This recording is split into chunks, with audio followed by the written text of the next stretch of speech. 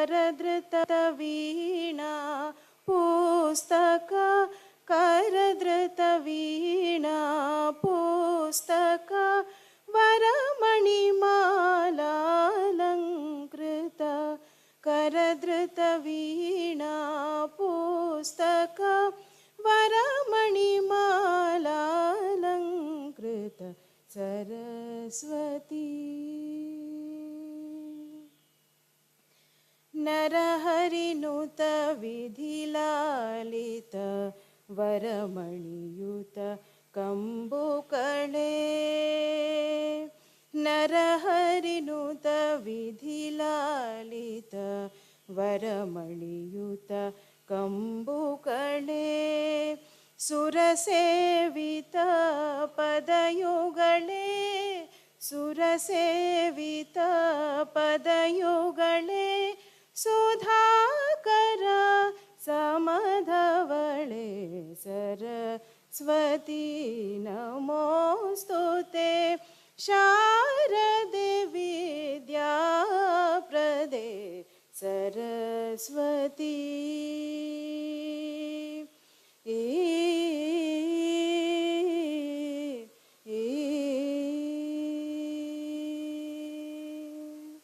धन्यवाद.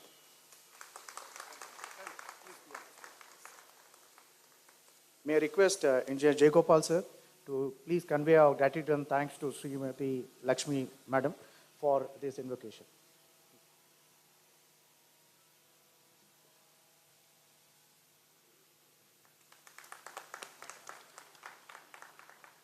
Thank you, ma'am. May I request all the esteemed members of ING-IABSE on the dais to warmly welcome Dr. Harshvardhan with a bouquet, please.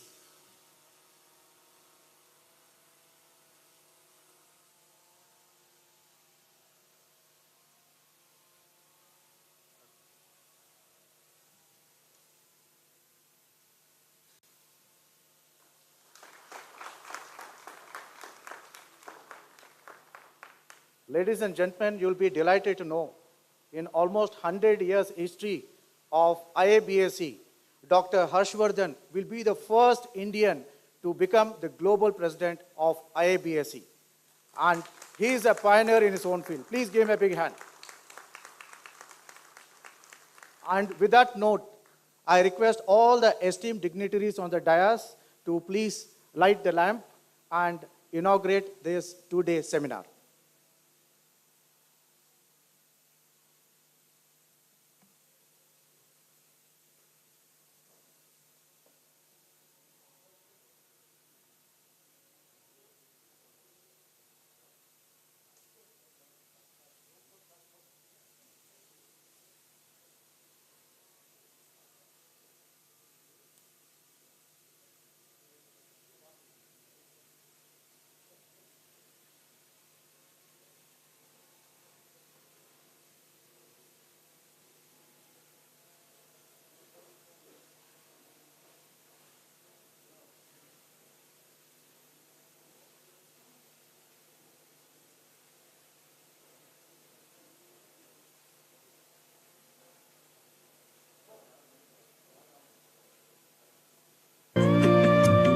शुभं कुरुत्वं कल्याणं आरोग्यं धनसम्पदः शुभं कुरुत्वं कल्याणं आरोग्यं धनसम्पदः शत्रुबुद्धिविनाशाय दीपज्योतिर्नमोऽस्तुते दीपज्योतिर्नमोऽस्तुते दीपज्योतिर्परब्रह्म दीपज्योतिर्जनार्दनः दीपज्योतिर्परब्रह्म दीपज्योतिर्जनार्दनः दीपो हरतु मे पापं सन्ध्यादीपनमोऽस्तुते ओ दीपब्रह्मरूपस्त्वं ज्योतिषां प्रभुरव्ययः. May I request Mr. M. Ganesh, member of ING-IABSE, to come on the dais, please. ज्योतिषां प्रभुरव्ययः आरोग्यं देहि पुत्रांश्च मतिं स्वच्छां हि मे सदा रवेरस्तं समारभ्य यावत् सूर्योदयो भवेत्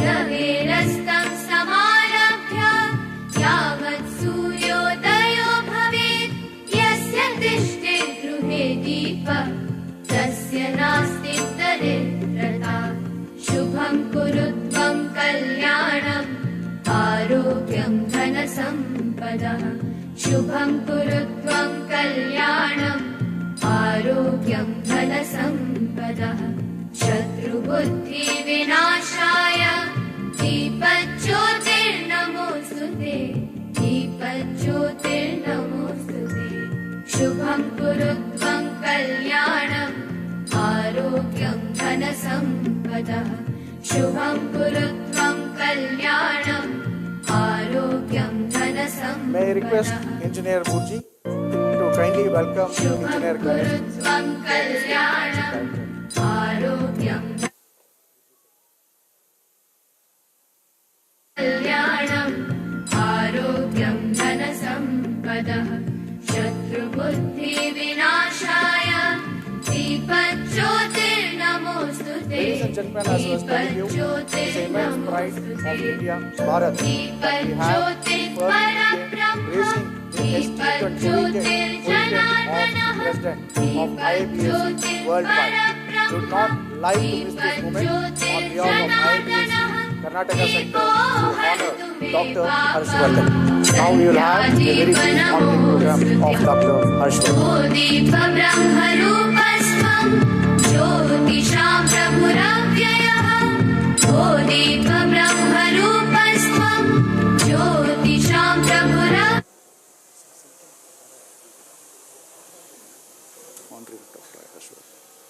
ಹೌದಲ್ಲ ಓಕೆ ಆನ್ರ್ ಮಾಡ ಮುಂದೆ ಕೂರಿಸ್ಬಿಟ್ಟು ಜೀವನ ಇದೆಯಲ್ಲ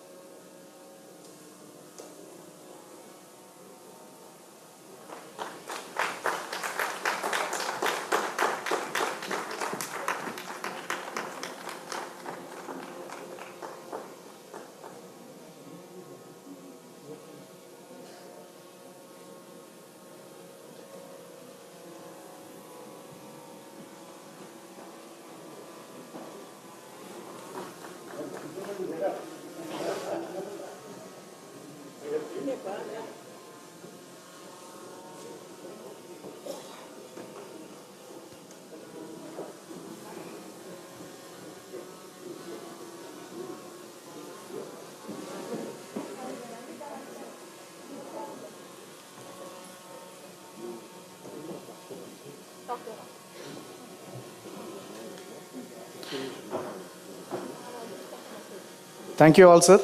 Now may I request the chairman of ING-IABSE, Engineer M.B. Burji, to please welcome the gathering.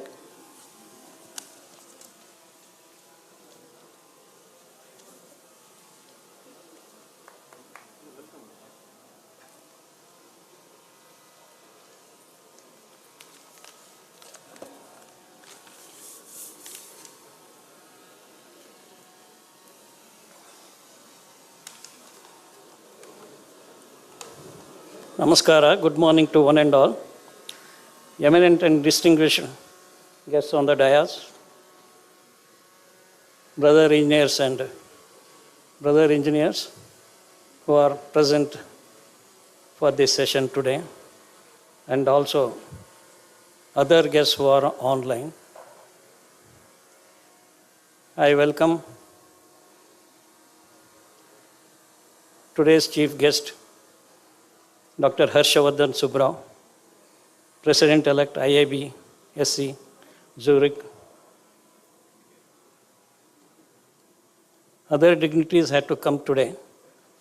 There is HC Balakrishna, Chairman, Dr. V. Manjula, and Secretary of PWD Satyanarayan, and MD of KRDCL and Chief Engineers had to come.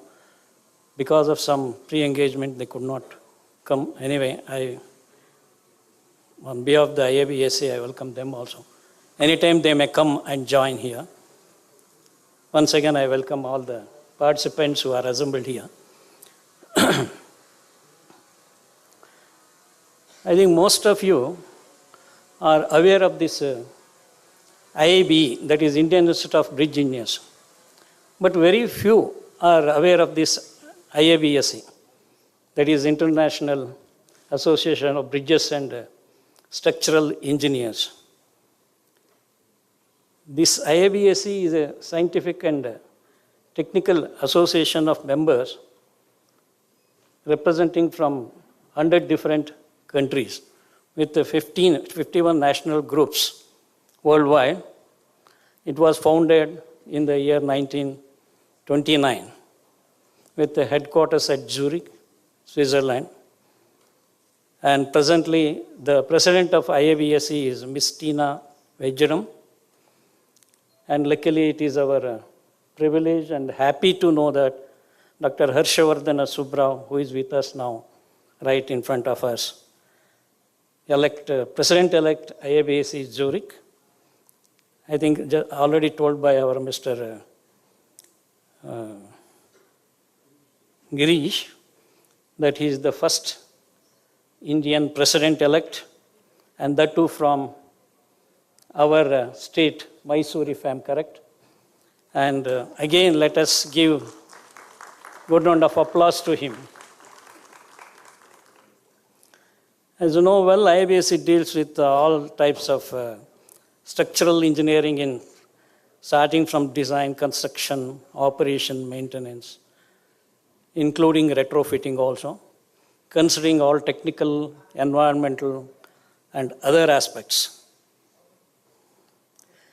Basically, this IABSE was formed with an intention to have international cooperation and also express exchange of technical and scientific knowledge of all the engineers from all over the countries.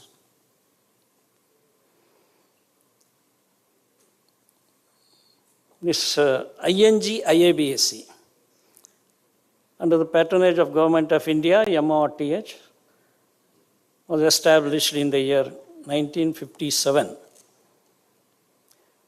This ING means Indian National Group of IABSE.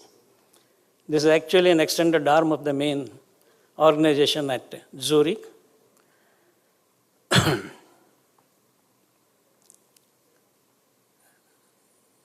In addition to that, our Karnataka center was also opened. This is the only center in the whole of the country. This was inaugurated here only in KRDCL on 9th of May 2019 by our K. Tippeswamy, ex-MLC. He inaugurated. So let all of us give a good round of applause to both the eminent engineers, R. Jayaprasad sir and Jai Gopal. Karnataka Center will be of immense use for all the engineers from public and private sector of Karnataka, since we will be organizing regularly seminars, workshops, technical talks on various aspects of structures, nationally as well as internationally also. The topics will be relevant to ongoing projects for improving the skills of our engineers with respect to structures regarding design, construction, and maintenance of all types of structures. Since inception of this Karnataka Center, we have organized more than 5 seminars and 2 workshops. The first event was on 7th of December 19, there was a technical talk on bidirectional pile load test. And the second event was on 23rd January 2020. Two topics were discussed on that particular technical talk. Replacement of stone pitching riprap, innovative design and construction by Mr. Raghavendra Pawan from Strata, India. That was beginning of the Karnataka center. So latest global trends in bridge deck waterproofing for concrete and steel bridges by Sri Anjanappa, UCLID, yes, India. Third event was on 22nd October 2020, learning from failures, evolved, design deficiencies, construction deficiencies, and failures and rehabilitation, including case studies by our Professor B.R. Srinivasamurthy, Professor of Indian Institute of Science. Fourth event was on 5th December 2020. That was on construction sequence, specialized testing methods adopted in cable stayed bridge at River Zuari, Goa. And fifth event on 16th November 2022, seminar on resilient maintenance and rehabilitation of critical structures. And again on 21st of May 2024, in association with IABE, this organization discussed several topics, that is diagnosis and rehabilitation at Nelamangala flyover, which has externally pre-stressed tendons by Professor Chandakishan from IISc. Here actually the external pre-stressed strands were replaced with the most advanced strands that were manufactured in India. Second topic was underwater investigation and rehabilitation of structures by Dr. Mangesh Joshi. Sensitive investigations using sophisticated measuring instruments by Arvind Salecha. Rehabilitation of 65-year-old suspended span Normandy Bridge at France by Jai Gopal. Based on the outcome of this session, this center made 3 resolutions, and we wrote to DG R&D on 4th of April 2024 also. That is introduction of extra dosed, cable stayed and suspension bridges at all possible locations instead of simply supported bridges or continuous bridges. Requesting the IRC Secretary General also to introduce code pertaining to the suspension bridges at the earliest. Removal of cross-hole sonic testing in the piling works, which was causing certain issues. In addition to all these seminars, we also recently convened this year 2 workshops. That is, the first workshop was on 9th of January 2025, that is with respect to the bridge foundation designs. Introduction of limit state design in bridge foundation by Jai Gopal. Design and constructions of UHPFRC, ultra high performance fiber reinforcement concrete for long span girders by Dr. Sandeep Joshi. Introduction of state of the art wireless method of instrumentation in state pile load testing by Arvind Salecha. Quality control by cross-hole sonic testing of piles by Sri Srinivasa Rao Repaka, Chief Engineer Designs of BMRCL Karnataka. So again on 7th of May 2025, we held workshop on the use of sophistic. I think people have come from Madras and this one, sophistic, in the design of bridges and structures. And regarding the details of the today and tomorrow seminar, Jai Gopal is going to give details. And lastly, I appeal to all the members, I mean the engineers, consultants and others who are present here to become members of the ING-IABSE to strengthen this Karnataka center, and also in turn you will be benefited by acquiring more advanced information of this by attending seminars here. Thank you so much.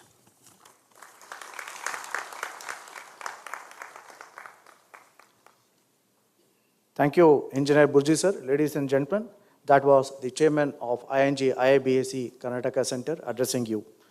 Now may I request perhaps the most exclusive octogenarian, and an engineer par excellence, Engineer Jay Prasad sir, to please address the gathering.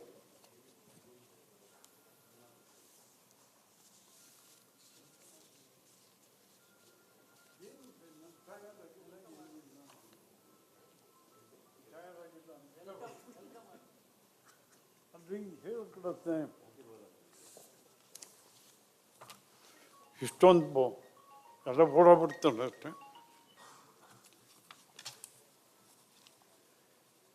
ಎಲ್ಲರಿಗೂ ನಮಸ್ಕಾರ. ಮುಖ್ಯವಾಗಿ ನನ್ನ ಬಂಧುಗಳಾದ ಇಂಜಿನಿಯರ್ಗಳಿಗೆ. It gives me great pleasure to be among the midst of technical experts around the world, catering to speedy development by building bridges, both literally and figuratively. Without roads, people cannot move. This road starts from car track or mark path like that and has developed to this extent. There was no IRC, there was no CBR, there was no bearing capacity or anything.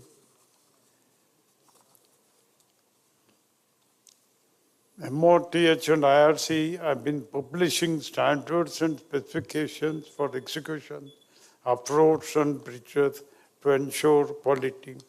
When I joined in 1962, there was no IRC, there was one Govardhan Rod for bridges. That was the final. A bridges lifespan can vary, but some bridges are designed to last for 200 years or more at the present juncture. When I joined service, there were bridges built along West Coast Road, that is Mangalore to Goa border. The two major bridges were Sharavati and Kali.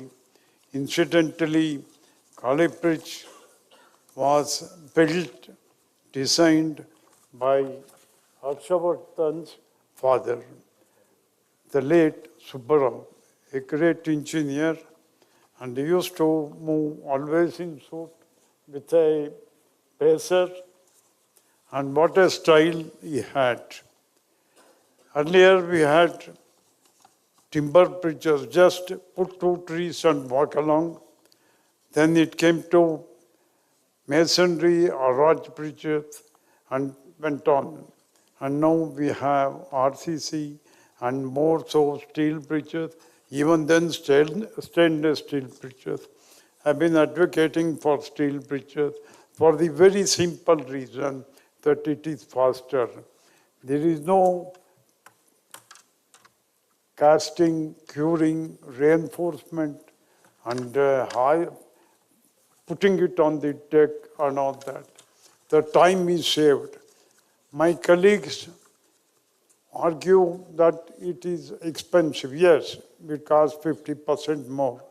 But what about the time? In my country, time comes to the last, but it is not so elsewhere. Even the bridge they have put on the cover. Modern bridges designed with a specific lifespan in mind, such as 50 to 70 years. However, some bridges like the Kurunoveri Bridge in Helsinki are designed for a 200-year lifespan. I'm proud to state that Wellesley Bridge in Srirangapatna, which is a stone bridge, has survived over 200 years with heavy traffic. During my earlier days in 48, 49, I saw that Wellesley Bridge built by Wellesley, a British engineer, during maybe 1900, maybe 1800 or around that. It is simply stone bridge with horizontals and stone paved. It is still alive and used for cattle walk and all that. Factors affecting lifespan. Materials. Different materials have varying durability. Traditional stone and masonry bridges can last for centuries with proper maintenance. I would like to tell you, right from the days of Taj Mahal, we build and forget. I don't think Taj Mahal has seen any repair, restoration, or even let alone painting or whatever it is. Maintenance, regular maintenance and inspection are crucial for extending bridge lifespan. You have seen in newspapers in our neighboring states and other states, quite a few bridges have come down. It is due to total negligence of maintenance. I always tell my friends, you build and forget till it comes down.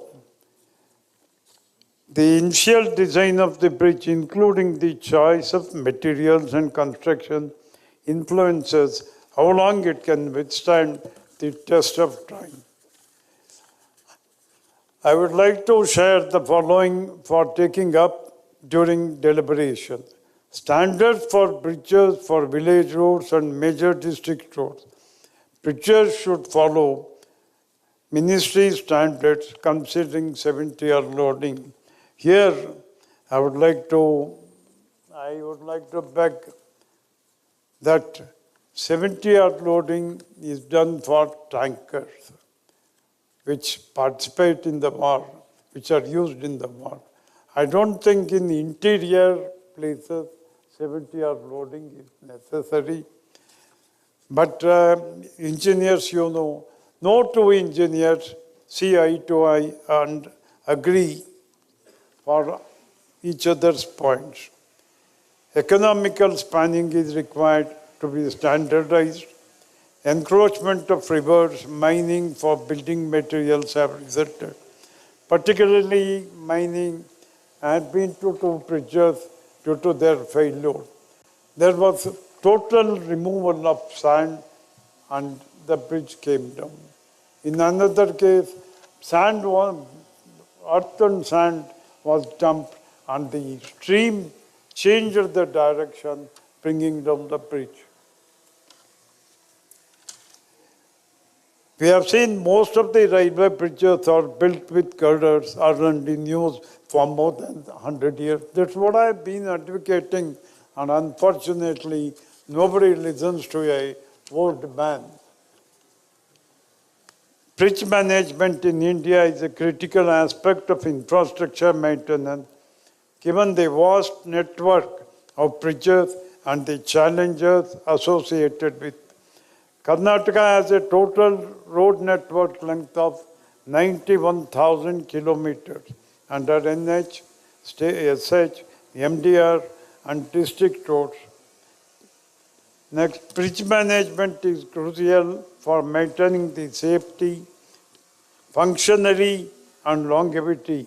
Infrastructure in Karnataka, effective bridge management is especially significant due to the state's diverse geography, particularly in the West Coast Road, where most of the bridges are built in the estuary of the sea.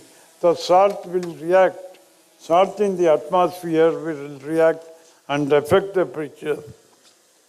Then we have sulfate and chloride in the soil, which also affects the life. A few bridges have come down. Bridge management in the river Krishna and Kaveri in Karnataka involves addressing a range of complex challenges, particularly the Krishna River is most undependable. The flood level goes on varying from year to year. And in addition, what I would like to tell you is, don't chase the HFL. If you have one HFL this time, next time it will go up, next time it goes on. That doesn't mean we should chase the HFL. If it gets flooded for a day or two, nothing happens. When the bridge gets flooded, the neighboring villages get submerged. Where are the people to cross the bridge?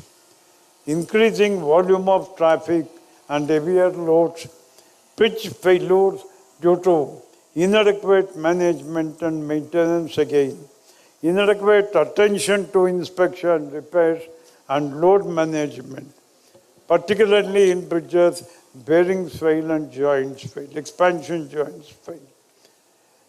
I would like to share some of the case studies for the consideration of experts. I'm sure that this conference will discuss on these issues and come out with only saving huge investment in rebuilding these structures, but also ensure and maintain seamless movement of traffic. I thank the ING-IABSE for organizing this conference in our state and urge our engineers and planners. I would like to mention how ING-IABSE came to Karnataka and Bangalore. Mr. Jaigopal, who is associated for a long time with IRC, and also associated in various committees in drafting IRC papers. I thought, let us have a Karnataka Center of ING-IABSE. Very simple reason is transfer of knowledge. It is one thing I would like to request students to exchange knowledge. Don't keep it for yourself. Whatever you have learned, you teach your colleague. Whatever your colleague knows, he teaches you. This is the only way you can come up. Second, particularly student community, need to know the development of latest development. In my days, there was no computer or calculator. We don't know how we completed the engineering, how you people are with all the facilities of website and all that, computer, laptop, you can do much, much better than your predecessors. For that, you need to work. As long as you work, there is no problem at all. Some case studies, 1961 Netravati, it is very perfect and no repair set. Panambur, 1980, 1 hour 85, then which we external pre-stressing and all that, made a bypass surgery as mentioned by Secretary of MRTH, and now a new bridge is built to make it 4-lane. Then Bagalkot Koppal Road bridge, Srirangapatna, then the Raichur, Pusagodu, and so on. First, the field engineers mainly concentrate on road maintenance and leaving behind the bridge maintenance. We only concentrate, give a good surface. Clean and maintenance drainage part, CM. Next CM, clean and maintain expansion joints, as I earlier told you.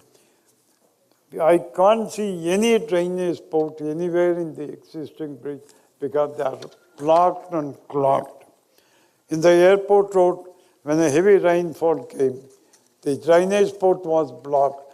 Nearly for 500 meters, there was a pool of water on the elevated road deck. Clean and maintain vegetation. Even now you can see anywhere in the country, people tree and many other plants sprouting out from the joints of our bridges, and we go shut-eye. Clean and maintain abutment and piers heads. Clean and maintain bearings. I once again thank you all for listening to me. Jai Hind, Jai Karnataka. I would like to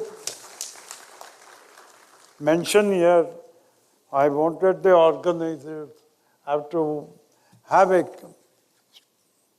photo of Kampagowda, the founder of Bangalore, Here, we would not have been there if Bangalore was not there, if Kempegowda had not built Bangalore. One more thing I would like to tell you. In the whole state, in the whole world, Bangalore is well known. Bangalore is famous for ITBT, which is very popular, but so many other exports are there, right? Unfortunately, this is not my speech. This is speech written by the Secretary, Public Works Department. Thank you for your patience. Thank you, Engineer Jai Gopal sir, for sharing your views in great detail and with such clarity. Thank you so much. Now may I request the Honorary Secretary of ING-IABSE, Engineer Jai Gopal sir, to briefly address the gathering.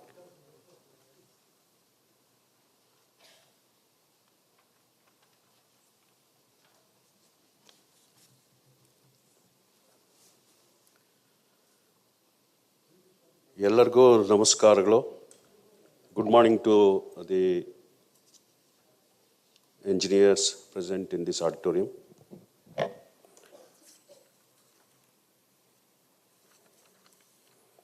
Before commencing anything here, the big thanks goes to R. Jai Prasad ji, but for him, this would have not survived here. This means ING-IABSE Karnataka Center. And he is the only force behind getting it here, moving it here, and in the government also, we got all possible clearances. And in fact, when we went and asked for some sort of a place in the Secretariat, Vidhan Saudha, our earlier PWD secretary, he told me, you go anywhere in Bangalore, choose a place, choose the location. It is the small place, definitely you take it. You come back, we'll give you that place. Then he told me, go to KRDCL. We are already involved. This is the building, same building. Then he said, you go from basement to the top. Choose whatever, wherever, whatever size you want. This is the freedom given by our government here for the establishment of the Karnataka Center.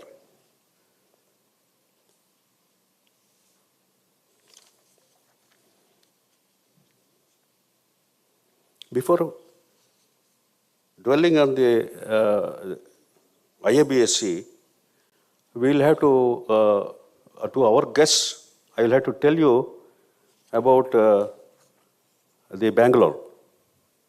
Without telling about the Bangalore, it will not be prudent enough to take it further. Weather in Bangalore city is well known throughout the world for its air-conditioned climate. Presently, you can feel the same when you come here, either inside the auditorium, go outside. Your temperatures will be somewhere around 22, 23, 25 degrees only. Whereas you go anywhere in India, certainly you will have highest humidity or the temperatures varying. And this city, Bangalore city, was founded by Kempegowda 1537. In 1537 is almost 500 years, who is the father of Bangalore. From a mere small village with a mud fort, now we have grown to a city of 1.3 crore population. We are also called by nickname the Silicon Valley of India, with the software exports, kindly note, software exports exceeding 48 billions US dollars, which comes to almost about 4.25 lakh crores. That is the foreign exchange what we get from the business what we make for the softwares. This amounts to about 43%. Approximately half of the software developed in this country goes out from this city. This employs about 28 lakh people. This software only I am talking. Then we have about 65,000 companies and 20,000 startups, which is phenomenal. You can see virtually all software companies of the world have their offices in the city, one way or the other, including their research and developments. You talk any of the aircrafts, any of the leading software companies, they all have their either R&D centers or development centers here. Going further, city has the third largest airport of the country. In fact, I was also involved in the second runway, NSPR. In such a short period, it has reached the third place. Really, it is phenomenal. The passenger traffic is 4.2 crores in 1 year. Probably now it must have already touched the 5 crore. Also the cargo handled is 5.5 lakh tons, not a joke actually, because we export and import plenty of the goods from Gulf, US or the European Union. In fact, we have a market, you will be surprised, we have a flower market here on the way from airport to the city, this office, where they auction the flowers directly from here throughout the world. Then Karnataka's dominance in sector is attributed to its world-class infrastructure. No, there are always criticism. There is always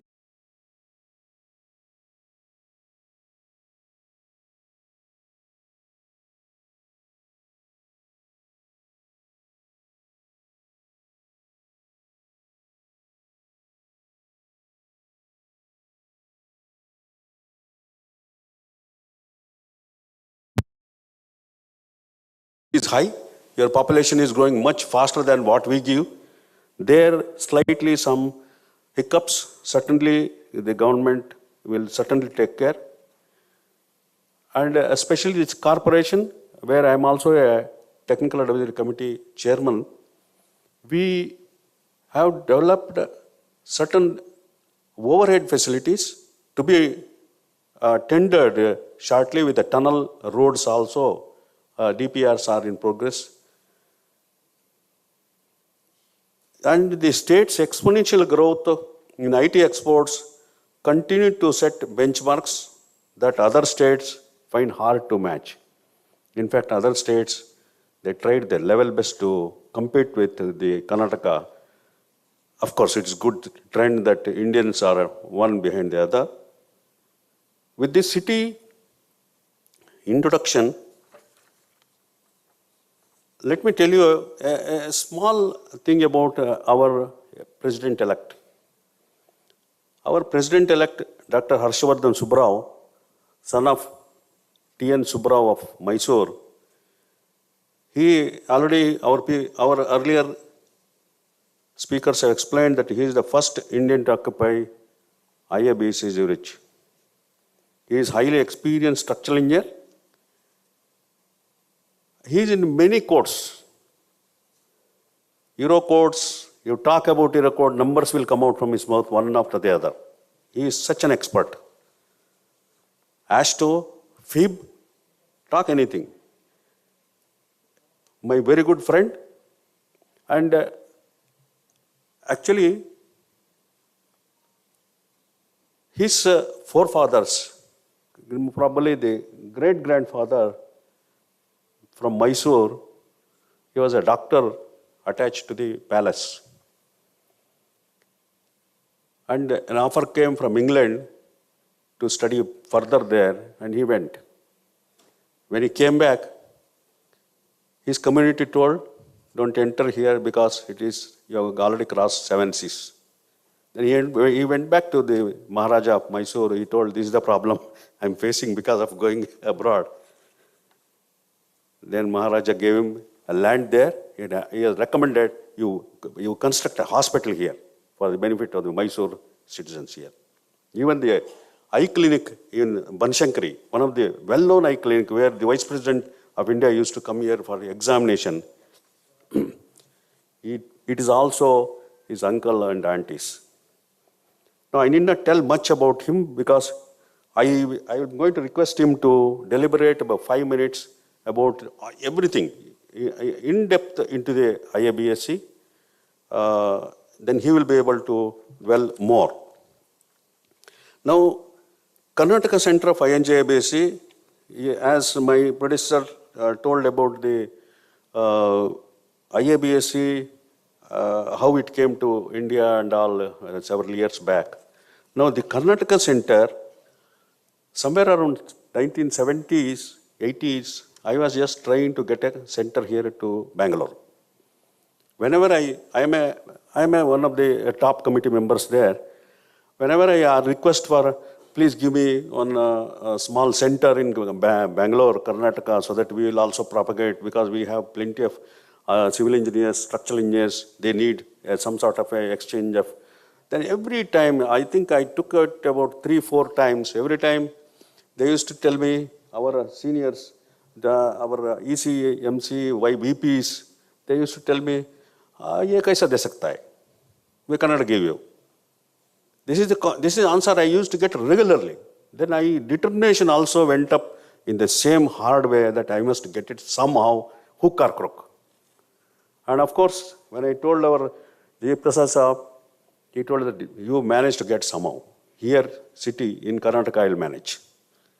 Then one fine day, members told, इसको दे दो, MOM बना देने का, MOM में आ जाने का ये. That's all. We are end of it, and we got the center. Of course, we delayed slightly because of the pandemic and all. Otherwise, we would have gone much higher speed. And my request to the Public Works Department engineers here, whomsoever is there, sitting and present, take active.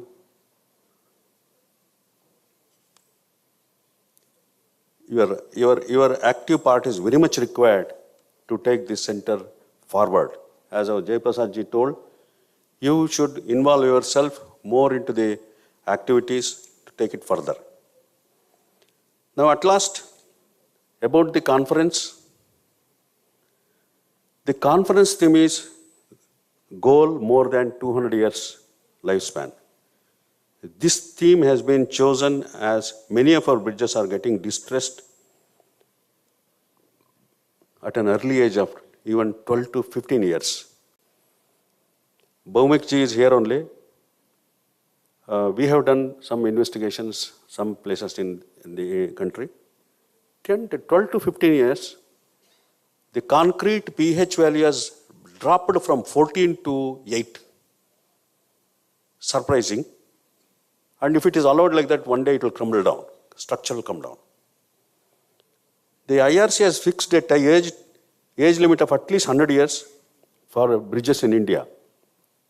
However, after attending many conferences, visiting various bridge sites across the globe, we have chosen the maximum lifespan which is under active use. There are 3 bridges where they are designed for 200 years lifespan. No, let us not compare these 200 years with our old bridges built by Krishnadevaya or the Tipu Sultan. They are all quite smaller spans, compressive arches. Let us not compare these 200 years with even 500 years arch bridges, brick arch bridges are there in Hampi. Let us not compare.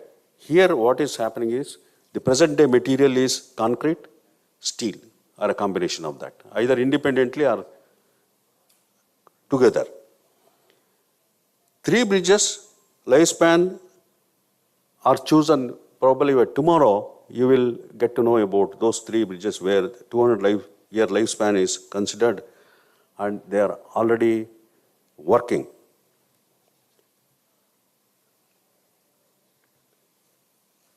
To achieve this lifespan period, you need to concentrate on the concrete, very important, concrete which doesn't carbonate, and the steel which doesn't corrode. The existing provision of permeability in the concrete needs to be reduced to 5 mm from 25 mm. The permeability has to be seen by Ministry of Road Transport Highways to reduce so that whatever the permeance from outside needs to be reduced there. Steel used shall be special steel which doesn't corrode, or stainless steel like material where corrosion is totally out. Here we have chosen 8 sessions commencing from high-speed software. Software people are here only. Usage of, this is the first time, usage of IoT, Internet of Things, digital twins, artificial intelligence. No, these are not the first time introduced here. When before last month I was in Tokyo, the digital twins are commonly used in the Prime Minister's office of the Japan for their infrastructure projects for upgradation. That's the reason we are also trying to use whatever better materials here. And durable materials for construction, corrosion aspect in structures, rehabilitation of bridges of the state-of-the-art methods. Our experts are here only, again Hegdeji. He is from Gammons. Now we have called specially the front-seated people the best luminaries, best stars in the country, who knows the subject absolutely well. They are into many committees like a FIB, the best concrete. Then they are also into the Indian Roads Congress. Then we have 4 speakers from abroad, including our President, Tina Vajram. She's already online. Probably we may not leave for the tea because we may continue with her for one. Afterwards, we may go for the tea. One from Denmark, one from Hajar Zubair, an expert of bridge construction designs from Morocco. We also have Dr. Yashio Sukamoto from Japan, who is also in charge of Honshu Shikoku Bridge. Mr. C.V. Shashikumar, a Bangalorean and a brother of C.V. Nagesh, a well-known advocate. He is also will be joining somewhere appropriately whenever his chance comes. My request to the audience here is to absorb as much as possible, especially the students, mid-level, low-level in the sense not other way low level. In the sense, the 1, 2, 3 years experienced engineers, to absorb as much possible whatever the speakers deliberate, and your more questions will enthuse the speaker to reveal more about the expertise. MS Ramaya College faculties are here. In fact, your founder, Mr. MS Ramaya, used to tell us when we were doing our graduation, more excavate, deeper, you get the first minerals, gold, then with deepest, you get the diamonds. This is, you used to tell about 45 years back. And that's what you dig more. Suppose you don't get time to ask here, you can follow the speaker outside, ask the questions, get the knowledge enough, whatever possible. In addition, we also have the email addresses of each and every speaker and the telephone number. You can talk to them or you can send the mails to get the answers. Thank you, sir. This is a few words from my side. Thank you. Thank you, Engineer Jayagopal sir, for giving that very vital tips to all the esteemed delegates as how best to make use of this 2-day international conference on emerging technologies for design, construction, maintenance of ultra-durable structures. In fact, Engineer Jayagopal sir, Engineer Arvind Salecha ji, Burjai sir, Taranath sir, so many people, Mr. Mohan, Mr. Nagesh, a lot of other people have worked day and night to put together one of the best in class 2-day international conference across the globe. And over the next 2 days, the best in class speakers from across the globe will be speaking to you and will unfold the new technologies that are coming up. And ladies and gentlemen, you will be delighted to know that as we are all participating in this 2-day international conference in person, ING-IABSE has also made facilities for those who have not been able to make it from various parts of the country as well as the world to be here on this day. This particular two-day international conference is being streamed live as of now over the next 2 days. And the YouTube handle for that is StreamLive007. I request the audio desk intermittently to display this YouTube handle on the side flanks of this so that we can get more number of engineers and professionals from across our country and the globe to partake in this noble initiative of ING-IABSE to partake in sharing of knowledge, dissemination of information, and enhance the skill sets of various engineers across the country and the globe. Now, may I request our President-elect, Dr. Harshvardhan Subbarao, to very briefly address the gathering. In fact, we'll be having a very elaborate presentation by Dr. Harshvardhan post-tea in one of his sessions. But this will be just sharing of his glimpses very briefly over the next 3 minutes. Thank you. ನಮಸ್ಕಾರ ರೀ. ನಾನು ಬ್ಯಾಂಗ್ಳೂರು ಹುಡುಗನೇ. ನಾನು BMS college ಹುಡುಗ. ಇಲ್ಲೇ ಓದಿದ್ದೀನಿ. ನಮ್ಮ ತಂದೆ ತಾಯಿ ಎಲ್ಲ ಕರ್ನಾಟಕದಿಂದಾನೆ. You have done me a great honor, sir, by honoring me in my own home state. All of you, to you, I'm grateful. ಬುದ್ಧಿ ನೀವೆಲ್ಲ ನಂಗೆ ಸ್ವಲ್ಪ ಬ್ಲೆಸ್ಸಿಂಗ್ ಕೊಡಿ. ನಿಮ್ಮ ಕಾರಣನೇ ನಾನು ಬಂದಿದ್ದೀನಿ ಇಲ್ಲಿ.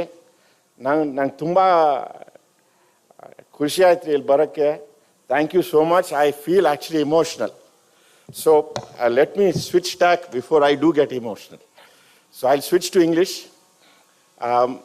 It is a great honor for me to be here with you today. It means a lot. I am the third generation of civil engineering of this state in front of you. My grandfather, T.S. Narayan Rao, was a self-styled architect because there was no architecture at that time. My father, T.N. Subbarao, was in Gammon, India, and create landmark structures. And I got inspiration from these people.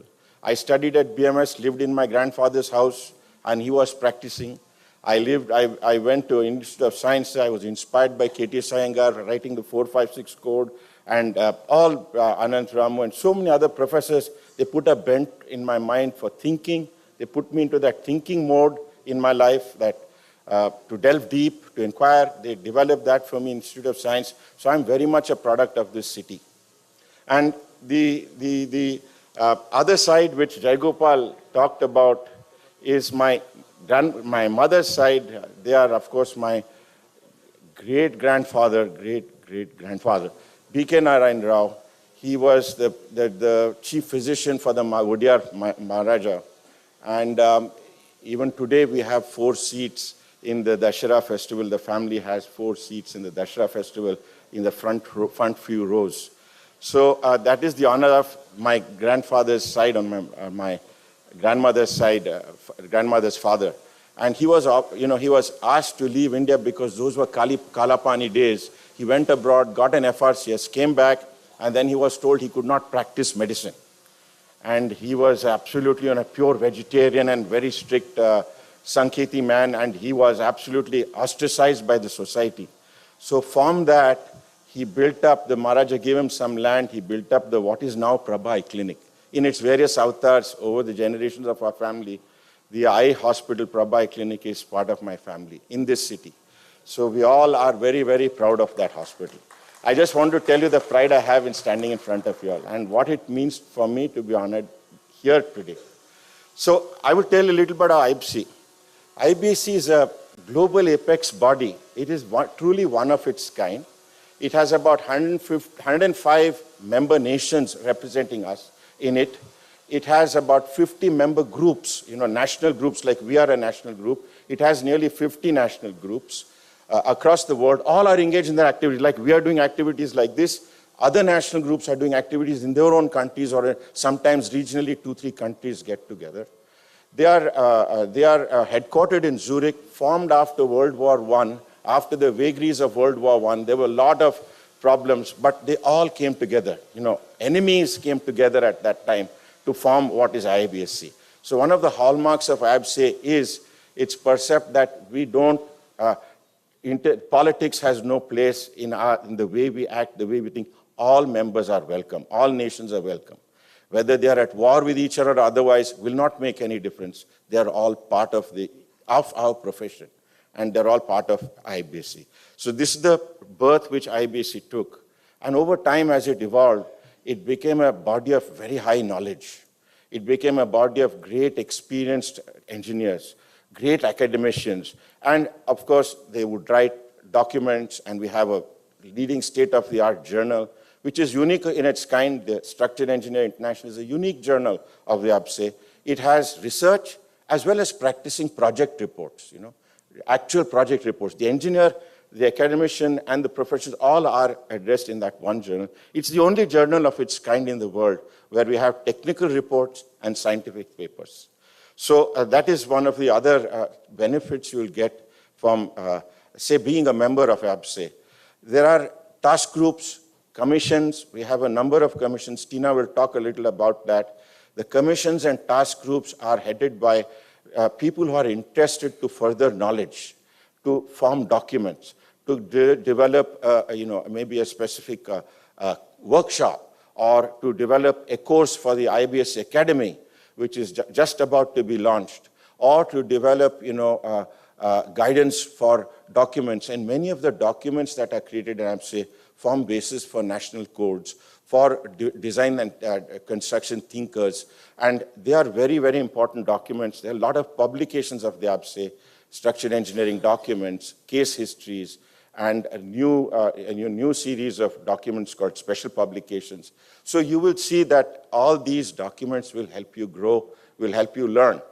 So these are the experiences that I wanted to share with you. I have grown with IABSE to become the president over all the years, from a very young age to be elected as the president. I have grown. My whole professional life, I have grown with IABSE. And I want to share that with you all because you can also get the similar benefit. You sit across the table with the best of bridge engineers, best of structural engineers, best of contractors, best of academicians at the same common table.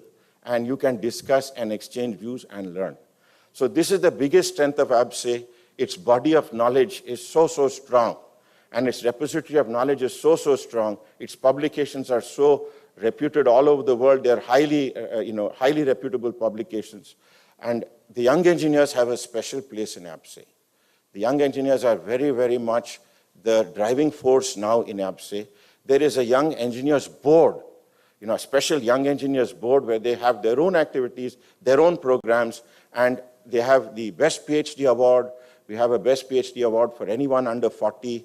We have in an event which we're having, say a conference, we have 2 events every year, a conference and a congress at different countries, different locations worldwide.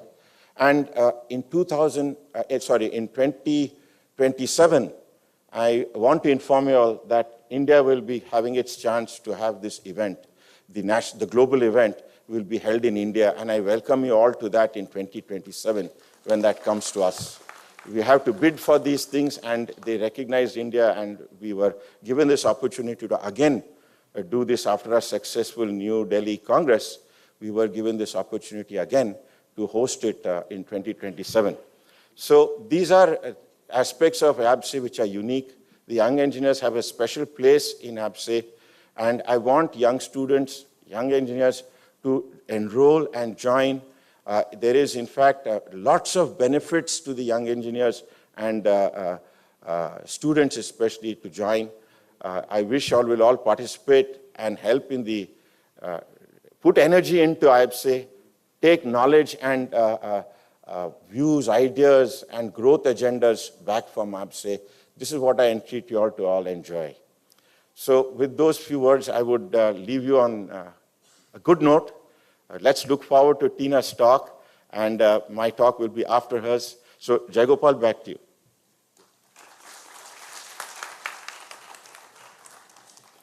Doctor Harshavardhan Subbarao ಅವರಿಗೆ ತಮ್ಮ ಅನಿಸಿಕೆಗಳನ್ನ ನಮ್ಮ ಹತ್ರ ಹಂಚ್ಕೊಂಡಿದ್ದಕ್ಕೆ ಹಾರ್ದಿಕ ಧನ್ಯವಾದಗಳು sir ತಮಗೆ.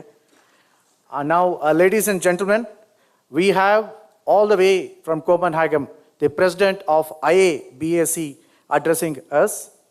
In fact, she is one of the most coveted professionals across the globe, known for her distinctive works in the arena of bridges and grade separators. As of today, she is the technical director, the senior technical director at the reputed design firm Coven. And she also has got a lot of contribution in the arena of heavy civil engineering structures as well. Her competencies include extensive expertise and experience in the line management and project management, and the in-depth knowledge of Covi's international infrastructure business, which is sustained through a lot of projects in large infrastructure and international projects across the globe. The other directorships that she holds, in addition to being the president of IABSE, is the list runs large. But as of today, IABSE is based out of Zurich, and our coveted president is addressing us today from Copenhagen. So may I request the audio desk to live stream her keynote presentation on this occasion to the esteemed delegates.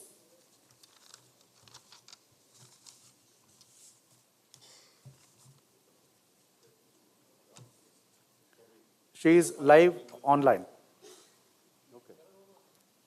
You can choose to watch it from there, or we have the screen here. Get to see it better.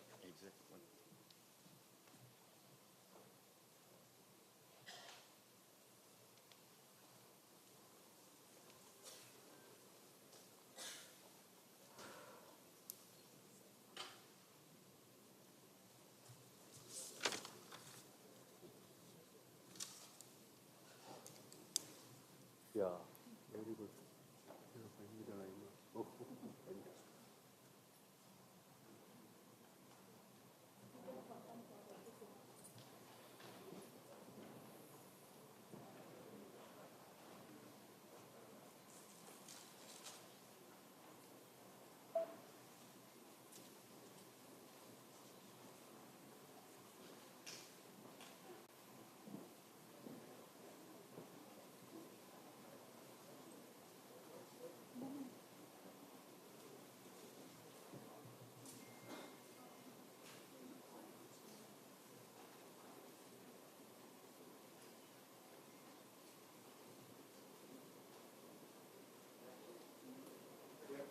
While that comes up, may I remind all the esteemed delegates that in your kits, we have a souvenir document. On page 107 of that souvenir document is an application form. When you fill up that application form and pay the subscription of 1,000 rupees, you get to receive the 4 distinguished publications of ING-IABSE. These are quarterly publications, and you will have very pertinent information in that particular publication across the various rims of grade separators and bridges. So I request all of you to please subscribe to that and please receive those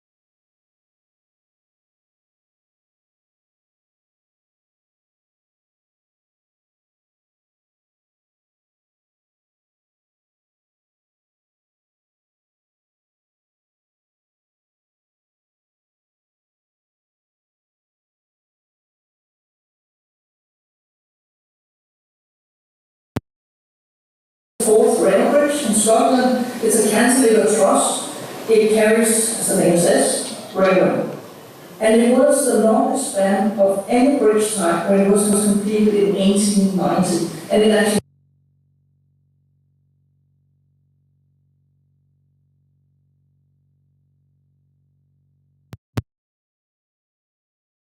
but also the way it was constructed.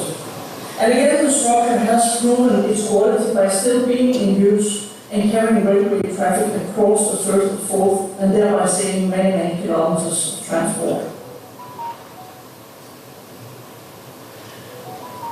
The traditional engineering challenges that we face when designing for a long service life, you can say, well, ground conditions may be challenging, there are the light roads, accidental roads, there may be significant movements of the structures, seismic activities, as we just saw this night in the Pacific. The wind climate may be harsh. If located in water, we need to consider currents, waves, scour. And of course, we need to consider how to construct the structures. Then, I think we have some additional challenges that we need to consider, because society has a wish to provide infrastructure, safe and reliable infrastructure, in perhaps remote locations to serve the communities. And typically, these also have a harsher environment. It may be because they're located in the mountains or in coastal regions. The effects of climate change have now become obvious globally. It's something we need to consider as engineers. Society has a demand for our structures being able to carry increased live loads, simply to provide better services. And then we need to consider man-made hazards. These are deliberate actions made to harm the structures. Often, because these are big investments, there is a requirement for a long service life to benefit more from the investment, obviously. And then there is also a requirement for shorter construction schedules, simply to make the structures available faster. Sustainability is now a top priority. And I think we also need to consider how we design our structures for new use, for upgrades, and for reuse in a different form.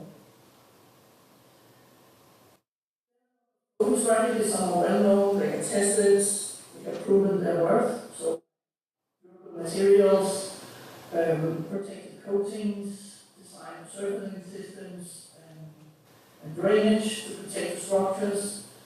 We consider quite often how to operate and maintain the structure, so this is taken in already at the design and construction stage, how to replace components, and also constructability. There's no question that by having ease of construction and good conditions for the labor actually constructing our bridges and other structures, it improves the quality.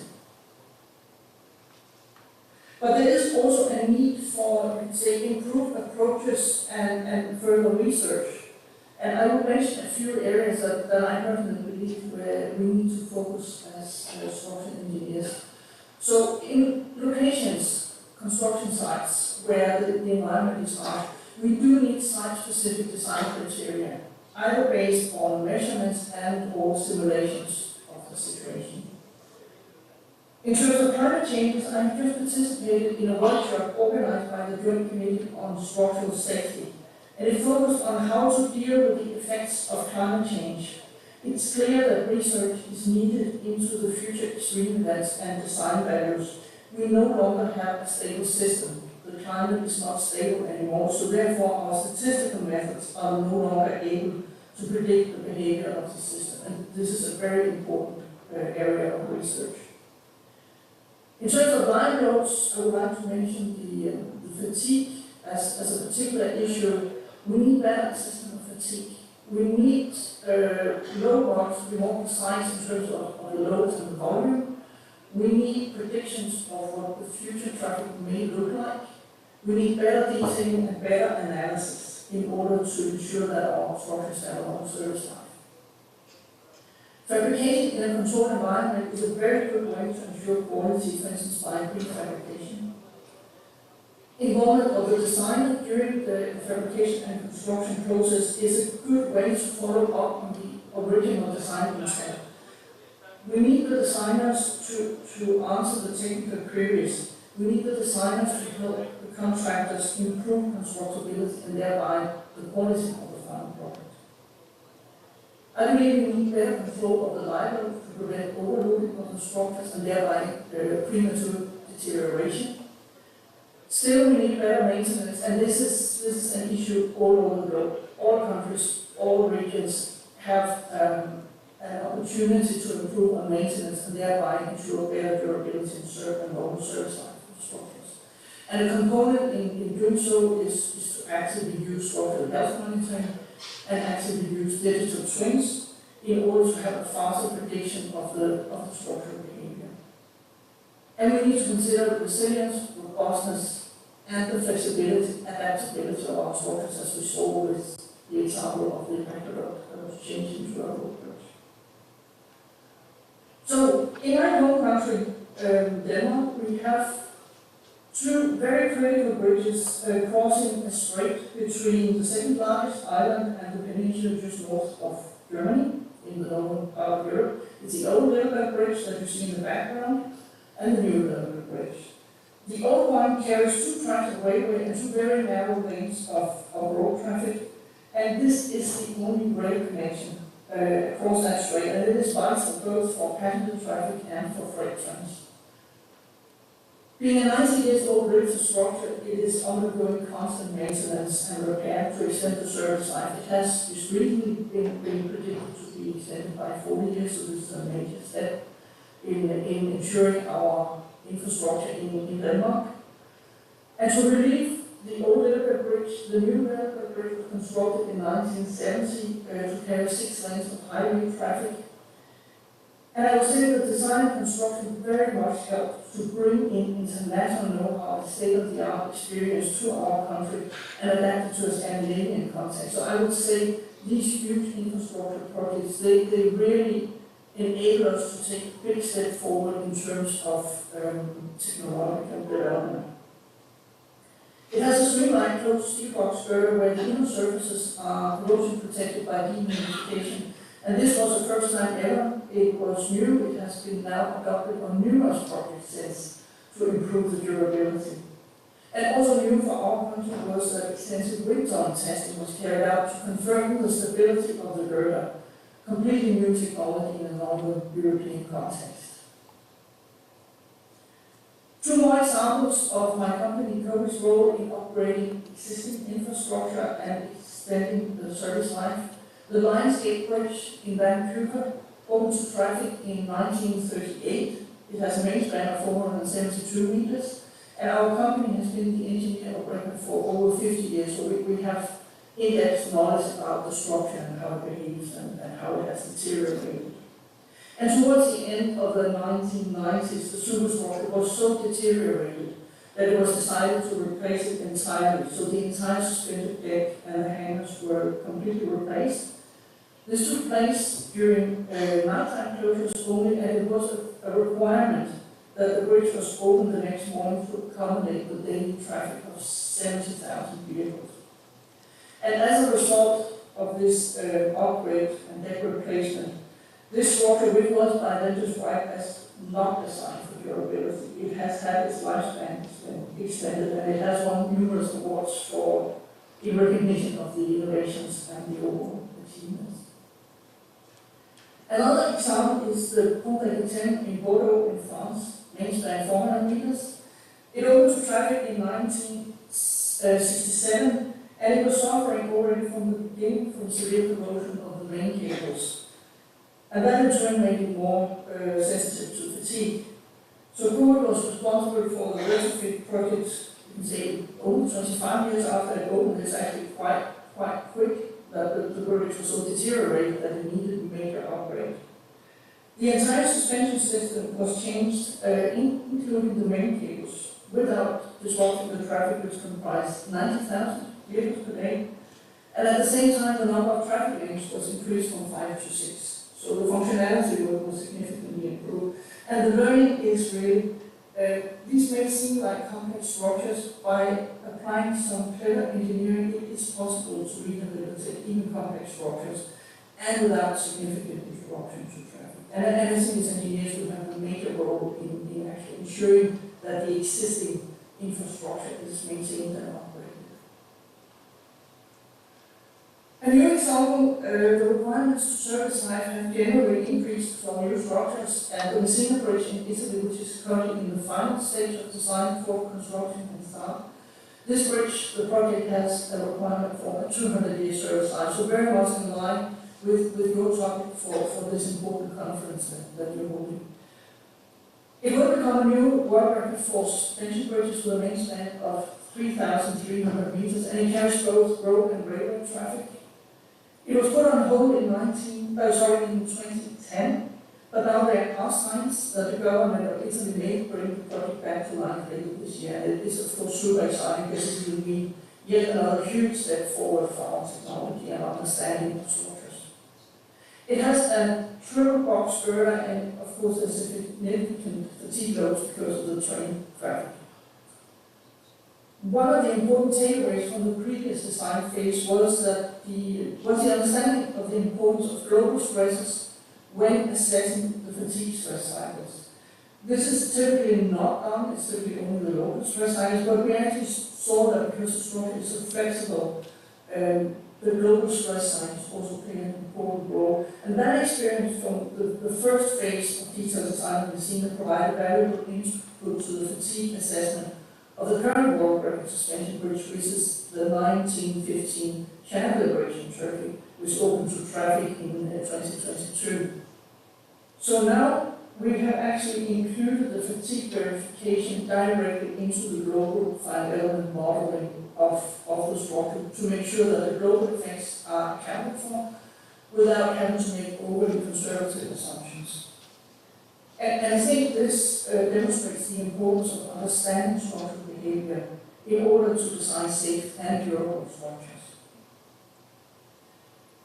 At the other end of the scale of suspended bridges, I would like to highlight the living room bridges, which are well known in India and they are famous worldwide.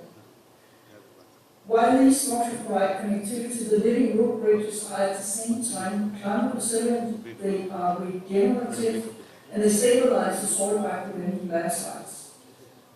Obviously, these structures require regular maintenance, just like our modern bridges.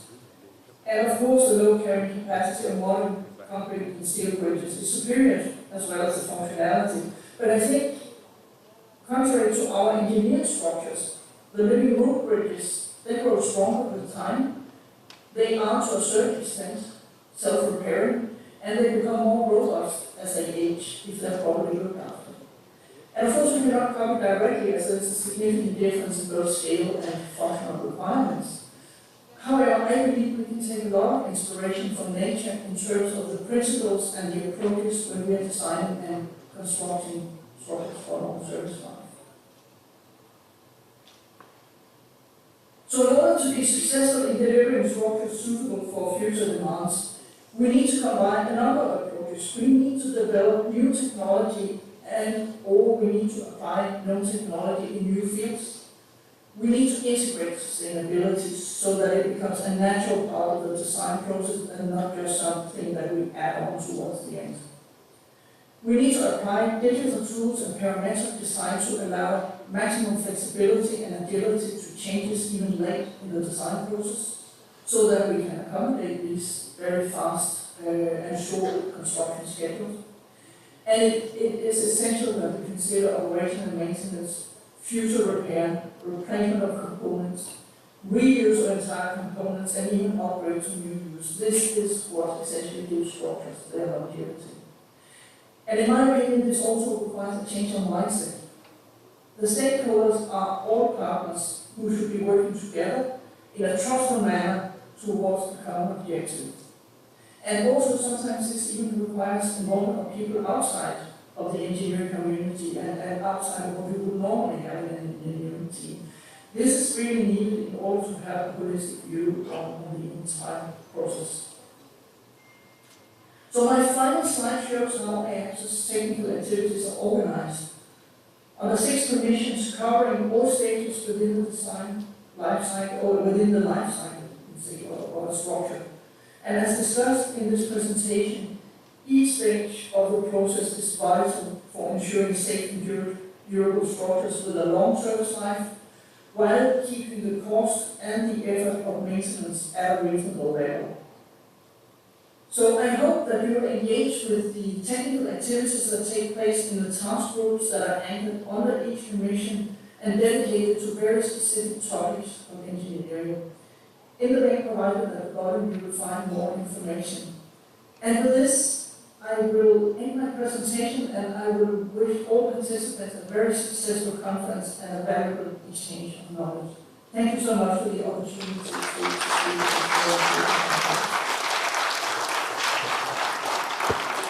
Thank you, Ms. Tina Vajram. You have got a very large commendations from here from all the delegates for an excellent share. On behalf of ING-IABSE, we thank you very much for being with us. And now may I request all the dignitaries on the dais to please return and take the seats on the dais. We will have a very swift, unveiling of the souvenir documents now. I request all the dignitaries on the dais to please occupy your seats there. And ladies and gentlemen, that was Ms. Tina Vajram. And you might be aware of her, but to tell her of one of her outstanding achievements is that she has been the lead technical authority and the project steering leader for the world's longest span suspension bridge. In fact, to be frank, the main span of that bridge is 2,023 meters at Turkey. And she led the detailed designation. Sir, please take your seats on the dais, sir. In fact, I am filling him for the time you take time to walk up to that, sir. In fact, she is the lead detailed design team and she oversaw integration of advanced modeling, IBDAS to be precise. And this particular project opened in March and it is a landmark both in engineering and collaboration. Thank you. I request Engineer Jayagopal sir to please convey our gratitude and thanks through his few words to Tina Vajram ma'am.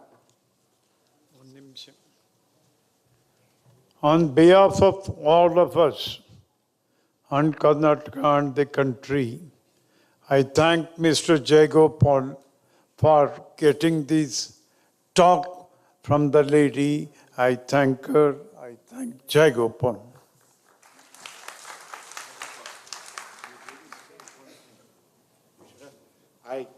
I don't think we shared this with you, but Tina is our first lady president in the history of IABSE. It's a great thing.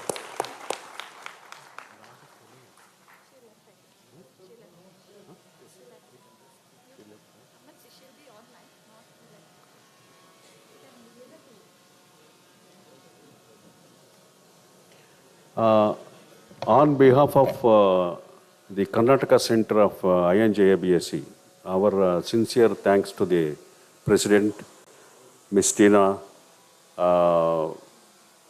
When we approached her to address the gathering, she readily agreed, and it gives a lot of enthusiasm in us to go further. My sincere thanks to her. And in fact, when she was on the in the screen, I wanted to thank her so that she will also listen to this. Thank you, the President. Thank you. Thank you very much for the kind words and for the opportunity to be present online at this very important conference. Thank you. ಧನ್ಯವಾದಗಳು engineer Tina Vajram madam. ಧನ್ಯವಾದಗಳು means our gratitude and thanks in Kannada. Thank you. And now may I request all the dignitaries on the dais to please unwrap the souvenir and present it to the distinguished audience here.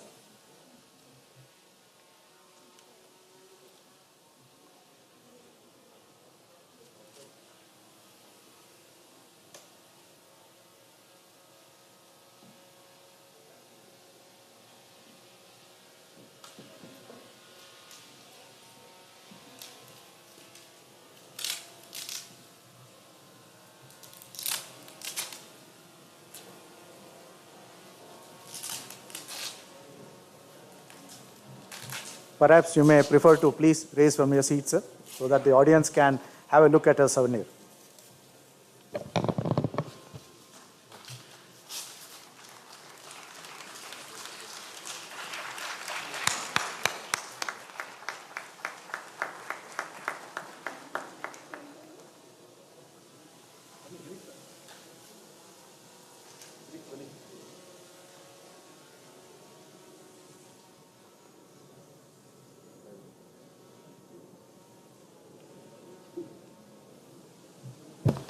Thanks to all the distinguished dignitaries. Now we'll break for tea for a very short duration of 10 minutes. The tea is being served just outside in the reception. And before that, I request all the dignitaries to remain on the stage for a group photo. And I also request all the distinguished speakers and the members of ING-IABSE, Taranath sir, and all of you, please join us for a group photograph. The tea is being served just outside this hall, next to the reception, and also at the 7th floor. So kindly avoid crowding there and be back within 10 minutes. Mr. Shrikant Channel, you can please join us, sir.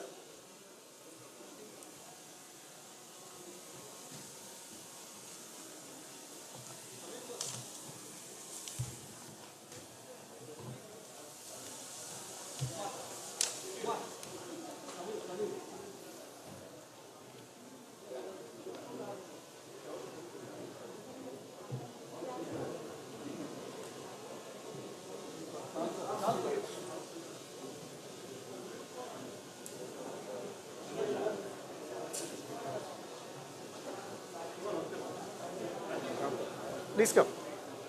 Come, please come. Please come. Welcome. Please come.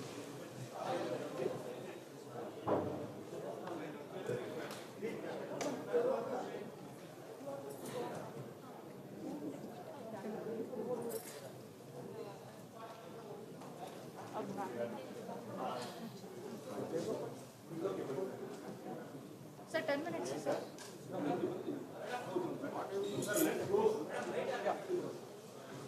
Light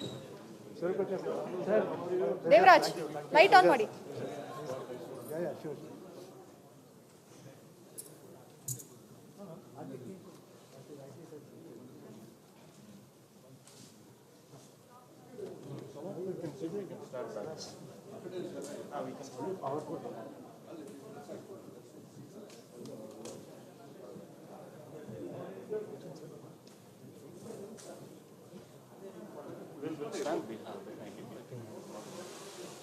They're not used to sitting. They have always been outstanding. That's the problem.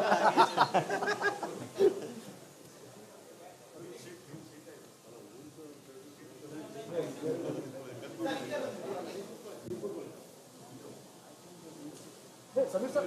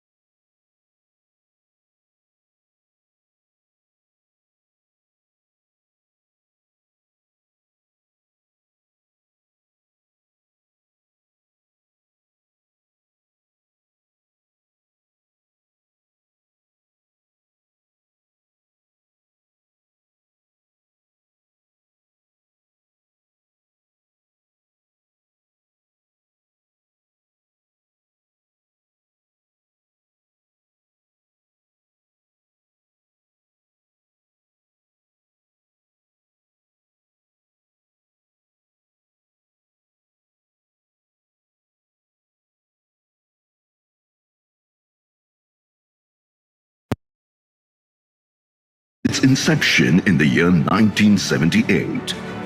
Founded by visionary and Padma Shri awardee Dr. AVS Raju, Chairman Emeritus, who has been instrumental in the NCC's phenomenal growth. Taking forward the rich legacy, Mr. A. Rangaraju, the Managing Director of NCC, is the second generation entrepreneur who, with his exemplary leadership, has taken the company to greater heights. NCC's remarkable journey of infrastructure excellence over the last 4.5 decades comprises of execution of world-class projects across the nation, which have touched millions of lives.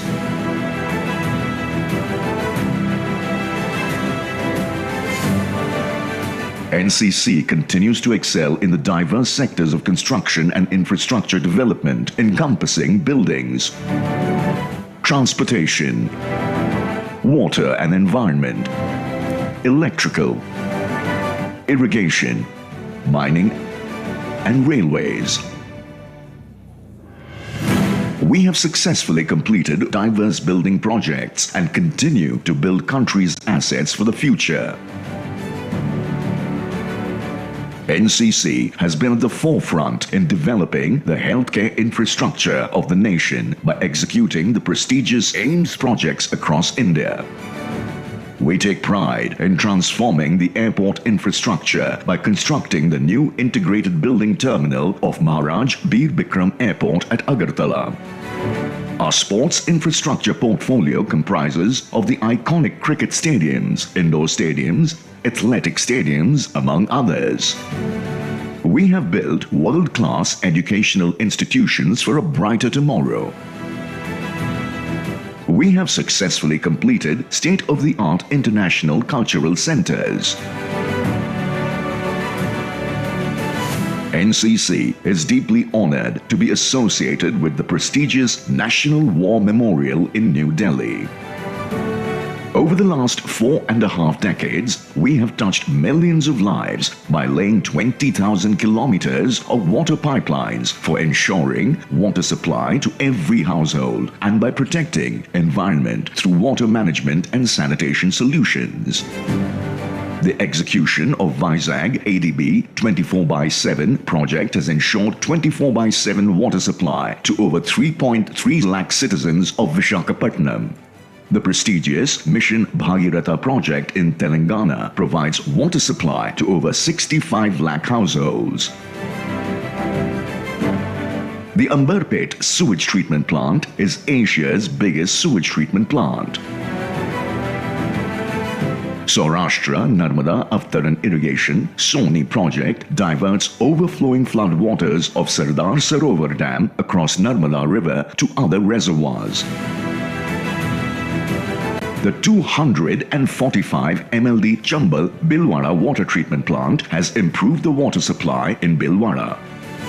NCC has executed over 3,700 lane kilometers of roads and highways at an unprecedented pace and enabled last-mile connectivity.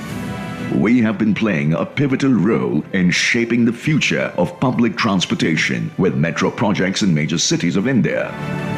The Nagpur metro project of ours holds the Guinness World Record for the longest double-decker viaduct of 3.14 kilometers, having 3 elevated metro stations.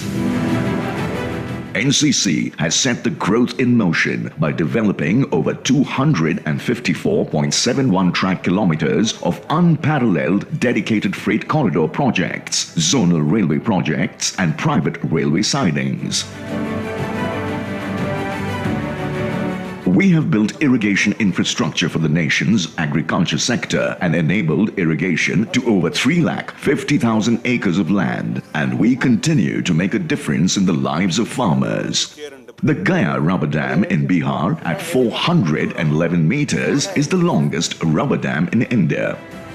Gundlakama Dam in Andhra Pradesh irrigates over 80,060 acres.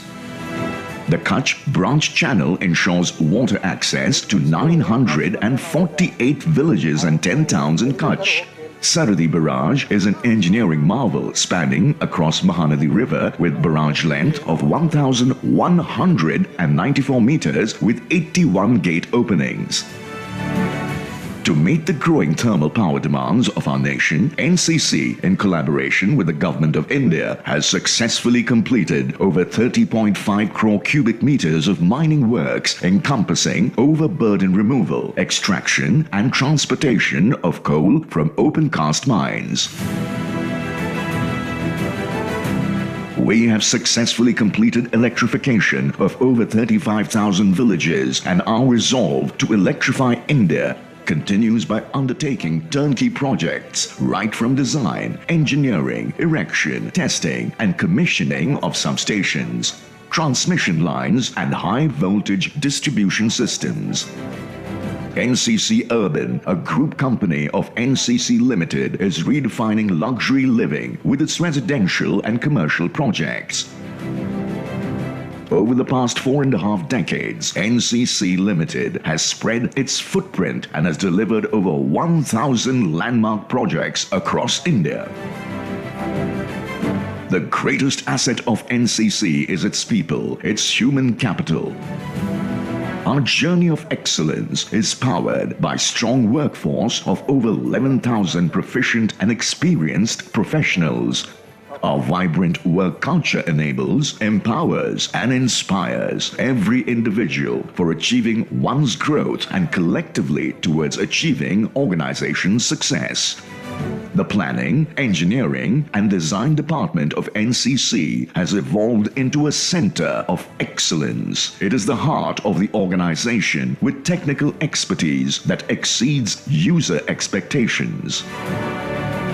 And it's our continuous endeavor to deliver superior quality projects on time by adopting best practices in the industry and adhering to high quality standards.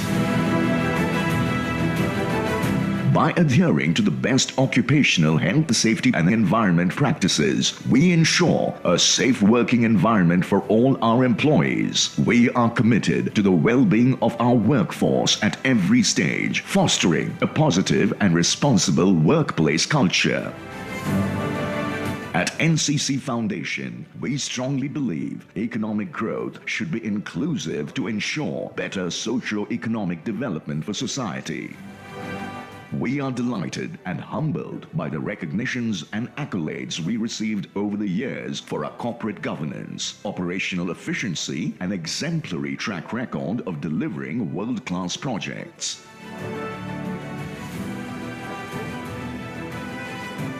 And we continue to be one of the most preferred and leading infrastructure conglomerates. We are NCC Limited.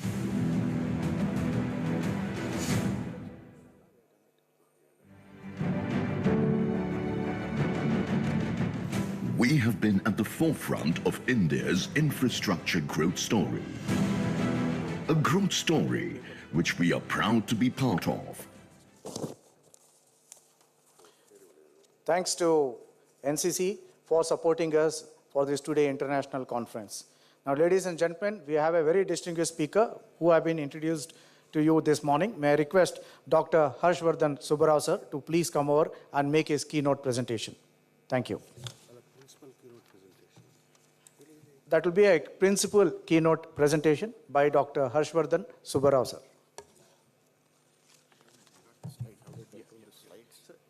This is a slide changer. If you press, it goes forward, and if you want to come back, this is this one. Okay. And which is the pointer? This one? Yes, Good one. yes. Okay.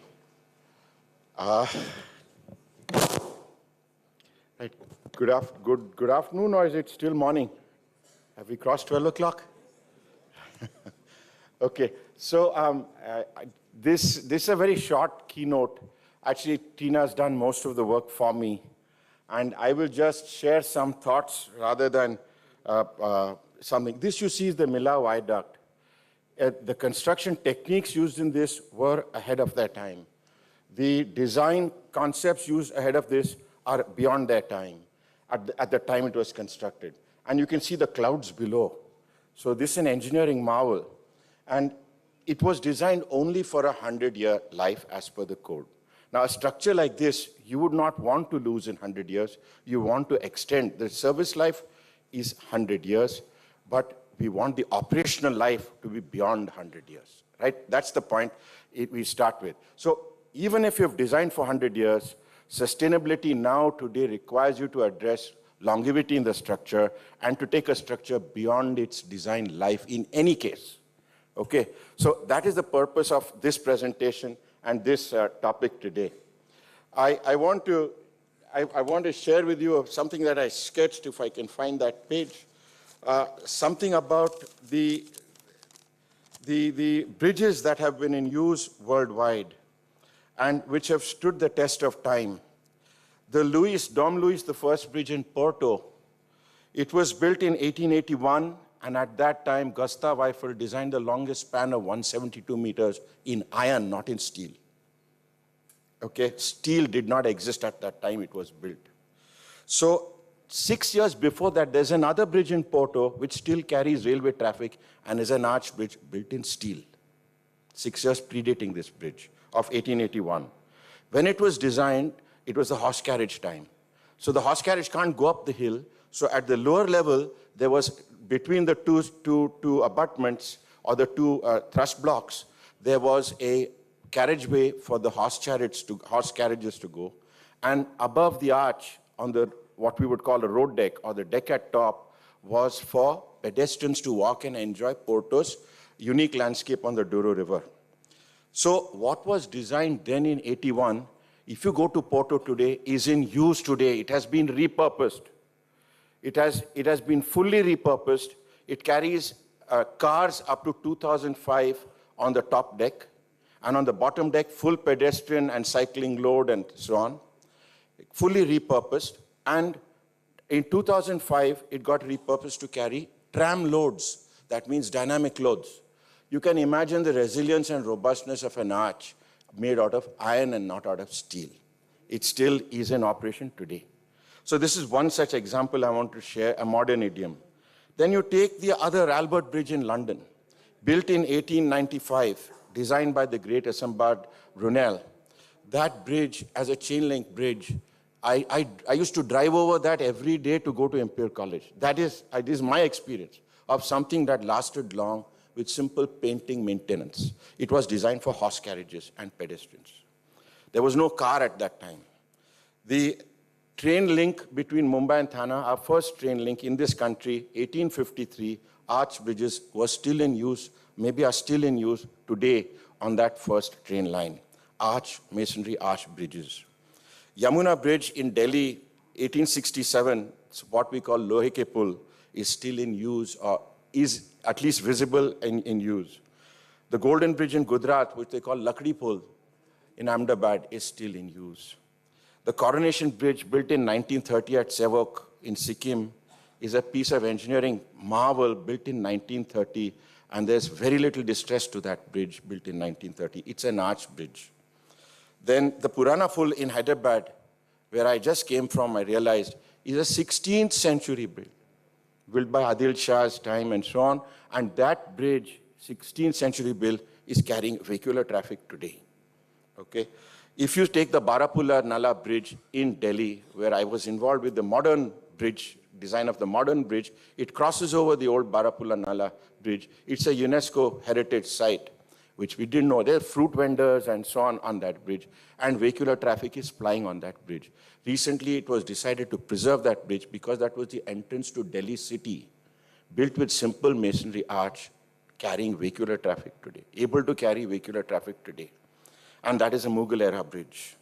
Our own state Kabni Bridge, built in 1735, what they call the Dalwai Bridge, on the Mysore to Nanjangud direction. It was built in 1735, okay? And then it became a road cum rail bridge. It was so robust, it was used for traffic. It got converted to take dynamic loads of a rail. It was a narrow gauge bridge in 1902, in service till 2007 as a narrow gauge bridge. So you can imagine what a 1735 bridge to carry dynamic impact loads. Okay. Now, it is still intact, of course, converted to a tourist. It's decommissioned in 2007, but it is still there for all of us to see.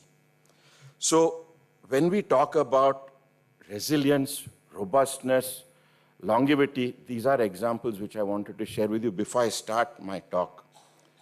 So my talk really is dealing with an introduction to what is an ultra-durable structure, what makes for an ultra-durable structure, exactly what I already spoke to you about, and something beyond. What objectives do we need to make long-life structures? What should be our objectives? Design considerations for ultra-durability, or ultra-long living structures, long life structures, material selection to address longevity, innovations in construction technology, maintenance planning for ultra-durable structures, challenges and risks in ultra-durable structures, and some conclusions and future trends.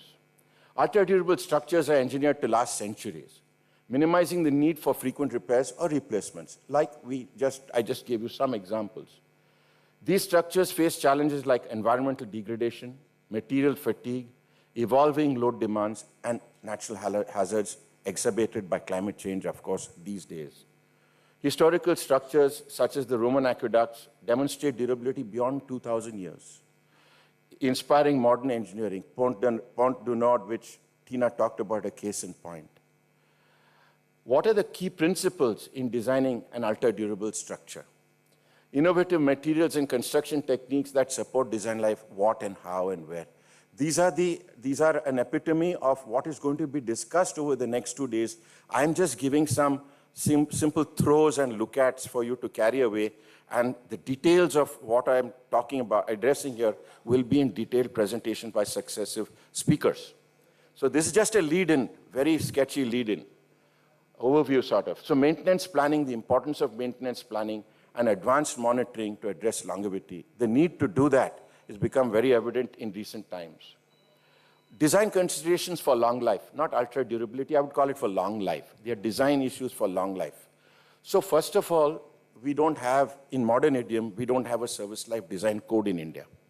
So we don't design for service life.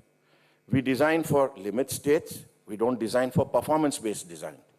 So until these change, actually addressing longevity without a performance spec-based design is very difficult.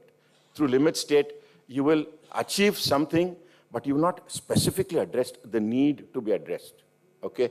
So once we switch to service life design, which is a durability-based design, it has limit states of durability, just like you have limit states of strength and SLS and so on and so forth. There are limit states, crack width and so on and so forth. You also have durability. In first, crack width, first crack, then there's a model. You model the whole degradation process.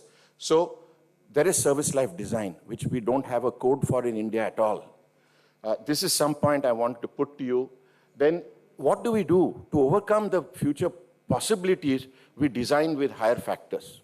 Okay, we design with higher load factors to take care of future eventualities. Axle load, the ministry has just changed suddenly.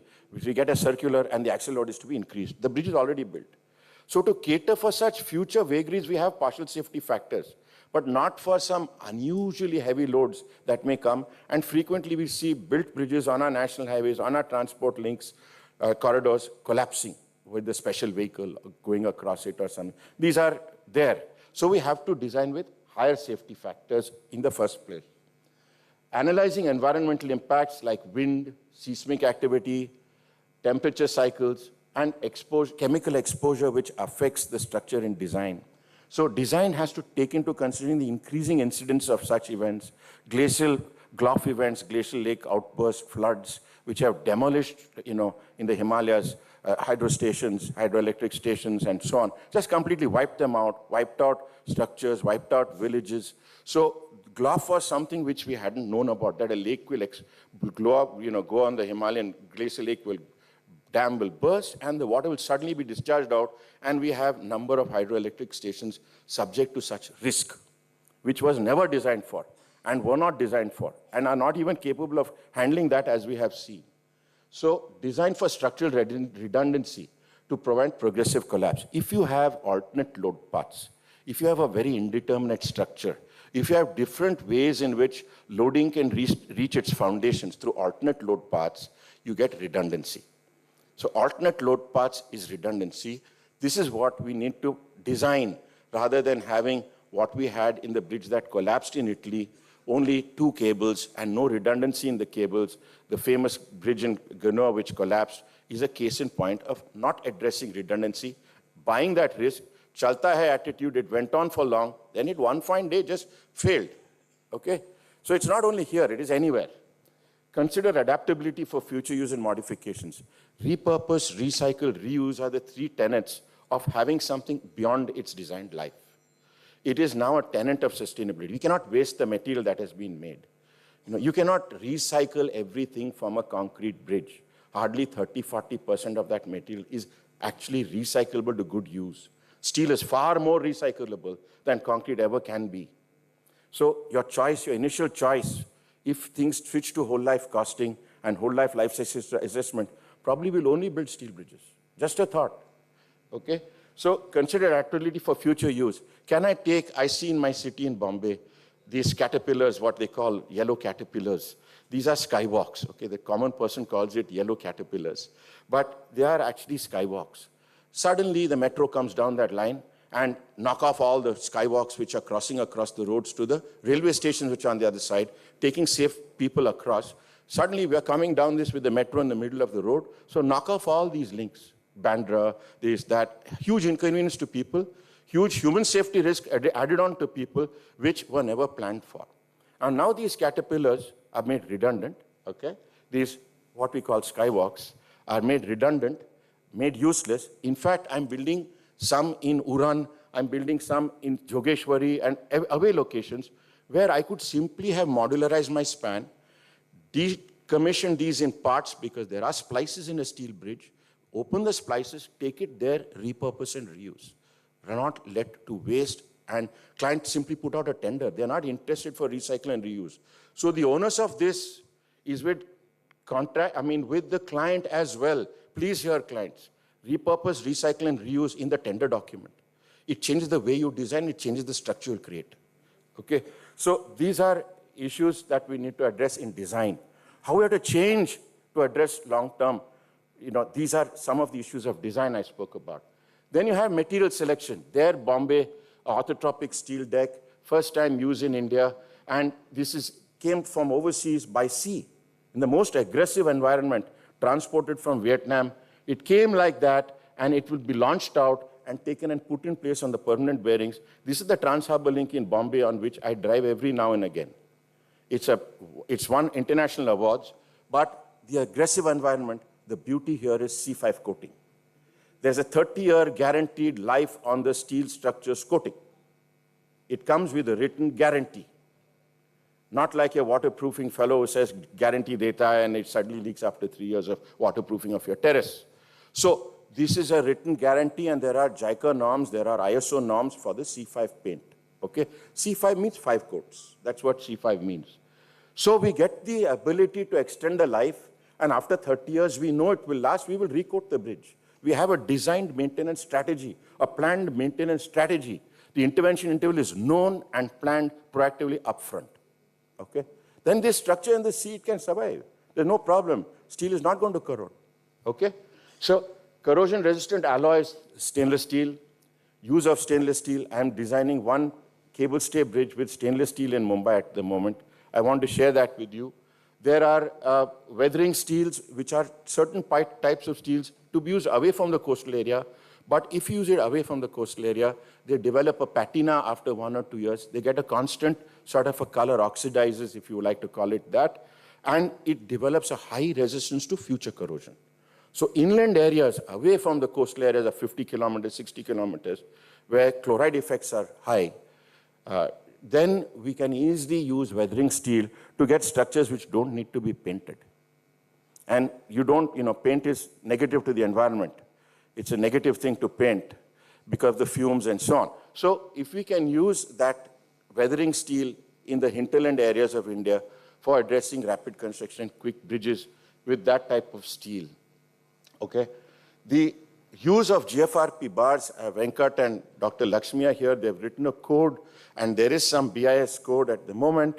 Our own Professor Surya Prakash here leads the effort in a lot of research. I'm just coming from IIT Hyderabad, where I've seen a lot of the research that they're doing, and laminates, ultra-high-performance concrete, and CFRP laminates use, and these rebars in GFRP. So corrosion won't happen if you have a G-bar, right?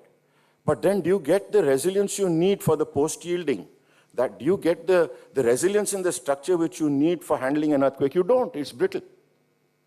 So the recent research that is happening, especially headed by IIT Hyderabad, is to have a hollow GFRP bar with an inner core of steel to give you both benefits, no corrosion, and when the demand from the earthquake comes, ductility yielding.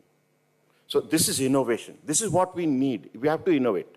And this is where longevity addresses itself. It throws up the needs for research and addressing research and changing. It's not the GFRP bar alone. So that is innovation. Then coming to the carbon fiber reinforced polymers, we all know we use retrofit repairs. We all simply go willy-nilly paste something. There is no codal guidance in India for the same. There's the FIB 90 code, the TR55 code of the TR55 guideline of UK, and so on. There are other guidelines, but in India we don't have one. But I'd be happy to tell you I am the convener of that guideline, and that will come out before the end of this year. It is one of the best guidelines in the world. It will be internationally peer-reviewed, and many people have written to us on the draft that they want to adopt it in their countries. Can we allow it? So this will be property of IRC. IRC can take that decision. So this document is nearing completion and will be available, so you'll have the ability to look at the entire spectrum, including workmanship, do's, don'ts, checklists, training of the persons, the design equations to be used, everything complete. This is a comprehensive guideline, the first of its kind in the world. So that comprehensive, I mean. Then the protective coats, I told you about C5 paints, and there are various sealants. What is corrosion in a concrete structure? You deny oxygen, you deny relative humidity, and you kill the transport mechanism. That is the pores of the concrete, micropores, where water vapor and oxygen combined will reach the steel and then break down the passivation layer abetted by carbon dioxide in the water, in the transport media, or chloride attack locked in or ingress from the sea air. Then you affect the steel, corrosion starts, either chloridic attack or carbonation-based attack on the steel, and willy-nilly you have cracks, and willy-nilly soon you will lose strength.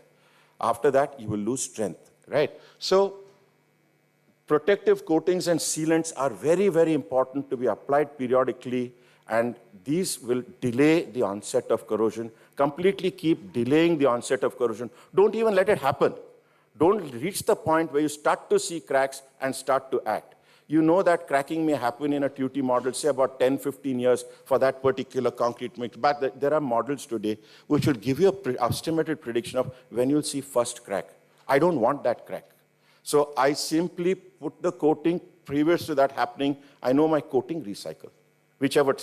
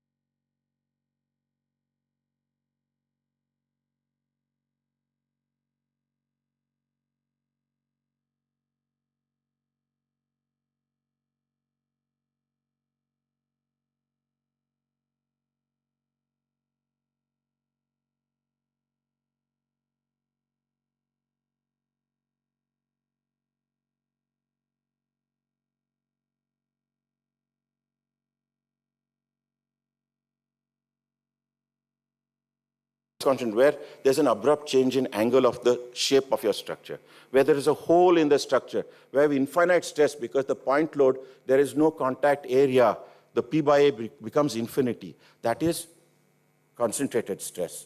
And that happens very many times in our bridges. In the kind of bridges we do, we attract hotspot stress in steel, and welding increases inside, especially on the tension side. So modular designs allow for partial replacement without full reconstruction. So if you have a modular bridge, you can take out a part and put in a part, and today we actually have a modular bridge code, which Alok convened, and there is a modular bridge construction code, which allows you to put in the whole bridge as a module and take the whole bridge out, pack it up, and use it elsewhere. So modular bridge construction is very important, especially for handling unforeseen events in the mountains.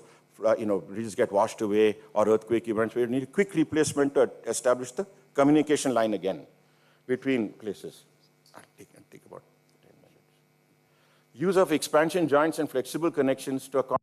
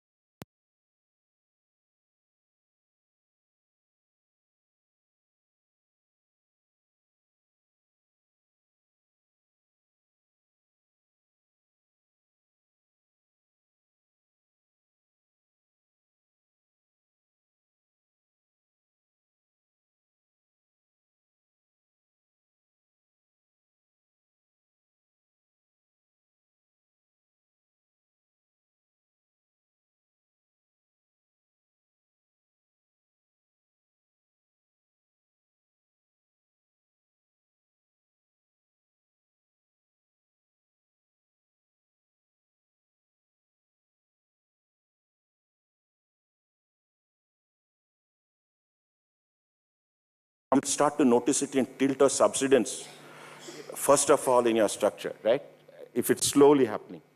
Then maintenance planning for getting ultra-durable structures, develop a detailed maintenance schedule based on predictive degradation rates. Use condition-based monitoring and structural health monitoring to identify issues early. Okay, be proactive.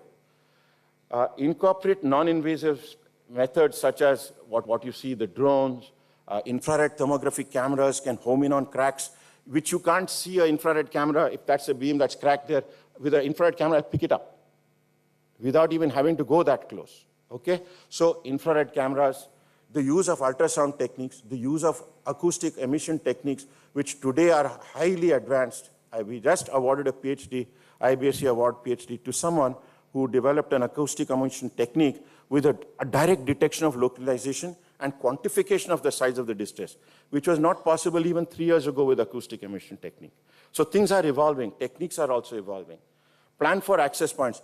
If you want to reach your structure, you must be able to. Chenab Bridge is accessible at every single point of its structure. Built over a huge ravine, but every single point of that structure is hand touchable. Okay, that is designing for access, for future intervention. And inspection. How will you inspect something if you can't go to it? You know, so build in the access and ease of repair in design. How easily can you repair the structure? There are modern methods for repair and rehabilitation which increase the longevity of a structure. You can expand. There's a bridge called Cheru Bridge, which I upgraded nearly 23 years ago or 20 years ago, I don't remember, from our class 45 load to class 70R load, proved it by load testing, and that bridge on the Amritsar Jalandhar, I think, highway is still working today. So if you get it right the first time, there is no second chance for these high quality, very expensive materials. You have to design it, you have to use it because they're extremely expensive materials, but they're highly sustainable, they're extremely light, they don't add to the foundation's weight at all of your bridge, and you can install it. I never stopped the traffic in Cheru Bridge. I strengthened it without stopping the traffic at all. So this is important. User delay costs are very, very important for our nation. So you have to think out of the box. I'm just showing you a schematic of structures that can be strengthened, cutouts, columns can be wrapped, their durability, their seismic ability, where confinement can be increased. These are just schematics of what this wonder material can do if cleverly used to increase the life of your structure and give it another life. Okay? So crack injection to water is the enemy, as we already said. There are standard things of crack. Samir will be addressing these issues. Then the application of cathodic protection. We don't apply cathodic protection for any of our bridges in India. The bridge in Hong Kong, built by Gammon Hong Kong in the 70s, is cathodically protected, and there's not a single bit of corrosion in it today. The entire M6, M56, M6 corridor in the UK is cathodically protected. It's a concrete structure protected by active cathodic protection. That means there's an electric current which is calibrated and sent into the concrete to prevent the anodic action happening and corroding the concrete. The entire 70, 80 kilometers of elevated corridor are protected like this. Not now, 35 years ago, 30, 40 years ago. So we have to catch up on applying cathodic protection for extending the life of our structures. Selection of eco-friendly material with low embodied energy. We cannot get away. This was a paradigm which our forefathers never had to face. This is a paradigm which we have bought for ourselves. This is the mess we have created in a sense for ourselves. We find our need today in the world where climate change is a given, where the predictability of climate events are not possible with any certainty, where the type of waste thinking that we have promoted in this last generations of our living on this planet have created a concept of waste, created a waste thinking. Now we have to think anti-waste. We have to change our entire paradigm. Anti-waste, environmental, sustainability, repurpose, reuse, recycle. So in this paradigm, we have to think of even from concept and design upwards to maintenance strategies and construction and maintenance strategies. So selection of eco-friendly material with low embodied energy, design for minimal maintenance to reduce resource consumption, very important. We have limited resource on the earth. Plan for recycling or reuse of materials at the end of life stage. Consider climate resilience against rising temperatures, humidity, and extreme weather events. This is now the new paradigm in which we live, which our forefathers didn't have to think about, okay? Now, there are examples of durability. You see that planar bridge, there is one such. If you go to Lisbon, you will see in Lisbon a bridge of this type, an aqueduct of this type, okay? For carrying water, the Romans did this hundreds and hundreds of years ago, and they're still standing. Some of them are very active and working, okay? The Colosseum in Rome, arch takes compression. Our forefathers knew that compression is important. The Roman arch changed the way we bridge, created bridging. Longer spans were available because of the Roman arch, okay? So arch, the use of compression, not possible today. The Burj Al Khalifa Tower is beyond 1 kilometer and odd long. Its materials are different. Its design percepts are different. It's designed for wind tunnel, aerodynamic testing, all that. That is all the design for which we have to cater for 200 years if we want that life. The structure itself is different. We have to consider that when we design. Similarly, the Mila Viaduct, it is such a tall structure in a ravine. Extreme wind conditions can happen. Snow happens, everything. So we need corrosion resistance. It's difficult to repair such a tall pier, access that bridge, do the work. We need to buy longevity at the initial stage itself. It has to be part of our conceptualization, our design, and that. Not just we design something and someone else will maintain it, someone else will paint it, someone else will. No. The designer has to think of all this upfront today. Okay. What are the challenges and risks we face? Future climate change may accelerate degradation. Material fatigue and unforeseen loadings like earthquakes, heavy traffic, increasing traffic, congestion, different types of vehicle classes coming into existence. The floods, which you see here, that beautiful centuries-old bridge, scoured and failed in China.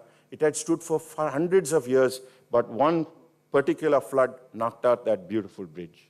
So technology, even in monitoring, okay, even in monitoring, we have to remember our sensors are not forever. Embedded sensors die with time. So are they replaceable? You put in sensors, the life of the sensor is not the life of your bridge. Never, ever. So don't think that SHM is the panacea for everything. It is not. The sensors have limited age. So you have to think of designing a system where the sensors are replaceable, may not be even need to be embedded. If embedded, do we have redundancy built into the system? Some sensors will act for 10 years, then maybe we switch on a next battery of sensors after 10 years. Can we delay the sensors to activate them? You have to think like that, okay? Otherwise, you'll not be able to monitor, you'll not be able to intervene in correct time, and therefore the structure will start to deteriorate without your proactive intervention. What are the future trends? Smart materials, materials which are self-healing. Like Tina said, inspiration from nature. You have self-healing concretes and corrosion-resistant alloys. We have memory alloys. We have alloys which I talked about, weathering steel, and very high types of steels, high-strength steels, high corrosion-resisting steels, which are now coming out. And steel technology is also evolving. We have to use those technologies. Then you got the use of, originally we were talking about degradation models based on, this curve, and there's a fixed law, and that, and so on and so forth. We had equational-based thinking. We wanted mathematics in everything. Today, the world doesn't work like that for deciding degradation models. It is statistically inferred. We have large data collected. We know thousands of bridges. We have got whatever distress are monitored, and the data and values and numbers all taken down. And we use this big data, large language modules and big data modules, and artificial intelligence on that data to tell me whether my bridge is of a similar type as that one. When should I plan? Is the same environment as that one? So data set, tell me what I should do, when should I intervene, and set up my whole maintenance model for me. I don't want fixed law, I don't want carbonation, I don't want chloride model. Redundant. Okay, so you understand the way things are changing. Even we have to change. The use of these technologies will help us, okay, and will free us from a sort of set thinking, okay. Now, modular and adaptive designs, which is your structure easily upgradable? I built a cable stay bridge with cables on the outside. Can I add 2 more lanes on the outside? Have I considered adding 2 more lanes, 2 lanes on that side, 2 lanes on that side? Can that be done? They have such interventions have been done. Okay, but you should be able to think right at the start and reduce the need for strengthening for future lane increments. So these are simple ideas I'm giving you. And easily upgrade or modified structures are modular, adaptive. Increased use of renewable materials and green construction methods. We talk about green concrete, green steel, that those are actually not green because they're green. They are greener because the energy used to manufacture them are less. Not because we are doing something negative as an engineer at site or at design. Those materials consume less energy largely in their manufacture process. So if we adopt them in our design, we are doing a benefit to the world. That is to be said. And there are techniques by which we can also bring down the carbon footprint through the entire life cycle assessment of a structure life cycle. We can plan and actively intervene to bring down our carbon footprint. So the need to address sustainability at design and concept stage itself is now becoming evident because society will not allow you to escape this anymore. Our forefathers never had to face this. Okay, my concluding slide. Ultra-durable structures require adaptation of service life design, integrated design, ultra-high performance concrete with normal concrete, integrated design. Material innovation, continuous monitoring and proactive maintenance extend design life beyond 200 years. Even a structure designed for 100 years can be made to be operational beyond its design life, provided we follow some of the precepts I've told you about. Innovation in materials and technology will push the boundaries of structural longevity, like use of ultra-high performance concrete, use of CFRP, in fact, fully protruded section bridges, use of Kevlar in cable stays rather than a normal cable, never corrode. A Kevlar cable never corrode. My dear friend Mike Schleisch is doing one such bridge, using Kevlar instead of our normal PT cable. And the decks are fully in non-corrosive protruded sections of advanced carbon composite. It will never corrode. Okay, we don't even have to consider for that. Catalytic pressure, long life coating systems. What is important is we as engineers, civil and structuralists no man is an island unto himself. We have to now work with climate scientists. We have to work with even multidisciplinary within our own organization, geotechnical engineers, civil engineers, planners, urban planners, this, that. We have become multidisciplinary, multi-stakeholder. The paradigm today is multidisciplinary, multi-stakeholder. Okay? We cannot just think we are going to design this bridge and that's end of day's play. Today, you might get away with it. Will you want to leave this to your children?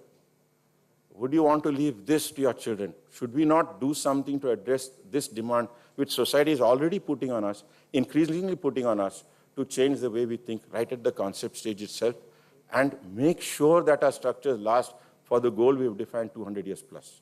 On that note, thank you, ladies and gentlemen. I outstayed my talk time. Thank you. Sorry, Harsha, here, one clarification. What is your message, being the president-elect of IABSE, to our small Karnataka chapter? What's your message and what will I have to do to take it to the national level? National level? You're already national level. No. There is no other body here. Jayagopal asked me, what do we do to bring Karnataka center to national level? You are already national level. We are here, We are here. We are from our nation only. It's a national event. It's an international event. In many ways, there are foreign speakers also. So kudos to Karnataka Center. I think extremely well done, Jayagopal, Jayaprasad Sab. I remember coming for the inauguration when we had this dream of setting up the center. You remember we had a meeting and then we had this little talk and then that dream happened and events happened and this is another such feather in your cap. Thank you very much, sir. And the last question, what did you ask? Yeah. The young student for you. Second, preventive maintenance. Actually, it should commence just before initiation of distress. That's what is happening your S5, that paints your C5. Somebody was asking me, I think just yesterday, day first today, C5 paints, how far they are effective for the steel. We both have seen in Tokyo also.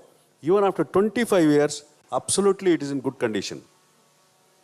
Correct. The preventive maintenance is to be taken care immediately. Absolutely. Yeah, yeah. Thank you. Sir, please be here. Sir, I request Mr. Jayagopal to please hand over a bouquet to Dr. Harshvardhan as a token of our thanks and deep gratitude.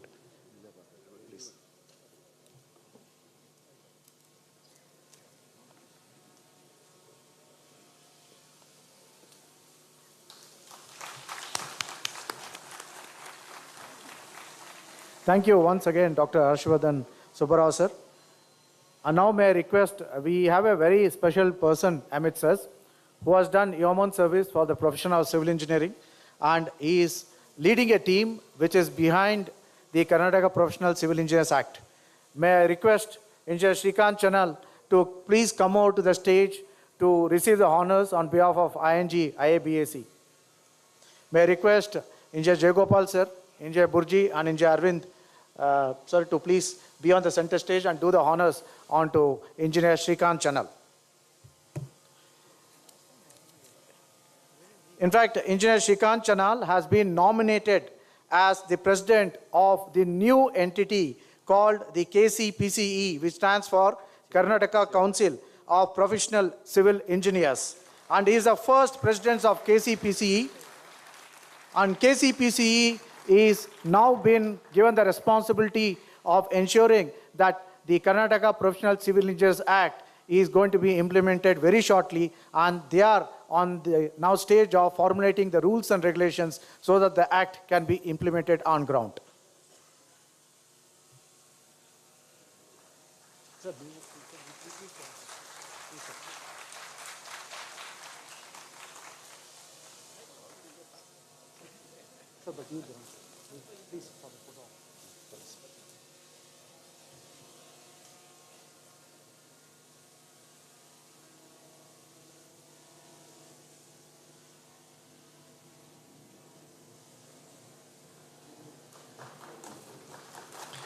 Thank you.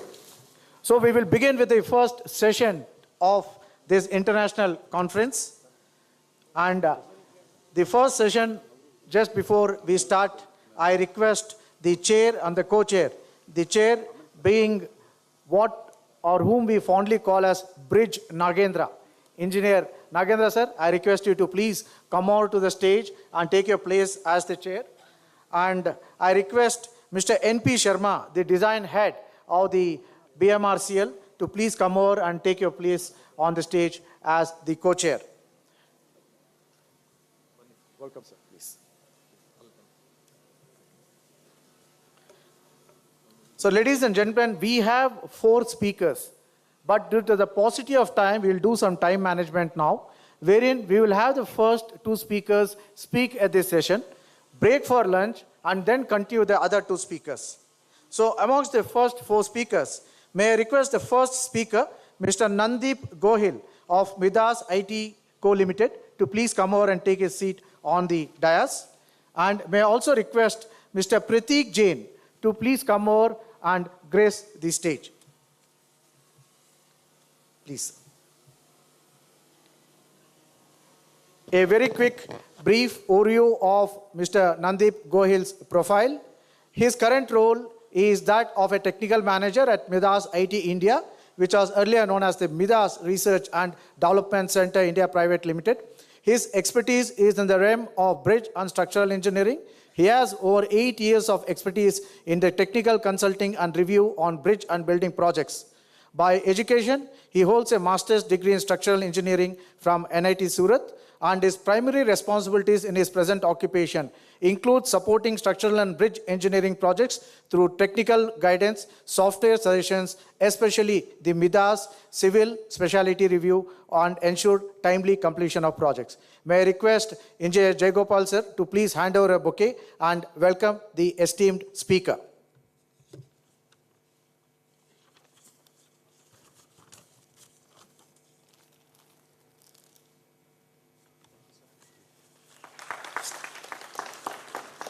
Thank you, sir.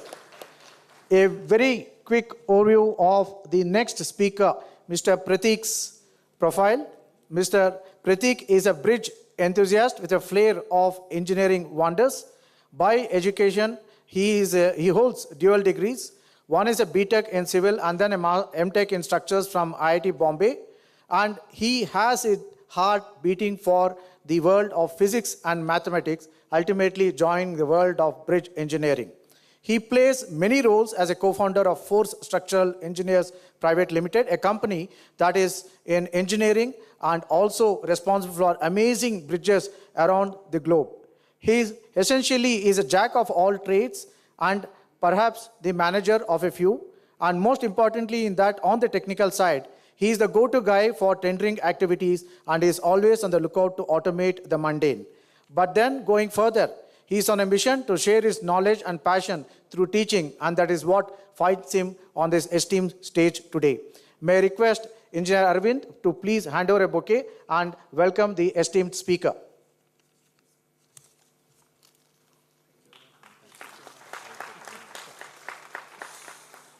Before I hand over the stage to the chair and co-chair, may I request Engineer J. Gopal sir to welcome our esteemed chair and co-chair with a bouquet, please. Arvind sir, kindly join us. Burji sir, kindly join sir. I'm sorry, I didn't see you here, sir.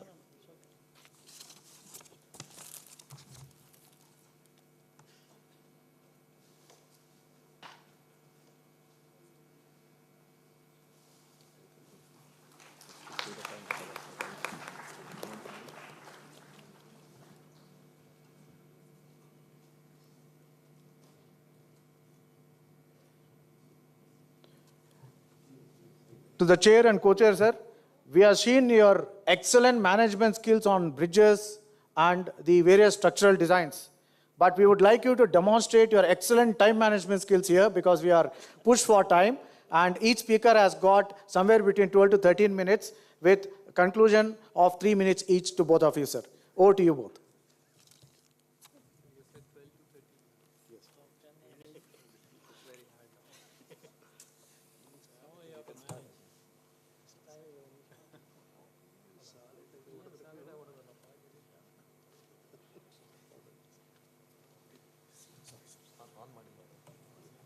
It's on.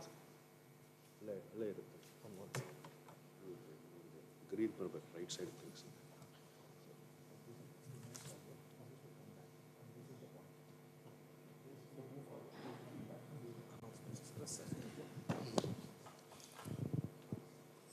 I request the speakers to reduce their time by 5 minutes each so that cumulatively we can save 10-15 minutes. So I request the first speaker to please come.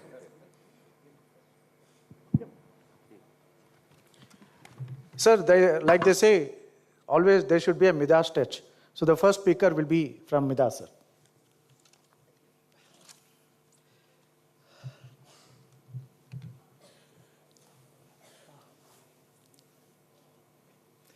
So, good afternoon, everyone. Thank you, Mr. Nagesh and the dignitaries from IABSE for providing me this opportunity. And a hearty congratulations to Dr. Sabarao, the first Indian-elect IABSE president. So, the topic today, it's something that has been, near the heart of modern structural engineering innovation. And it's my pleasure to be someone who can present on this today. Okay, which is basically state-of-the-art software for structural analysis and automation, which can lead from CAD to modeling to design. So as sir mentioned, from decades, we as structural engineers have been dealing with different tools, different processes, all disconnected and going through it manually. But in today's time, intelligent automation is eliminating the need of this repetitive workflows, reducing human error, and accelerating project deliverables. Simply imagine taking a CAD drawing and with minimal input, generating an analytical model from that, which could be code compliant, leading again to final drawing, design, and documentation deliverables. So in this session, we'll basically explore how the latest software solutions are integrating geometry, logic, and design in ways that are not just smart, but also transformative for how we design, analyze, and build. So let's take a brief look at where we have come and where we are headed. So personally, since I have been associated with Midas for more than 11 years now, most of my presentation I have used that for showcasing how the automation has been done. Okay, so this is the brief agenda. First of all, we'll go by identifying that each and every engineer, they are very different, and then how they take note of the different approaches, how they solve different problems in different ways. We'll have a brief look at that. Okay, so whenever any engineer is faced with a project, these are the different approaches that they may end up going for depending on whatever they are comfortable with. So first is obviously refer to a past project. So if your organization or you as an engineer have worked on a similar project, you will end up referring to such a project, the models, the report from there, you end up modifying those things. Next, generate and use Excel templates. So again, for most organizations, they have certain common templates that they have generated, which they can use for making the deliverables. Next, parameterize with a graphic tool. So in recent times, with tools like Grasshopper and Blender, engineers have shifted towards how they could automate and parameterize the complete deliverables.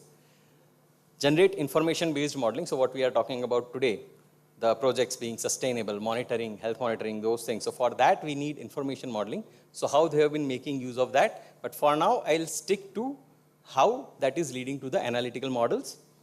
And finally, few engineers who have that flair for going into a bit of coding, going beyond what just we need to do as structural engineers, they have been using complete customization with basic coding. We'll have a look at those options as well.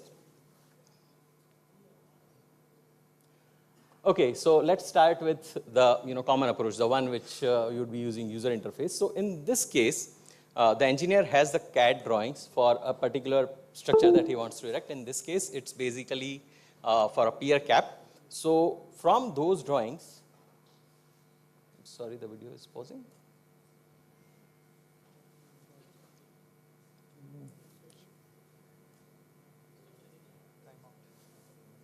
Time out. I think this is also not working.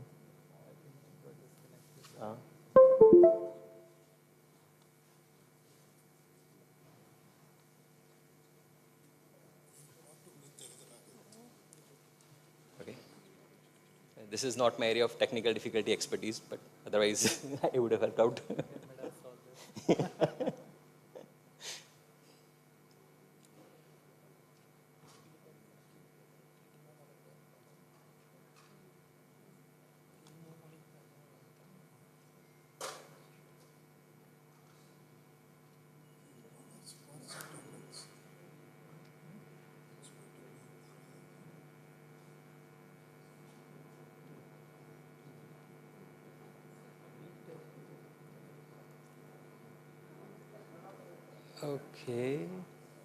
Okay, yes, got it. Okay, so yeah, coming back to this one. So in this case, the engineer had the drawings for, say, a pier cap that he wanted to create. Okay, so they can use these shapes, get the properties from there, generate information libraries based on that. Okay, so yeah, it's just as simple as drawing. So these are object-oriented tools. So you generate that part, you generate your entire structure, and over here itself, you can view the analytical line. If you do so wish, you could modify that as well. And from there, take it forward to any analytical tool for further performing analysis. No doubt, I'm just showing the cap over here. Practically, it can be done for the entire structure as well. Okay. Next is the one with the plugins. So yes, earlier you had a CAD drawing file. Say you don't have a drawing file, you just have a PDF or you have a printed drawing. So in that case, using the analytical tool itself, you could directly provide that alignment information. So in this case, basically what we are doing is we are providing alignment information for a structure which is having certain straight part, transition curve, and then a radial curve as well, right? So with that CAD information directly within the analytical tool itself, you can generate your structure. And now when it comes to these structures with curvature, we know for bridges, we need to account for the centrifugal forces. So again, the engineer would previously have to manually calculate, apply those forces on the structure to obtain the final demand. But with a plugin, now this particular series load generator, what it can do is, even for a transition curve, based on the changing radius, it will calculate the centrifugal forces at different locations. So as you can see in straight part, there is no centrifugal force. As it comes into transition curve, the centrifugal force values will come in. And towards the end, when it becomes radial, those values would be constant. Right? So these kind of manual processes can now be completely automated. Next, engineer's favorite tool, Excel. It has been around for a long time and we have been using it a lot as well, right? So using those kind of tools, you can actually connect your existing Excel sheets to the software, okay, with basic inputs over there. You can generate your model automatically. So an engineer who is comfortable in working with Excel, he can keep on doing that. With a click of a button, he could generate the model with the loading, boundary conditions, construction stages, and so on. Once all of that is done, they could perform the analysis and extract the results, perform the design. The drawback with this method has always been that the guy who made the template, who is aware of its limitations, he'll be able to use it really well. He trains someone, he can use it. But the moment there is a time to change something in that, that next engineer needs to be aware of everything. Otherwise, there are chances of him making a mistake. Yes, this is one of the common go-to methods for today's engineering needs. Okay. So yeah, you can perform the analysis.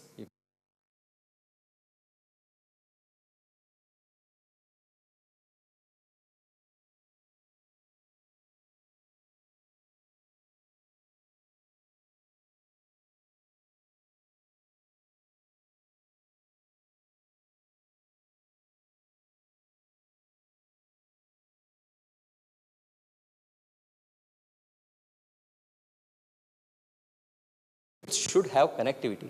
So there is a complete free and open source tool known as Blender. You can use that to generate any kind of complex geometry, and that can be brought in for further analysis and design. So as you can see, two models for, obviously this was not made in Midas, but we had imported it with the LiDAR information for the entire structure, and from that we generated the models and we just analyzed those in Civil. Next is something that I had been discussing, like in our field, after we are done with our analysis and design, there are high chances of some changes still happening. So if you have generated a complete model, analyzed, design, everything is done, and if you need to change the alignment, or if you are bidding for a new project, which is having a bit of different alignment, then you can use a tool like Grasshopper, which is relatively cheap, and with just that small bit of coding that you see over here. Just this part is done in Grasshopper, and you update the geometry in Grasshopper. Based on that, your entire model with all the loadings, pre-stressing, everything would be updated. So, and this is something very small and simple. Any engineer who is willing to, just look beyond it, just explore, they can get these things done. Finally, this is my favorite now. Nowadays, actually, I'm working on these things only, right? So, the reason why this Python is gaining popularity is there are lots of libraries available online which are free, right? So the library that we saw before, that was something that is made by Midas. As an engineer, you just need to input this bit of code, and based on that, your model would be ready. So this is a library that we are developing. It's already available. And we are in the constant process of further upgrading this library as well. So just with a bit of input, and I'm just showing a couple of things that are required over here. You can also input radius of curvature, what material properties you want, all of those things could be done. And again, yes, we as Midas would be creating plugins so that whoever doesn't want to get into this part, they can use the plugins to do the same things. But if you are willing to let the engineers work on that, and for the new and upcoming students and future engineers, if you are willing to look beyond what is there just in the books, you can do a lot more in the field, and it would be valued a lot as well. Right, so for example, say you have generated a model in this way. Time up? Yeah, just last slide, sorry. Okay, sorry. So with that done, model is generated, and you can also generate the drawing in the same way. Is it going? I think it's stuck again. Okay, anyway. And then with the last part, which is future. So with LLM and LDM coming up, I'll explain in bit what LDM is. So with just basic prompts, you can generate the entire model. Okay, and finally, the last slide. So this is something that is upcoming in Korea right now. We are developing. We are calling it as LDM, that is the large drawing model. The concept over here is you will have any particular drawing. Now this drawing may be, hundreds of years old, doesn't matter. It just needs to have all that information. So we'll be reading the drawing as data. AI would be able to interpret the data from the drawing. Based on that interpretation, it will generate your analytical model. So the part that we are talking about, the maintenance, reviewing the structure based on the GFC drawing, that can be done directly. And for our older structures as well, eventually if you want to take it forward to generate an information model for further maintenance, that kind of thing can also be done.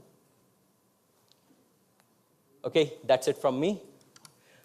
This is my contact information. If you guys need any further information, if you are working on some thesis, you want to reach out, you can always get in touch. Okay, thank you. Thank you, Mr. Jain.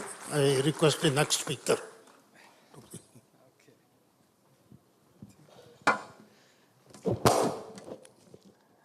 It feels like a project delivery situation where the contractor wants the drawing tomorrow. So I'll buckle up. I have got numbers of slides, but I think I'll have to accelerate. So can you please put the presentation on? Okay. No, I think it's not yet. Yes. So the topic is hard hats meet soft tools. So basically civil engineers coming across software. So, I've chosen this topic specifically because we have seen that technology has evolved leaps and bounds in last, maybe 2 decades, because I can still talk to our mentors sitting in the front and they would recall times when they used to design the bridges through hand. But nowadays, the number of tools are so many that you can hand pick for different functionality, like how Nandeep mentioned that for drawings, analysis, BIM models, there are different tools and they can all be integrated together through programming.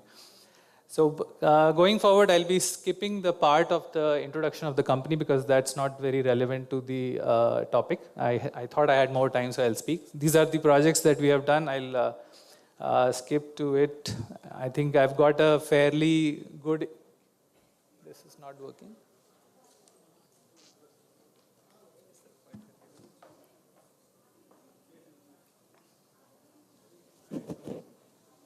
So you have to give me some more time for these technical glitches. This is not my fault.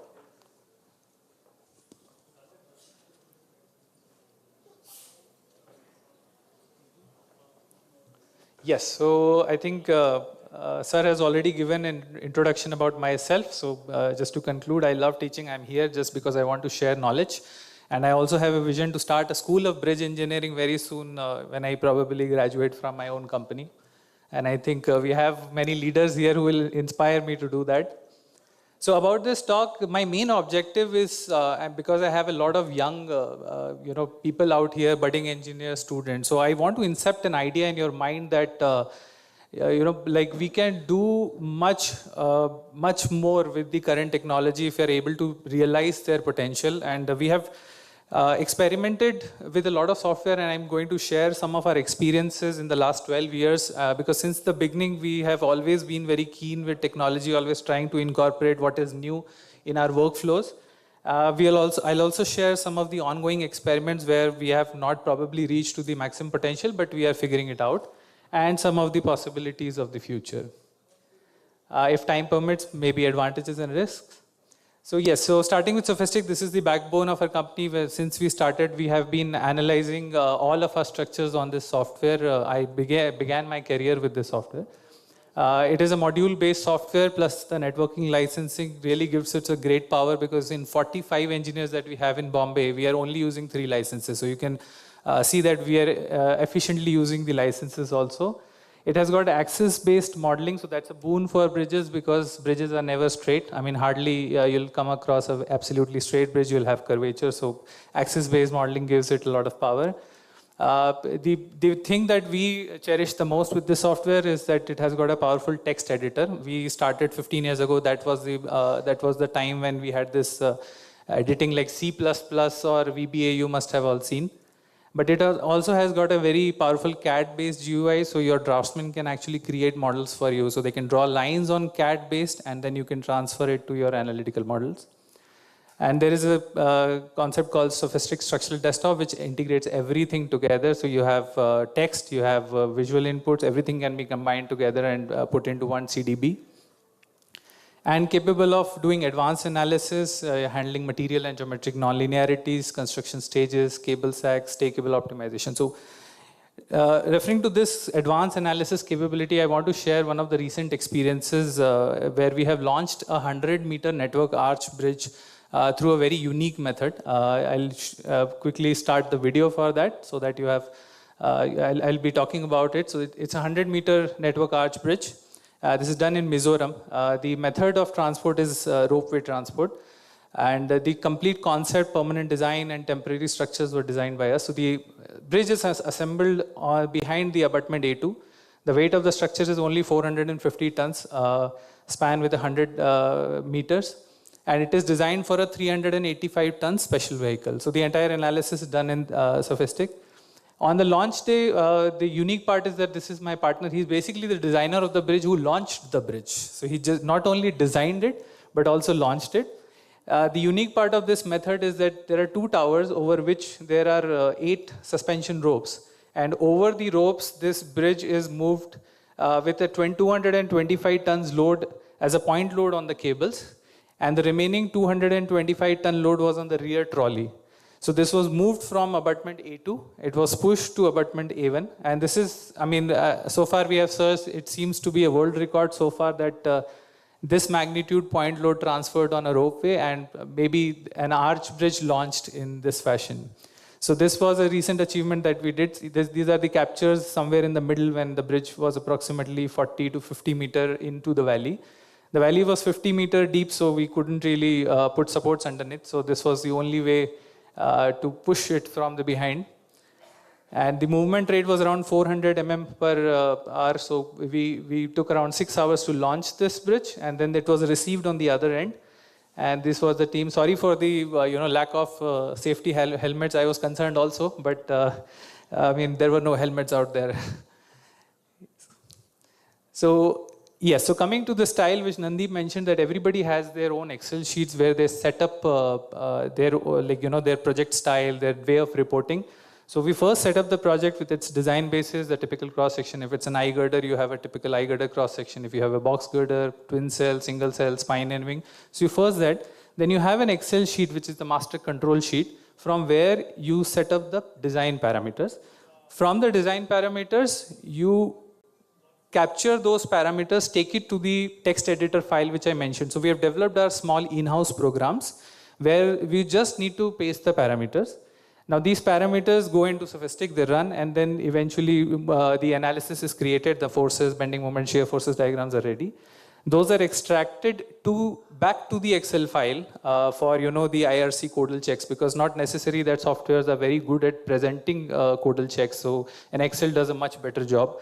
So we come back to the Excel, and the outputs is also automatically linked to the Excel. So you don't need to do anything. The analysis runs, the result automatically comes into your Excel file. And even a good report usually consists of graphics, like you have good shear force diagrams, you should be able to see the stresses, construction stages. So everything is produced by the software, the images are extracted. And we do it this multiple times because there is a need to optimize. So you may not reach to the most optimum state at the first time. So you do it multiple times, and the moment you have the optimized design, you just simply go it for the printing. So you have the report ready. So this is just a demonstration of a simple PSC eye girder which we deal on a very frequent basis. Like you have a road project, or you have an elevated, mostly eye girders are preferred. So this is an Excel that looks like, it's basically a presentable Excel which can be understood, read, and all the concepts are presented there. The parameters are now shifted to Sophistic, analysis is run, and then you can see that there is a 3 eye girder system, maybe of deck width around 12 meters, and the model is ready. Now we export all the images, and then these images get automatically linked to the Excel file. So when we have exported it, now we open the file. So basically this is the result extraction, and all of these images that you see are updated for the new model. So similarly, this process, if we continue, we can quickly design, we can quickly change it to a new system. Now there is a 38-meter deck width, span length, 21-meter deck width with more number of girders, and with the change spacing, we do the same process again. We go to Sophistic, we paste the parameters, and yes, so yes, the analysis run, and then you have a absolutely new model. So now it's also ready for analysis and then again reporting. Similar to that, we just saw the superstructure. Here we have also created something with a substructure. So the idea of showing these tools is to basically, generate a curiosity in you that whatever wherever there is a pattern, whatever you feel that, oh, this computer can do this, why do I need to do this? So you can identify those patterns, and those patterns can be easily converted into pieces of code.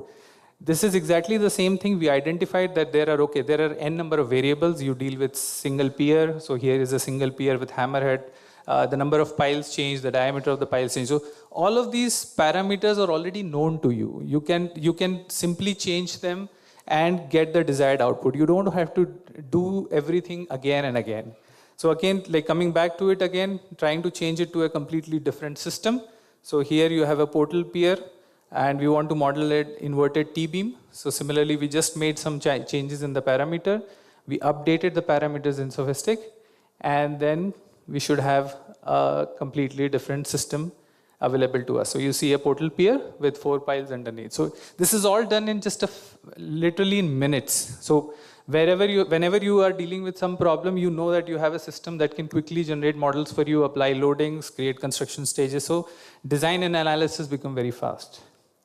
So these are the plethora of structures that we have done so far, including cooling towers, cable state, network arches, spine and wing. Now, Idea Statica is another software that we are using. This is great for connection design because the project that I just showed you has completely structural steel arch, and the connections were fairly complicated. So we decided to go for a finite element software instead of manual calculation. So we realized that just by leveraging this software, we were able to drastically improve the quality of connections, introduce some stiffener plates just to because if you do it by hand, you won't be able to understand the true behavior of it. Yes, you can simplify, you can maybe be conservative, but when you're able to see the real situation, you're genuinely able to put material wherever it is required.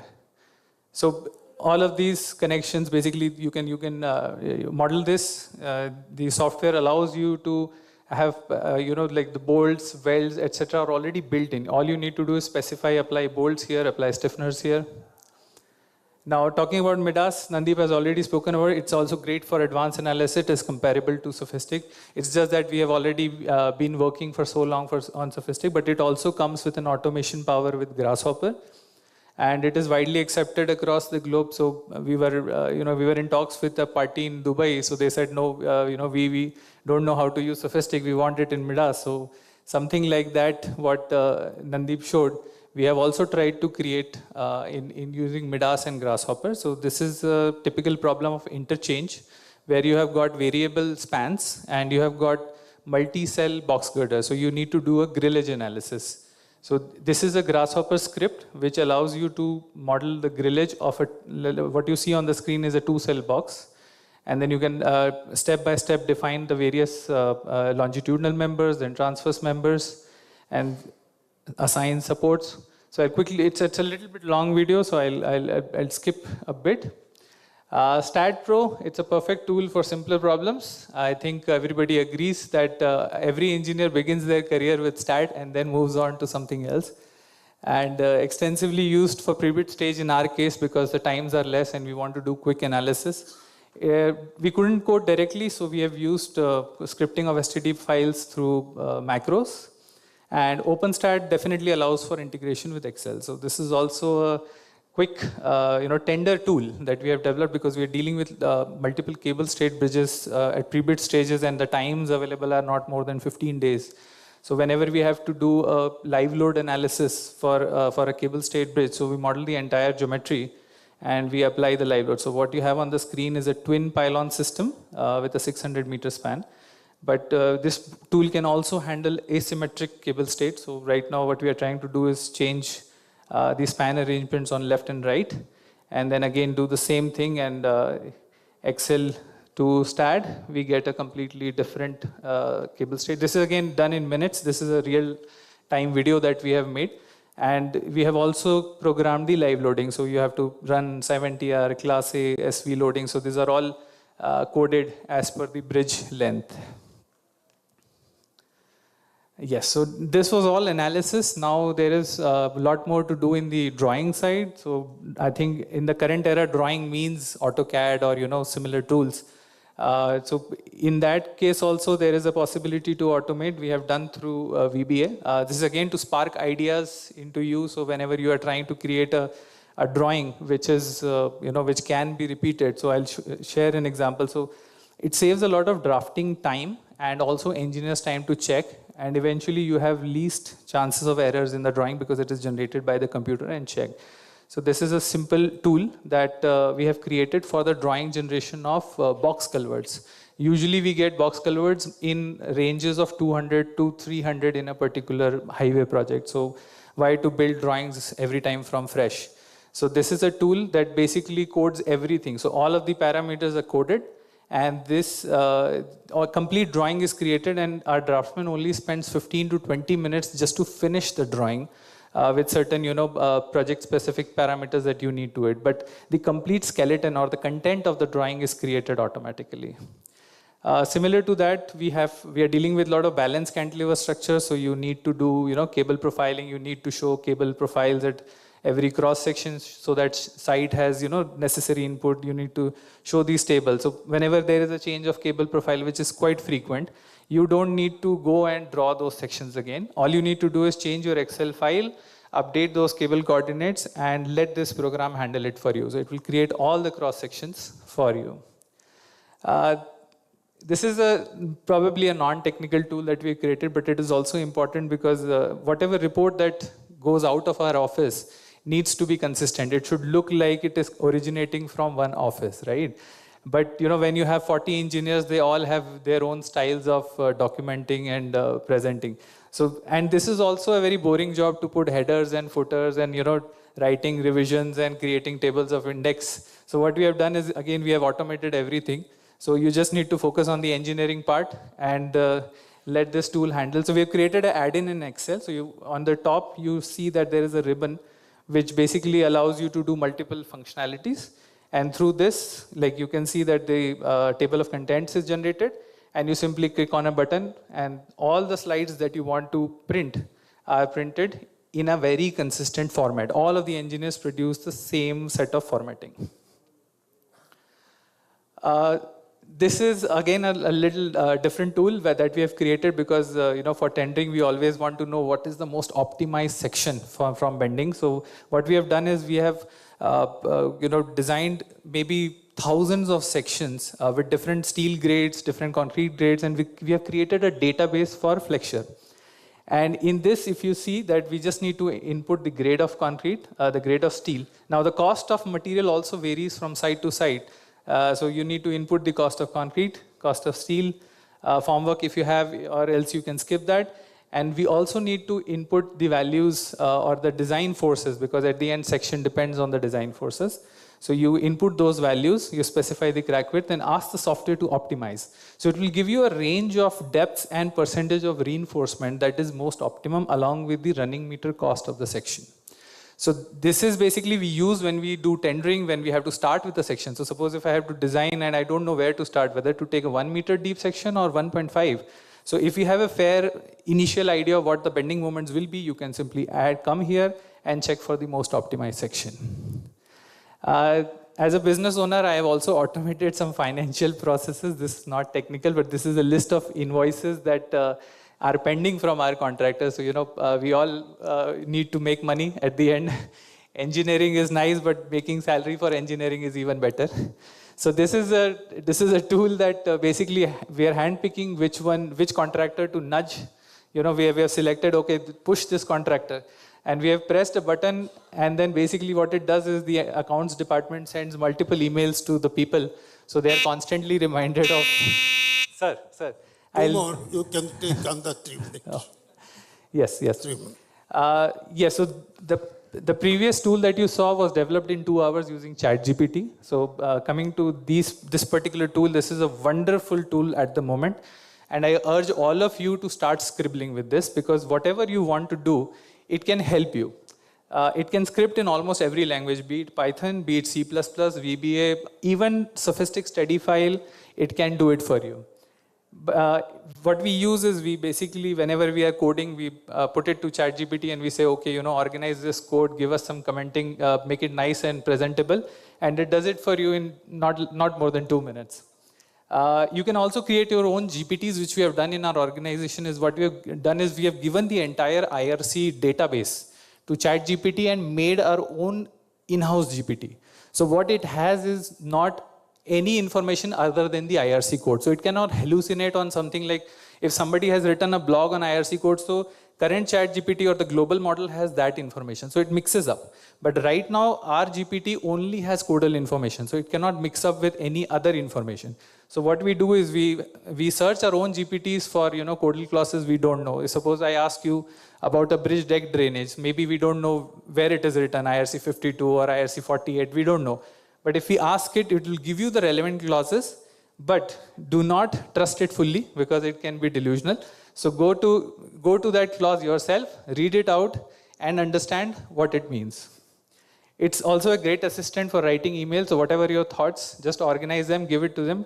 It will do a very polite and diplomatic job for you. It will write a very good email. Yes, so coming to the future possibilities, sir, I need 3-4 minutes more, because this is something which I wanted to raise to the authorities here. There's a bigger motive to it. I'll quickly skip to the part. Please conclude faster. Sir, I'm literally, I'm thirsty at the moment. So what I'm trying to say is that we are visioning to change the current workflow of production of drawings. So we want to shift to a completely 3D model system instead of drawing 2D in AutoCAD LT or any similar software. So coming to this, I'll show you, this is one of the projects where we have chosen to do the substructure modeling in Tekla. So this is a 3D model. This is the single source of truth. It has all the geometric information, so all the dimensions, slopes, everything is there. Moving forward, it also has the information of the reinforcement.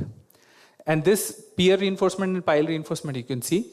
Now, the idea is to start building in 3D. Do not make 2D drawings, only build in 3D. And I will share this video. So the idea of doing is that now you have this 3D model. And from this 3D model, you are able to create 2D drawings on its own. Tekla has that ability. You can cut sections, you can cut plans, elevations, and this kind of a drawing is created. You can annotate as per your convenience. Now you can see that there are certain dimensions being shown, 1 meter towards the edge, 1009 mm in the middle. Now what we do is we change the 3D model only. We do not do anything in the 2D model. We change the 3D model, and we go back to the drawing, and what you see is the drawing is updated automatically with cloud revision showing that this has changed. Now, in the current system where the draftsman creates the drawing, there is a very likelihood of causing errors. Then the engineer checking the drawing, missing out on something. But this thing ensures that everything is coming out of a 3D model. It cannot make mistakes. It has to draw what is drawn in the 3D model. And even now, this 2D drawing itself is a redundant method, because I feel that as an engineer, we are always imagining in 3D, but then we are asking our draftsman to make it in 2D. And then the drawing is sent to the site in the form of 2D, and then the site engineer is envisioning it in 3D to make the bridge. So this whole process itself is inefficient, seeing the current technology. So definitely in the future, we will be able to do completely in 3D. This is a snapshot from Rhino, which is also a very powerful 3D modeler, and it has got compatibility with Tekla. So enough of 2D, let's shift to 3D. And here I want to raise a request to the senior people to look into this technology and probably allow it through codes or promote this. And I also want to request the authorities who are basically bridge owners or asset owners to create these pilot projects where you are able to maybe keep one bridge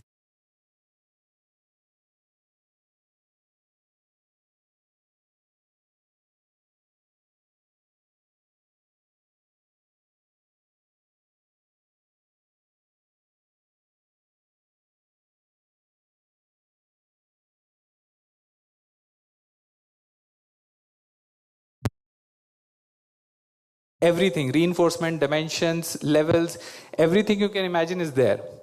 So it also enhances collaboration. My 3D models get to my proof checker. They can check in 3D. That goes to my authority engineer.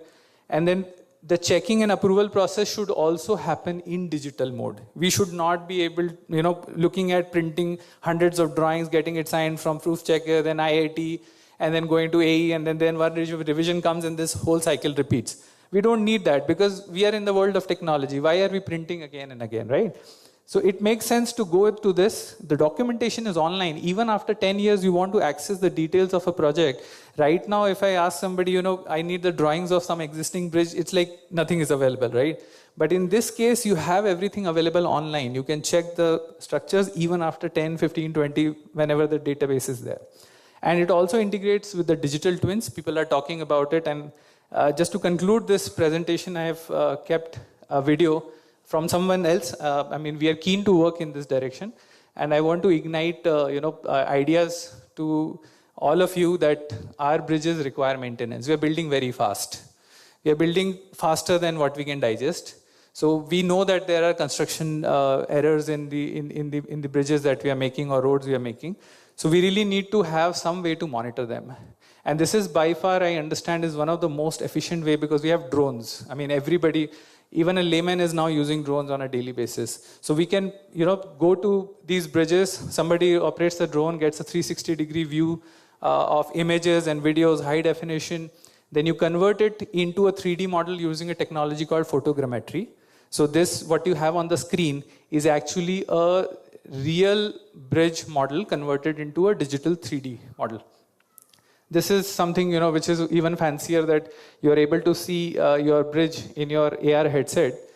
And these models can definitely be used because what I'll pause here is that I feel that our structural experts, like all of you sitting here, probably if I ask you to go and visit some bridge in Mizoram, underneath the bridge and identify the structural defects, obviously it's difficult, right? But once you have this information on your desktop, you can spend a couple of hours observing the entire bridge from left to right, top to bottom, and then you can identify the problems. So I think that's very important that, the senior structural engineers or who understand the bridge in and out, what could be problem or what could be okay. Right now, our methods are inefficient because we are not able to monitor them all. So by this way, we are able to record it. We are able to comment on it. So it's in a digital format. You can open, you can mark a circle. You can say, okay, this is a decoloration, not a problem. Oh, this is a crack. This seems to be wide. There needs to be an action. This can go on to multiple structural engineers for review. They can have multiple, observations on it, and then eventually reach to the authority for a rectification, action. So I think this is also something which our authorities should seriously consider when they're making infrastructure. They should definitely be monitored better through the use of this technology. And I would like to conclude here. Thank you so much for the attention. I think everybody is hungry, and thank you, sir, for allowing more time. Thank you. I think we'll adjourn for lunch.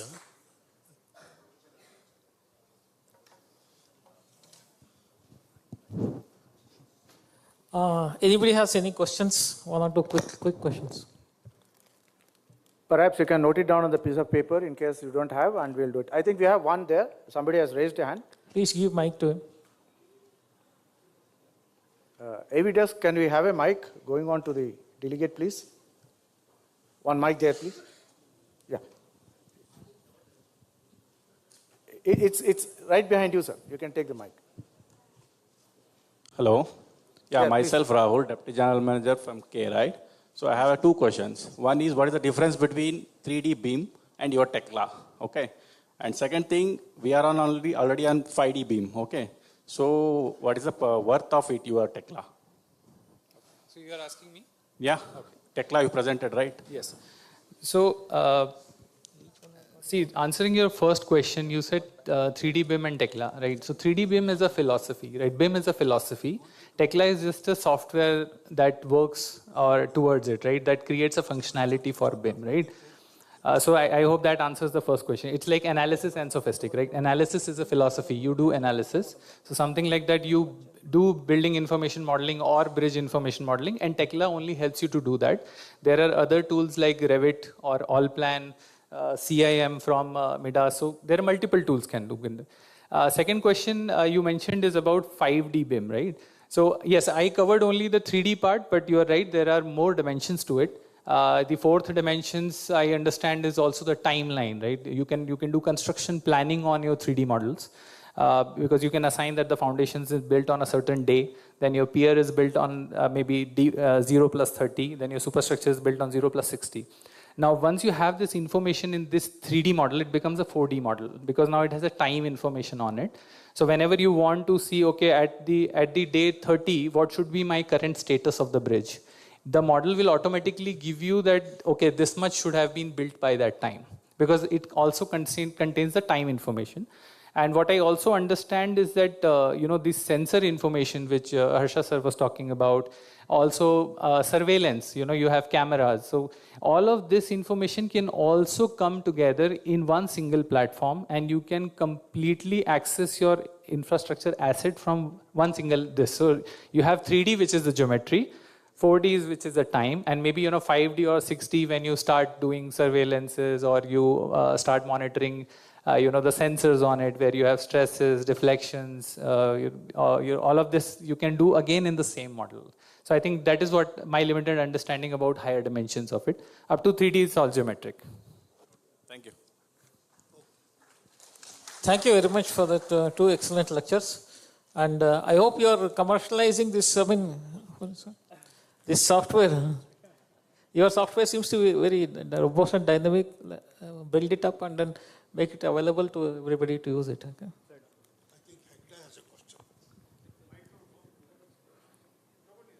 Yes, sir. Question actually, that was an excellent presentation, Pratik. Really, I'm really proud of you, for that. The tools which you talked about, it's all written in VB, Visual Basic Usage. Many of the tools, you just discussed, which is prepared from your organizations. Yes, sir. So yes, the most of the programs that you saw are actually originating from the Visual Basic programming of Excel. That's a native programming language of MS. The other analysis, the sophistic modeling, the native coding language called the I think CAB, this CAD-based input. Yeah. Yes, sir. We do that. So we have, we have been, I would say, born in our career writing codes. So I remember when you were in Gammon, when we started our career, so it was like, we picked up Sophistic and we started writing codes right from day one. So I think that was the basic instinct to do that. Yeah, the Pratik did that. He was working with us in Gammon and the natural draft cooling tower. Yes, sir. That's the one that I did under you. Using the Sophistic. Yes. He was a very promising engineer at that time itself. Now you can see the fantastic presentation now. Fantastic presentation. Fantastic presentation. And you should popularize this and for other use. Of course, Bomik sir. Yes, sir. There is no question. Yes. I just cannot stop myself commending what Pratik Jain has done today. Sir, thank you so much, sir. Thank you so much. It means a lot to me. Let me tell you that, by listening to you, I am convinced that the future of structural engineers in India is in safe hands. Thank you, sir. Thank you, sir. That is, you have made my day already. Thank you so much, sir. Thank you so much.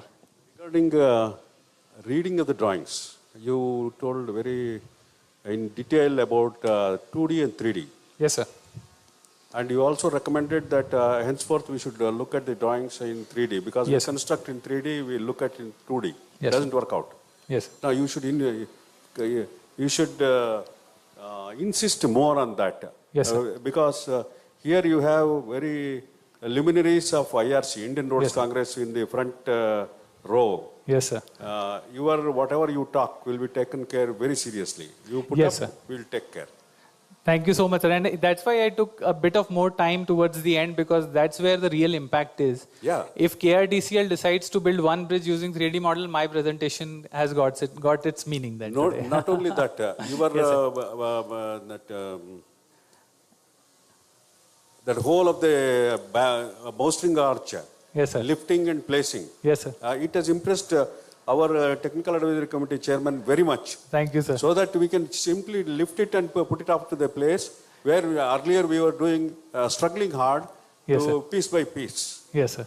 Now definitely we'll call you to the KRDCL. Yes, sir. Sure, to sir. explain some of these things, and Yes, wherever sir. possible, certainly. Definitely, sir. That's a presentation maybe deserving around maybe an hour for explanation on how we did it.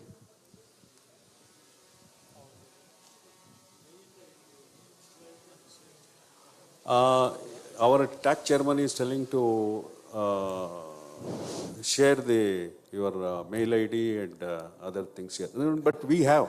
Yes, sir. We already have. I'll share my... share here so that... Request all speakers Yes, sir. to share their mail ID. Yes, sir. So that the questioning and answering can be done through correspondence. Definitely, sir. Right, thank you. Okay, And thank I you so much, sir. just suggested my friend, Yes, sir. why you are shy of Karnataka? So many consultants, you have come here to make presentations Yes, of sir. your latest technology. Yes, sir. Why you are shy of Karnataka? No, sir, I'm not shy. No. I'm telling you, I'm chairing a dozen committees. Yes, sir. If you have any problem, you share with me, that will be confidential. I will try to sort it out. Sir, I really appreciate. I think I would say that I have presented in very limited forums, and IABSE is that forum where I've been the last time also when I met you, and this time also. It is indeed a pleasure to be here. I'm grateful to you for calling me and allowing me to speak. And yes, I will come once again whenever you need me. Thank you. Yes, sir. Thank you so much. Thank you. Okay. Thank you. Yes. So we'll adjourn for lunch. I think, now before we adjourn, we have to do the honors. But even before we, the organizers, could do the honors, I think the esteemed galaxy of luminaries there did the honors by recognizing the fantastic work that they have done. And from our side, sir, I request the esteemed speakers to please come on to the center stage along with the chair and the co-chair, sir, so that we can do the honors on behalf of ING-IABSE. Kindly come out. May I request Engineer Jayagopal, sir, Engineer Arvind, sir, and Mr. Burji, and of course our Dr. Harshvardhan Subbarao, sir. Kindly come out to the dais, sir. We will do a quick round of honors before we break for lunch. I request all the delegates to be seated until we do the honors. I also request Engineer Ganesh, sir, to kindly come out to the stage to do the honors. Engineer Ganesh, sir, of KRDCL, kindly come, sir.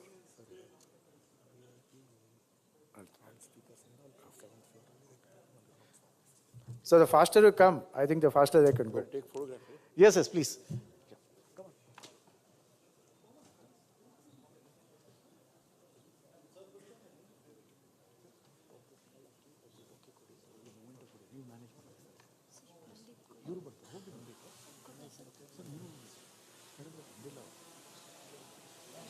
Ganesh, sir, kindly join us on the stage.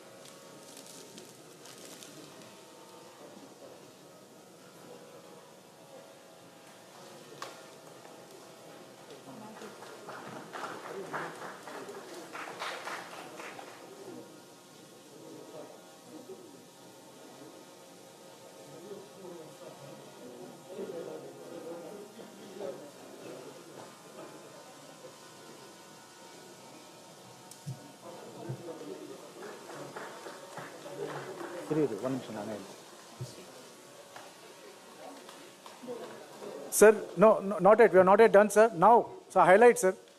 Dr. Harshvardhan, because we have to present a memento to our president-elect. Sir, kindly move on to the center stage, sir. Dr. Harshvardhan, sir.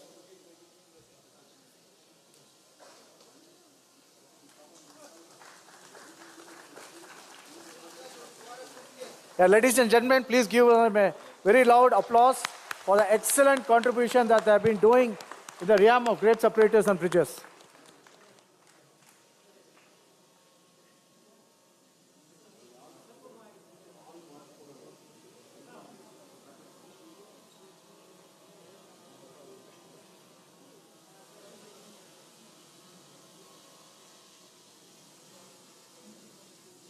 Thank you. Thank you so much, sir. Now we'll break for lunch. Is being served at the 5th floor where the tea was being served. For all the esteemed speakers and invitees, we have made a provision in the 7th floor. I request all the speakers and the invitees to please join us on the 7th floor, please. Thank you so much. The lunch hour will be exactly 27 minutes from now. Thank you.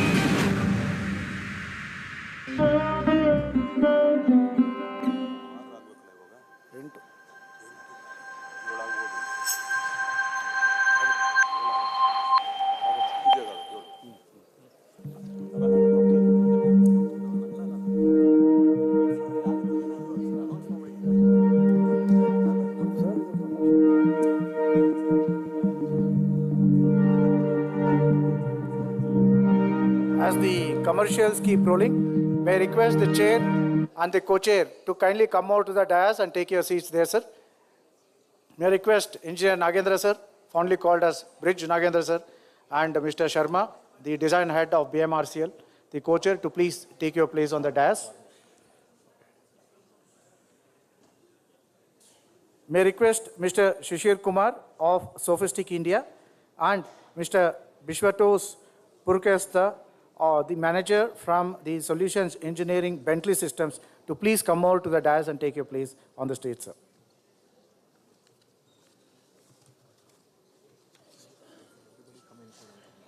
May I request all the delegates and the attendees to please take your seats in the auditorium.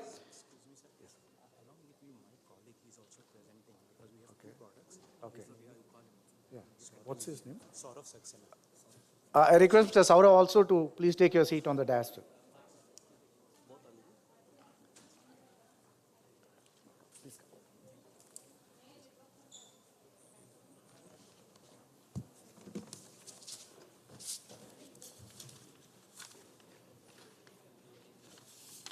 A quick round of introduction about Mr. Shishir Kumar. He is a BTech in Civil Engineering from IIT Roorkee, and he is well on his way to earn the prefix of doctor. He has submitted his PhD thesis and is awaiting in the field of finite element programming at École des Ponts at Paris Tech. Paris, with 13 years of international experience that he has in the AEC industry, he has spent amongst that 2.5 years contributing as technical director at Sophistic India. That's Mr. Shishir Kumar. Now, very quickly moving on to the very brief introduction of Mr. Bishwatos Purkesta. Did I pronounce it right? Thank you. Yeah, we need to be, though it's a proper noun and grammatically we can, but still, yeah. Thank you.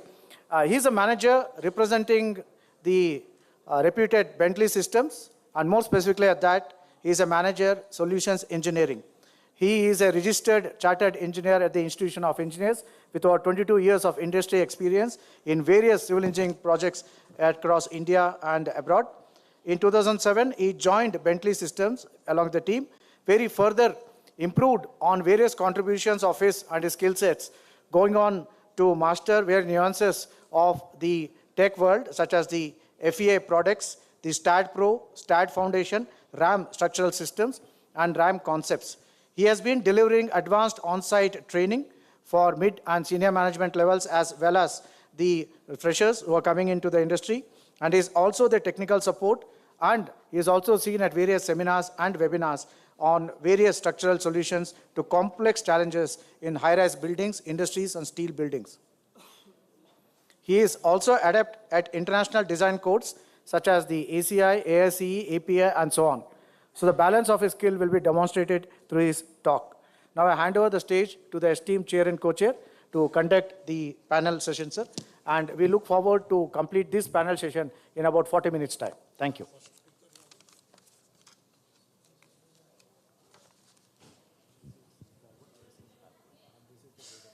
I request the speaker to please commence. Thank you, sir. So without much ado, let's start my presentation. And firstly, I would thank everyone because of whom this presentation is possible. I'm standing here on this platform to present Sophistic to you. So it's not just only going to be about Sophistic, but also about how Sophistic adds value to the current bridge design practices. This is what I'm going to discuss. I'll give a brief overview. I'll rush through the part of overview, of course, because enough has been talked about Sophistic already. So I'll skip the overview part, but certainly I'll delve onto the topics of connected design workflows to talk about how Sophistic is integrated with day-to-day software tools that engineers are using, and how we can maximize that integration using Sophistic. That's the part which I'm going to discuss.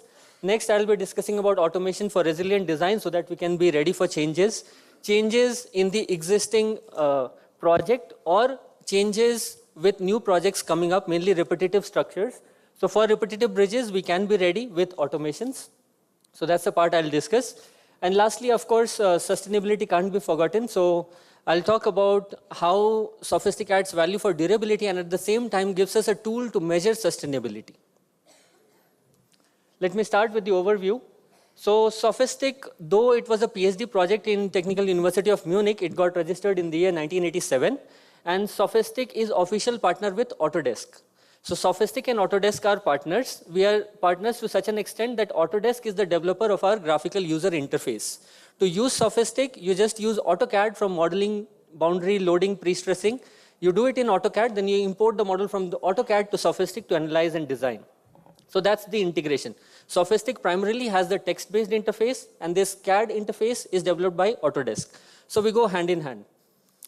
Now, talking about Sophistic's incorporation, though it was quite old, it was 2012, since when every 2 or 3 years, new branches or a subsidiary of Sophistic has been opening. And Sophistic India got incorporated in the year 2023. It might seem that it's quite recent, but users like Force, Mr. Pratik already presented, they have used Sophistic for over 15 years. There is another consultant, Spectrum, they have used for 2 decades already. So there are users, and now we have got more than 100 plus users of Sophistic in India. I'll not go into much of the project applications of Sophistic. I'll just take 2 project applications as a reference. One is India's longest bridge. That's an application of Sophistic software. Ramble has utilized Sophistic for the analysis and design of Atal Setu. And that's for highways. And in railways, Chenab Bridge is purely an application of Sophistic software. We also have a webinar on this topic where Lennart and partners have presented how they did the erection analysis of the arch and the superstructure design. So in highways as well as in railways, these are the most notable landmark applications of Sophistic that I would like to highlight. With this, let me delve into the topic, and we'll talk about the connected design workflows.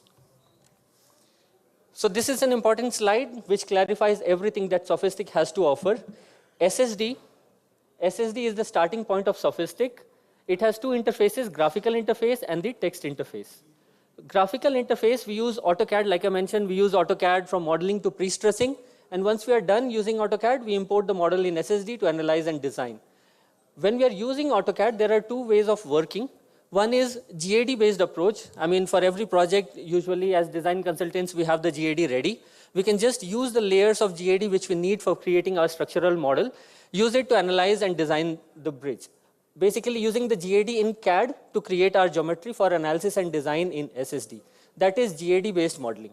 Another approach in CAD is axis-based modeling. So it will be more clear in coming slides how axis-based modeling is advantageous. In fact, Mr. Pratik already presented that axis-based modeling is a boon to bridge design. I'll present how this axis-based modeling feature is quite powerful. In fact, it's so powerful that we have given it to Autodesk. They have put it inside Revit. Because we are official partners with Autodesk, we have given our axis-based modeling feature to Autodesk. They have put it inside Revit. So you can do the axis-based modeling in Revit itself and then have the model imported from there to Sophistic to analyze design while Revit is being used to prepare drawings. All right. And the same axis-based feature has been given to McNeil and they have put it inside Grasshopper. So concept is the same. I'll show a short video of a minute later on. That concept, once that is understood, it is the same concept which is being used in Revit as well as in Grasshopper. We do the axis-based modeling. Of course, visual programming being done in Grasshopper instead of writing the text file. We do it, but we use the axis-based components of Sophistic inside Grasshopper, and we import the model from there to Sophistic to analyze and design. Enough has been talked about the Excel automation as well. So Excel integration is something that Mr. Pratik also presented, as Force has been using for over the years. So Excel input, we provide the input in the Excel file. Sophistic, without the need of any other external programming interfaces, is capable of reading the cells of the Excel file. So Sophistic reads the cells of the Excel file, creates the model, analyzes it, and sends the results back into the Excel file. So this is the integration. There is no need of any other programming interface except for Sophistic's own Teddy. Moving on, this is a slide which showcases the GAD-based approach. So here I'm going to show you how we can use GADs that we usually have with us, how we can utilize it to create a simple PSC iGirder project. In order to make it quick, I might have to skip after a bit. Currently, we are defining the material and section properties from the database of the software. It's a PSC girder, so we'll be defining the pre-stressing steel as well. Once that's done, we are done defining material properties. For cross-section, we'll define the diaphragm section from here. So it's a demonstration of GAD-based approach. After GAD-based, I'll show you the axis-based. These are the only two ways you can work in CAD using Sophistic's interface. So now we are in the CAD interface of Sophistic. This is nothing but AutoCAD. Only thing is, on the left, you'll see this tree menu that has been added to the existing AutoCAD 3D. So here, I have opened a CAD file which has the cross sections. We'll just take it to our project, paste it over there, and define which material is to be assigned to which part of the section. So just by assigning materials to different parts of the section, this is a PSC girder, the section gets created. We'll calculate, section properties would be calculated, and that's it. Using CAD, we created our cross section. Likewise, we can copy the GAD. So this is the entire GAD which will be copied into our project. Once it's pasted, we can use the layers of our interest to create our geometry. So for example, I'm defining the girder first. You can choose the section from here. It's the end section first, so you can just click on the CAD lines without worrying about creating nodes elements. Just click on CAD lines and you can create the cross section. So that way we can create the whole line model, and of course we'll need the area element for the deck. And for that, we can use the shell modeling.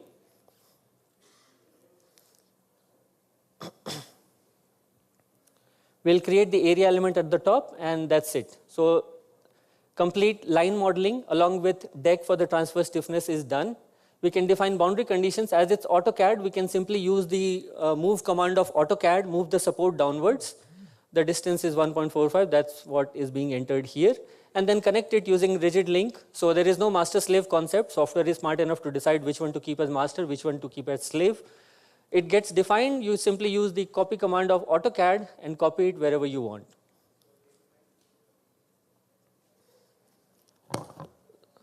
And this approach is the most basic approach. Whenever someone starts using Sophistic, this is the way we recommend. Firstly, work with the GAD before moving into the automations. So this is the very basic approach of working with Sophistic, yet it's quite easy if you have the GAD ready. Just get it prepared by your draftsman and use it to create your whole geometry. Loads have also been applied using CAD as the reference, and element load is also being applied. You can apply ways, you can use CAD as a reference, or you can select the element to apply the load as well. So these are ways we can apply load. Now next we'll talk about pre-stressing. Pre-stressing in Sophistic is axis-based. So what I want to highlight is, it's a curved skewed PSC girder bridge, and you can see how easily we have created the geometry. The length of the girder, the mid girder, inner girder, outer girder is not the same. So what Sophistic offers is, we just create an axis in the middle. We'll create tendons only in the mid girder.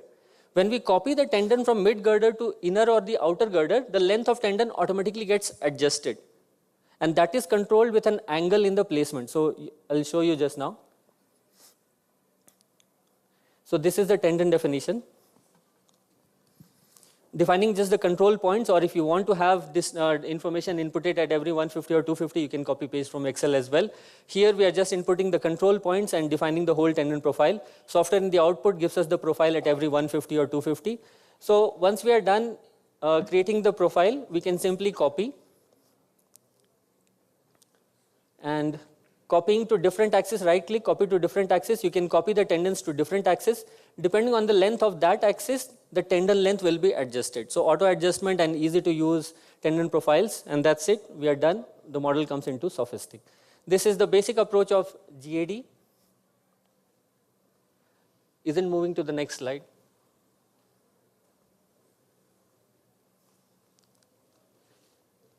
Can you move to the next slide, please? Next one.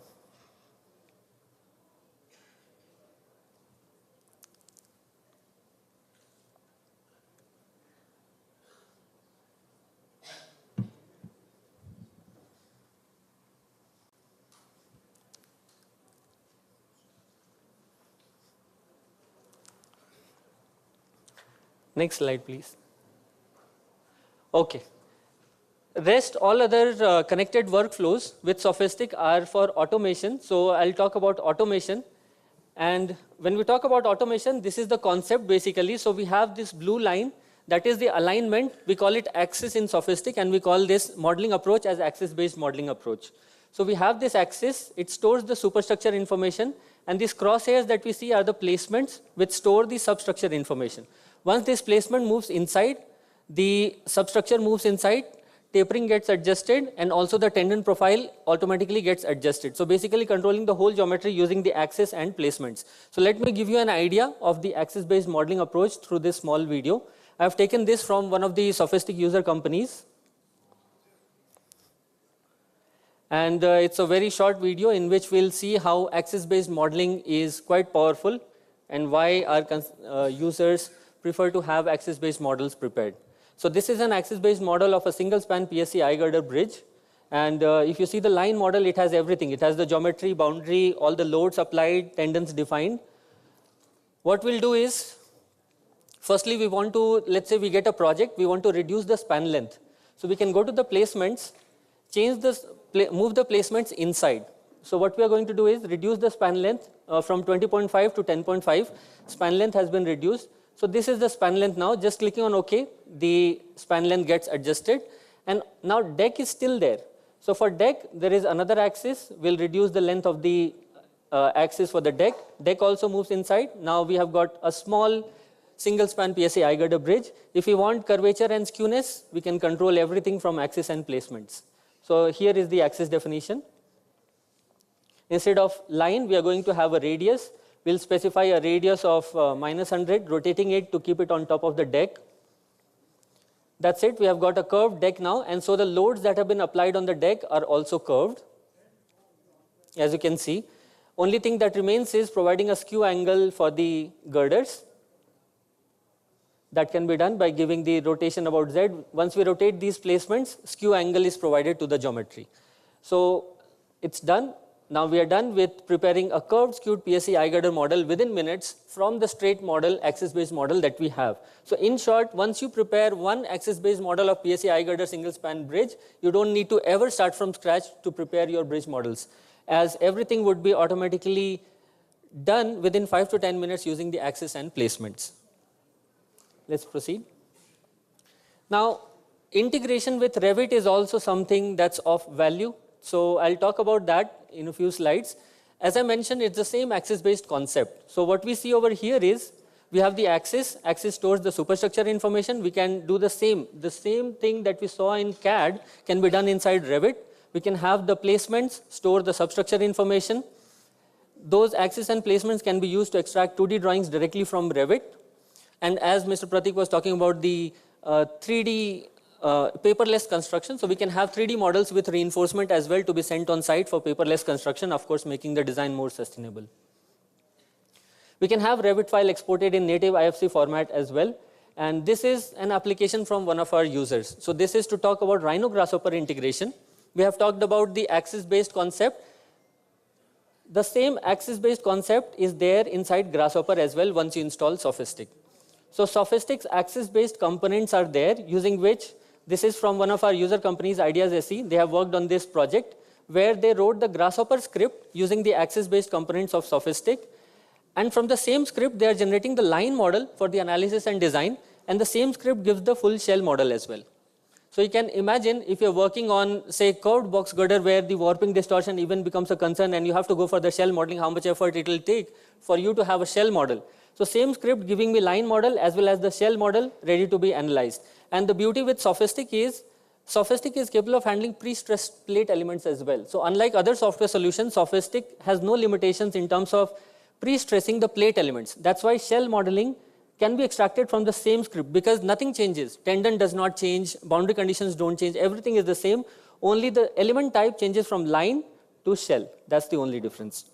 Furthermore, consultants have taken this Grasshopper integration to next level. So it's not just integrated for pre-processing, but for post-processing as well. So within Grasshopper, you can define cuts along the bridge geometry. And at those cuts, you can extract these sectional drawings, which can be sent for drawing purposes. Now, of course, you don't want draftsmen to measure the distance of tendons from the datum or any reference for that matter. You don't want that to be measured and mentioned in the table. So Grasshopper has this capability of extracting the tendon coordinates as well automatically at the section cuts, and those can be extracted in the tabulated format mentioned next to the drawings. So all this post-processing as well is possible with the Grasshopper's integration. And here, for defining these sections, the axis-based integration of Sophistic proves to be very handy. Yeah. If 2 more minutes, then this is an example which was shared by Rambol to us. And here they have integrated Tekla. So they have full Tekla model with all drawings to be extracted from here. And it is dynamically linked. As you know, Tekla is also dynamically linked with Grasshopper. So if you're using Grasshopper automation, you can utilize Tekla as well. Tekla or Revit could be your choice. And as you can see in this video, once you make changes in the Grasshopper model, the Tekla model automatically gets revised. So it's dynamically linked. And once you are done with making changes, finalizing the geometry, you can export this model to Sophistic for the purpose of analysis and design. I'll just wait for the part where this model is being exported to Sophistic and then move on. I'll skip the rest of the video. All right. So it has been exported and it comes in Sophistic. Now Excel automation, Mr. Pratik has already talked about Excel automation, so I won't be talking about Excel automation here. But something that can be highlighted is Mr. Pratik talked about report-to-report approach. So you give input in the Excel file, get the model prepared, analyze, get the results back into your Excel file. But this consultant has used this Excel automation even not for the report purpose, but for pre-bid stage. So how they have utilized is, currently it's a 5-girder system. It's a 5-girder system. Let's go back to the Excel file. Now, number of girders is being changed to 3. So these are the input data based on which the model is being generated. Once the revised model is ready, we can have the graphical view of it. So changing the data in Excel, as we already saw, it's a 3-girder model now. So just with Excel, we can control the whole geometry. And to get the results back into the Excel, what this consultant did was, instead of getting all the results for preparing a report, they only extracted the maximum tensile stress for the combinations that they have specified. So maximum tensile stress comes over here, and here are the number of profiles. So software will iteratively, it will go on increasing the profiles from 2 to 3 to 4. So at bidding stage, engineers are not investing time with this automation to calculate, okay, how many tendons or what section size for that matter is going to be sufficient for me to be able to calculate the quantity and bid for this project. Using this option, we can have the automation done for the pre-bid stage as well, where tendon profiles can be optimized, as well as we can have the section sizes optimized. And software will do it for you. Once you click on optimize profile, it will go on increasing the profiles. Yeah, I'm almost done, sir. So that's Excel automation. And this substructure and foundation automation has already been presented in Mr. Pratik's presentation, so I won't be going through that. The last slide that I have, of course, we can't leave sustainability behind, and sustainability is not optional. But before that, I'll talk about durability and what Sophistic has. So Mr. Harshvardhan Subbarao has already presented, there are a lot of ways, choice of material through which we can increase the durability. And one such material is the ultra-high performance concrete. Sophistic supports the ductile material, which is already tested, and there are standard references on what to mix in what quantity to have certain strength of the UHPF RC. If we follow that, then we can utilize it in our projects. And the advantage is, instead of manually defining the elastic properties, strengths, furthermore, we have to define the ULS, SLS, the compressive strength, tensile strength variation, and not just that, we have to define the creep shrinkage curves as well. So all that is built in inside Sophistic if we use the ductile material as per the French standards for UHPF RC projects.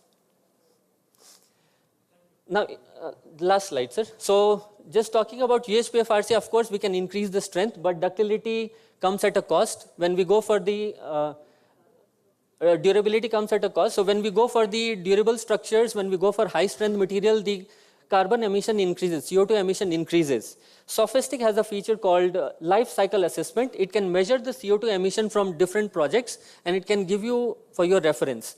What you can do is you can compare the CO2 output across multiple design variants, and you can come up with the optimized structure which takes care of durability as well as sustainability. And this tool is quite handy in controlling the CO2 emission in the entire lifespan of the structure. This is one way of having sustainable structures. Of course, paperless construction that has been already talked about can also aid to the sustainability. And of course, after this as well, there will be carbon emission. Whichever variant you choose, there will be some carbon emission that can further be reduced with recycling and other options that Mr. Harshvardhan sir already presented. So that's it from my side. Thank you. Thank you. We will have questions. Anybody wants to raise questions? Please. Mic kodappa. Sir, we will take this question, and my request to the chair is, Sir, Nagendra sir, at the end of the session, we'll take it. Now we'll go ahead with Hegde sir, and Q&A we'll keep it to the end. Yeah, after this speaker. At the end of the session. Thank you.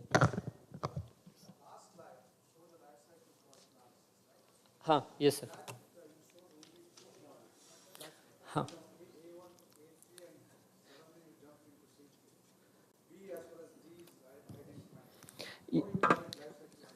There is an option for that, sir. If we can have a look, there is a checkbox at the top. We can have. We can't? So there is a checkbox, sir. We can switch on that as well and have that for the consideration. So here, last slide. Last slide, please.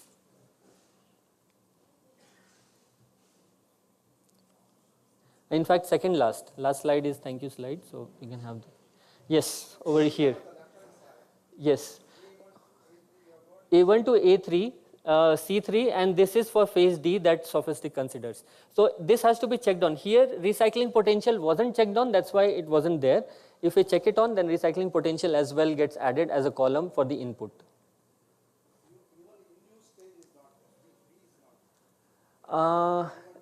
Renew stage, renewal stage. Maybe that can be given as a feedback. Because I have taken this from actual project reference. Our French office was kind enough to share this application on a short notice. But then, okay, I'll share that as a feedback for B1 to B12. Okay. Yes, of course, sir. If that's integral structure, we go for the foundation modeling with the structure itself. And in fact, for foundation, if consultants are having the separate analysis design model, it was already covered in Mr. Pratik's presentation, where he showed an automation for pier with piles being automated through input through Excel. Further questions we will take up after the end of the session. Yeah, that is there, sir. Thank you. Thank you. That is there, sir. It's being used at PWDs as well, so it's there. I think. Okay. Thank you very much.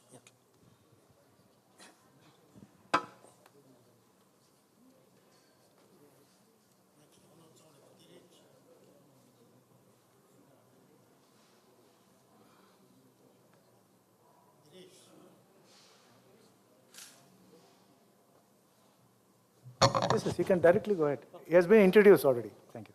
Sorry. So which one is pause? This is forward. Can you stage? Okay. This is forward. This is going back, and this is the laser. This is a laser. Okay, this is forward. This is going back. Pause. You can just leave it. Okay. Okay. Very warm.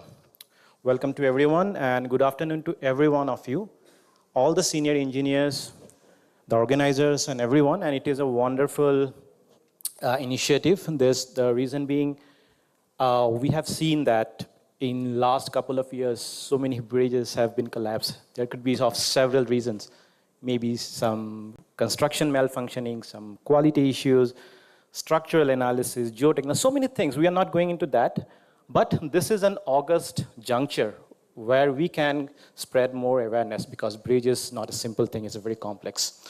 So anyway, to cut short this, we have so many slides, so I would be rushing a little bit faster because along with me, I have my colleague Saurav, who is also a subject matter expert on bridge, and he has done his master from IISc Bangalore. So I will just touch upon STAD and EDINA, which is a newest addition to our FEA portfolio.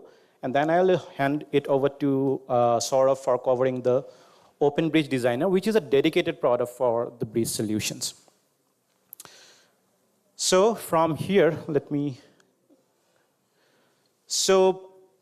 I know that many of you or someone in the past, like Pratik has already mentioned that STAD, most of you are aware what it does, but it's not meant for any bridge structure. It's a kind of comprehensive FEA product where it can handle so many different kind of structures, but bridge is one of them.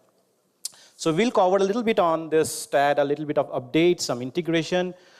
I'm not going to, obviously, in this panel, so many senior engineers are there who has much more experience than me. They know a lot many things on bridge design because they have been involved, but we'll try to connect like what we are delivering, what we are here for. Then integration and workflow, success story, Edina, Open Bridge Designer, and the iTwin technology, which is a kind of buzzword these days.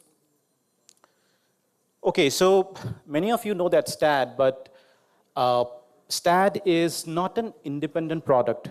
So currently, we have our total ecosystem for any structural simulations. STAD is a vital product though. So these are some of the products which are well integrated with that, encompassing all the necessary design and analysis aspects. For example, we have, let me go to the next slide, and it all comes under a single package. We call it the structural work suite. So for example, this is a kind of, you know that STAD is a very, just one moment. So STAD is a kind of product which can handle medium, simple, and in some cases, some complex bridge structures. But these kind of structures like FOB, we have been seeing so many users and they have been using it. And here you can see so many different things were analyzed. For example, footfall analysis to just check if the vibration is within the allowable limit or not. Instead, there is a feature called steel section optimization, then plate pad analysis, and then we have integrated connection designer, what we call it the RAM connection. And finally, we have the steel detailing product, which is called auto drafter. So let's see here. STAD is doing the bulk of the task because it is handling the complex finite element procedures. And we have STAD Foundation Advanced, which can handle both the rigid as well as the flexible type of foundation. After it does the design and optimization of steel sections, we have something called auto drafter, which will readily generate the CAD-based drawing for you.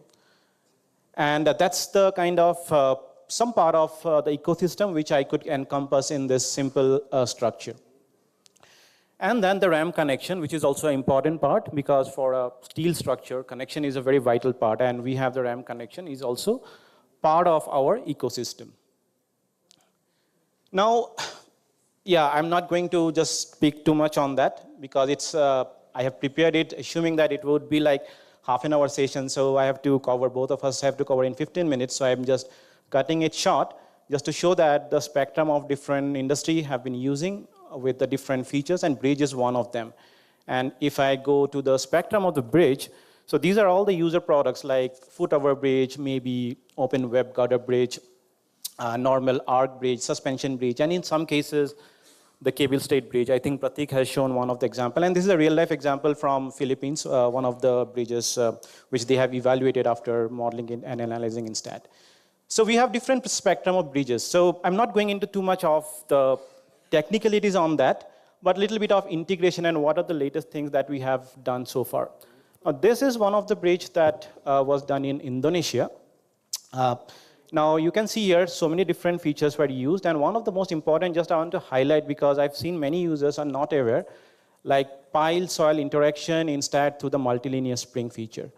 Now, this is a very important part, and the entire thing was done by the finite element modeling by determining its stress and see where is the stress hotspot and so on. Now, after the analysis, we are not designing this shell elements because we can only generate the analysis part, and designing would be based on different engineers' discretion.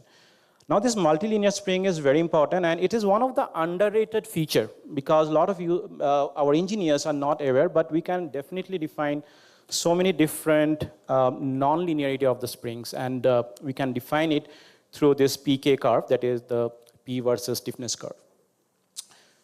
So this is the input for the multilinear spring, and this is, everyone might be aware, like this is a kind of suspension bridge, and I'm not going into the detail because Pratik has mentioned like a kind of cable bridge, cable stayed bridge, But there is a new enhancement that we have done in the recent past. Previously, we did have this cable element, but of late we have improved it called the advanced nonlinear cable analysis, which can take care of a lot of different types of complex geometric nonlinearities. One of them is the large deformation effect, and it is fast and much more stable. It can capture the catenary profile and ideal for any complex structures. This is, I have just shown it here. I'll just skip a little bit. This is one of the projects they have done by Assam Public Work Department few days back. In the wet stage, means whenever the formwork has been placed, the wet concrete was placed, they were evaluating like, okay, how it is going to perform, because the reason being there is no such deck, which is acting like a kind of diaphragm-like action, which would restrict the lateral torsional buckling. But as it's in a green stage, it's very important to, because we have noticed in past so many plate girder bridge collapse due to this one, because we didn't evaluate it properly. So kind of advanced buckling analysis, eigen buckling analysis was performed to just capture different kinds of aspects, and most important thing is the lateral torsional buckling. Kindly restrict yourself to the application part. Okay. Because there's not much time available. Yeah, I'm just moving fast. And that's the reason I'm just going to some of the case studies quickly. So this is a detailed bridge for the rail link in the Rishikesh to Karan Prayag. It's called the package 3, and our client is WSP. Now, that would show you like what are the different workflow they have adopted from what technology. Right from the planning, we have provided a lot of initial inputs like contour mapping and all. And they have used STAD and other products for finally designing them. So I will just focus on the STAD part. So this is the one. And let me go to this one. So it's a kind of complex one because you can see the railway line was going into this rough terrain. So it has to cross the riverine and just go inside in the mountain. And that's the reason there is different kinds of complex structural assumptions should be there. Now this is a steel bridge, and they have used something called cloud solver. This is an emerging technology, and we do have for comparing different scenarios. There are different kinds of possibilities, right? So the cloud server is a kind of server which would utilize the STAD solver there. Much more cutting short your analysis runtime, and it will perform the analysis parallelly and give you the comparative detail like which one you can initially take it in the considerations.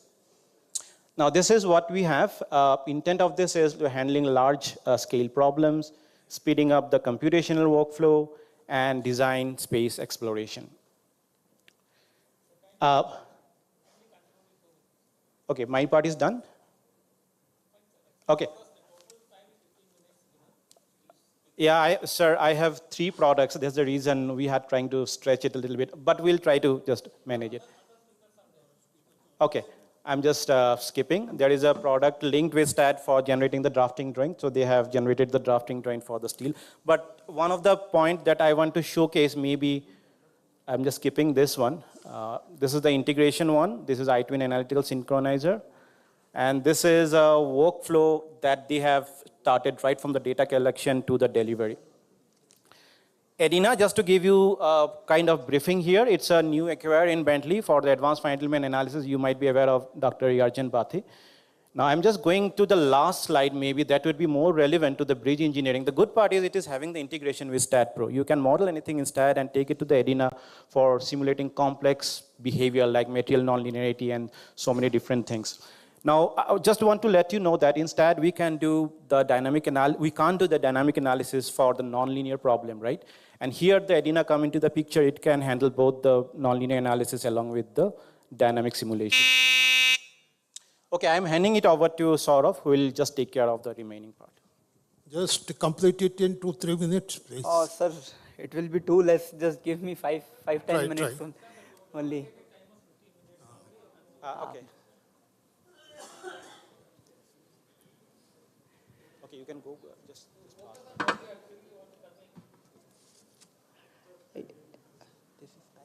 Yeah, yeah, yeah. Yeah. So just briefly, I'll introduce myself. My name is Saurabh Saxena. I did my master's from IISc Bangalore, and post my master's, I joined BNS Engineering Consultant, and I learned the basic of bridge engineering from there only, and then I worked for L&T Infrastructure Engineering as well. So currently, I am looking after Open Bridge Designer, and as Mr. Harshvardhan Subbarao sir said about some digital twins, so basically I will be focusing on the digital twin models. So to understand how we approach to that approach is basically, this is a generalized representation of traditional project life cycle. As you can see in this, different stakeholders are involved. So the collaboration, or to say seamless collaboration between those stakeholders, is very difficult. And in India, I don't think there is a shortage of engineering minds in India. We are the most intelligent engineers. And the problem is just collaboration or seamless collaboration. So Open Bridge Designer is a solution which creates a digital twin. Creating a digital twin is not as easy because we have to deal with the data coming from these softwares like CAD, BIM, and we have to integrate them seamlessly. So Open Bridge Designer has capability of doing all that.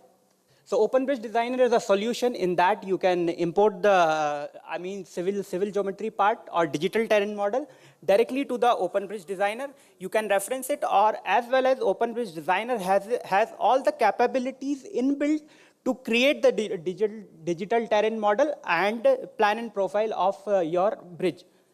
So with the same 3D model, what you generate in Open Bridge Designer, you can use that same model for visualization, for analysis and designing, and for this quantity production, rebar detailing, and then plan production, and then for construction review. So it's an end-to-end solution.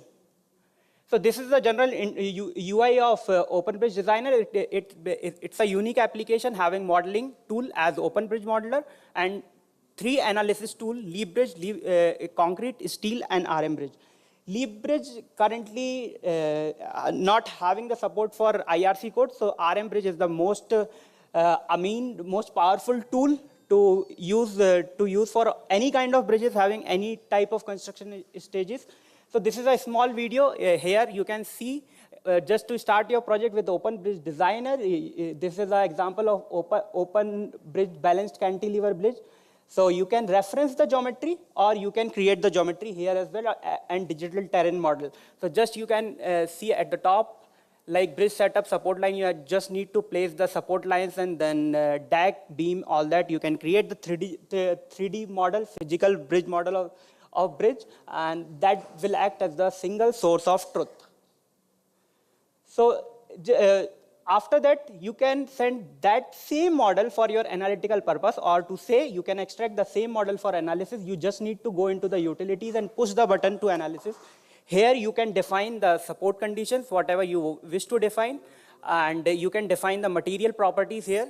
This window will pop up, and then you will get the analytical model from that 3D model. So that 3D model is going to behave as a single source of truth. So this is why RM is a differentiator. I won't talk much about it. Whatever you want to do, every aspect you can perform, like wind buffeting analysis and force-based seismic analysis, as well as displacement-based seismic analysis, which comprises of model pushover analysis. So this is a sniff from one of our users who performed a wind buffeting analysis in Coffs Harbour Bridge. You can perform the rolling stock analysis as well. Due to shortage of time, I won't speak much. Now, there may be a question in your minds that while defining the 3D bridge model, I cannot define the tendon profiles or cables in that. So for that, I have transferred the model to RM Bridge. In RM Bridge, I can define the tendons and cable profiles, whatever it is, and then you can send back the same model to that 3D model, that is Open Bridge Modeler. So just you have to go to that tab and update the model from RM. You can see in this video, your tendon profile will be updated, and now again this model will behave as a single source of truth. So this will create a digital twin of your bridge project. Now, after design analysis and achieving that cable profiles, you have to generate the reports. You can see in analysis and reporting tab, you can create quantities report, deck beam elevation report, anything, whatever you want to wish with the same model as you can see in this small video. Now reports, I already discussed about this. The most beautiful part of Open Bridge modeler capabilities is sometimes alignment is getting changed. You have to move the bridge limits, update the roadway geometry, or update the bridge element. That you can do it very easily in Open Bridge modeler. You need not to recreate the model. You need not to re-input the details for your analytical modeling. Everything from that 3D model can be generated. Plan production, as I have already mentioned. So these plans will be dynamically updated from 2D views.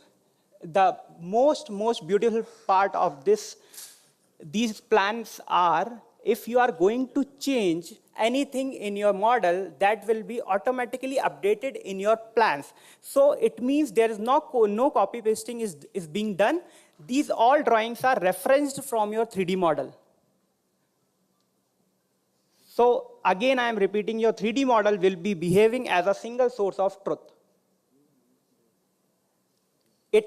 Open Bridge Modeler has an integration with ProStructure.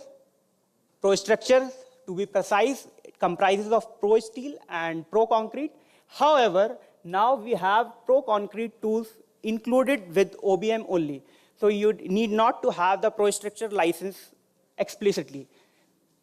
Now coming to the most important part, why I am saying again. I think it's sir, time. just 2 minutes, sir, just 2 minutes. I'll finish it off. It is supposed to be 1:30 now. Sir, just 2 minutes. So you can add. I am repeatedly saying that Open Bridge Modeler model will act as a single source of truth. So you can add the BIM properties or bridge information modeling properties beyond LOD 500. So you can custom the data which is not generated by Bentley design or modeling software. You can add extra information to the elements in the model. And as you can see that attach item, detach item. So if you want to attach anything to the bridge model elements, you can attach, as you can see on the snip on right hand side, bearing manufacturer name, serial number, installation date, everything you can give input to the model. So you can import the custom library of property items from DGN or DGN lib file. So this is what actually now you guys may be having a question, and senior sitting here may be having a question. Okay, if we have the Bentley software, we can have this end-to-end solution. So to answer that, I would say, yes, it is not necessary to have the native Bentley software for accessing or collaborating seamlessly with Open Bridge Designer model. If there is a application called iTwin Design Review, which Bentley is offering. So this is a web-based application. You don't need to have the, native Open Bridge Designer. If I am doing on Open Bridge Designer, you are sitting there, you want to check, comment anything on that model, you have that iTwin Design Review. That is a web-based application, and in real time you can comment on that. I can resolve your queries, so it will be real time only, and you don't need to have the native Bentley software. Thank you. Please conclude. And these are the Bentley design applications through which you can achieve the interconnected workflow. And these are the third-party design application, and these are interchange formats. These are some of the applications I listed. Okay. Yes. Thank you. Thank you very much. Thank you so much. And may I request the esteemed speakers to please move on to the center stage for us to do the honors, sir. I request the chair and co-chair to join us in doing the honors. Request Jay Gopal, sir. I think questions you can send by email. Arvind sir and Girish sir will collect it, and it will be replied to you. Yes, please. Yes, please. Any questions that you have, please pass it on by a piece of slip of paper, or you can write to us. We will forward it to the speakers and come back to you with their replies. Thank you. Sir, please do the honors on behalf of them.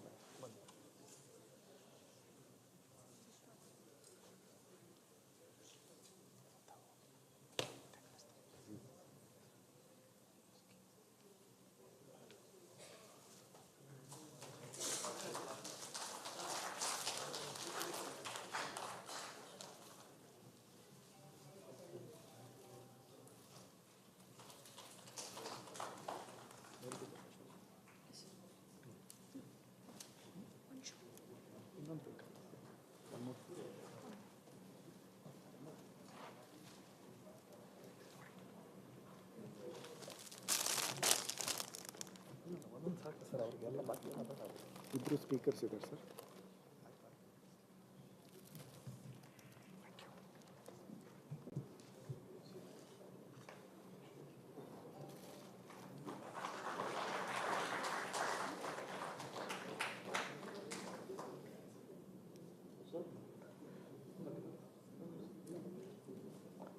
While we complete the honoring, I request the AV team to be ready with the KMV commercial presentation, please.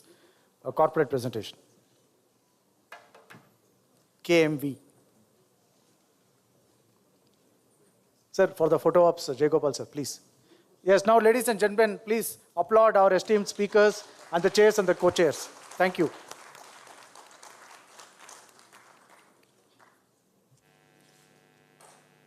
Thank you so much, sir. Thank you. We will move on to the next session now. And for the next session, we have at another distinguished chair and co-chair. May I request Mr. Engineer Taranath sir, who is the Vice President of KMV, to please come over and grace the stage. I also request Professor Niranjan, an expert in transport engineering from MS Ramaya Institute, to please come over and take his place on the dais.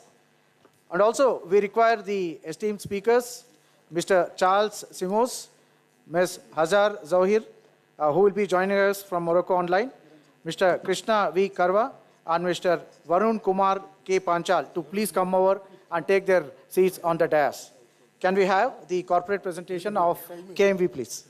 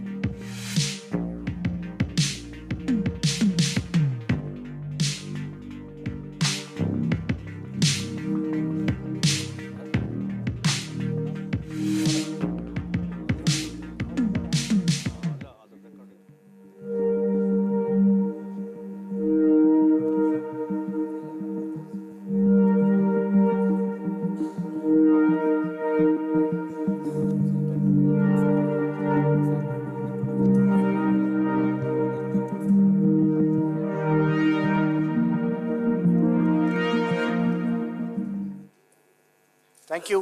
Thank you. So just before I hand over the stage to the chair and co-chair and the esteemed speaker, sir, we have 10 minutes for each of the speakers. And we've got one speaker joining us online from Morocco. Over to you, sir. You can begin. So because of paucity of time, please restrict yourself to 10 minutes each.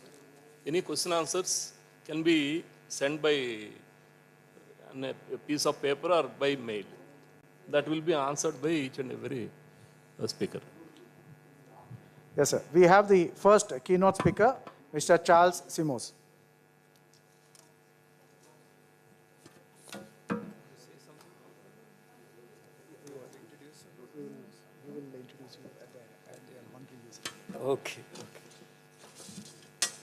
Okay, hello everybody.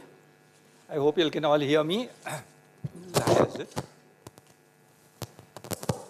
So, can you come on? I'll start, and I won't take up any more of your time than required. Transforming infrastructure projects through IoT, digital twins, and AI. This is what we're going to do. As a keynote speaker, I'm just going to introduce the topic. I'm not going to talk in detail. Yeah, this is forward, this okay. Backward, and this is a laser.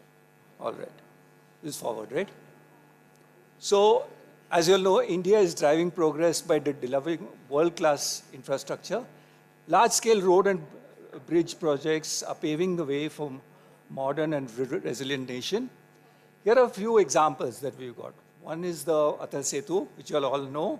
It's a long bridge, which is going from one end of Bombay to the other. Then there's the Mumbai-Delhi Expressway, spanning 1350 kilometers, and they say it's the longest expressway in the whole of India. And then you've got the Mumbai Coastal Road Project. This crucial initiative aims to ease the traffic situation in Mumbai. Part of it is already gone on stream. Remaining part is still going on. And having said that, now with these ambitious projects and ongoing projects, bridges are crucial components of these transportation and networks, providing vital links between locations and facilitating the movement of people and goods. We know the accessibility improves with bridges. When we have bridges, there's a huge improvement in accessibility. Their management and maintenance, however, present significant challenges due to factors like aging infrastructure, increasing traffic loads, and environmental exposure. And as we know, we've got grim reminders in our country where bridges have failed, people have died, equipment has been lost, property has been lost. So the focus of this conference, as you all know, is to come closer to meeting the ambitious but worthy goal of building bridges with more than 200-year lifespan by addressing the challenges and their solution. Design and construction needs to be performed to ensure that bridges are safe and reliable under anticipated loads and environment conditions throughout its design life. Now we're talking of a design life of 200 years, right? But management and over 200 years, really. Management and maintenance during its long service are important and critical. So this is one nice example which I thought we all need to look at. Some of us may be aware of this, some of us may not. If you look at that picture over there, if you look at the Greer Side Bridge on my left here, that was the first gateway bridge in Brisbane, Australia, which was, I think, constructed in the 80s. And what you see like a ghost image on the right was the model, but which was completed in 210, which was the second gateway bridge, Brisbane, Australia. And it was done at that time with a design life of 300 years, right? 2010, they built a bridge with a design life of 300 years. So this concept is not really something very new. It's something which people have been hoping for a long time. In fact, IABSE itself in New York had a conference in 2019 where they brought this up, a 200-year bridge.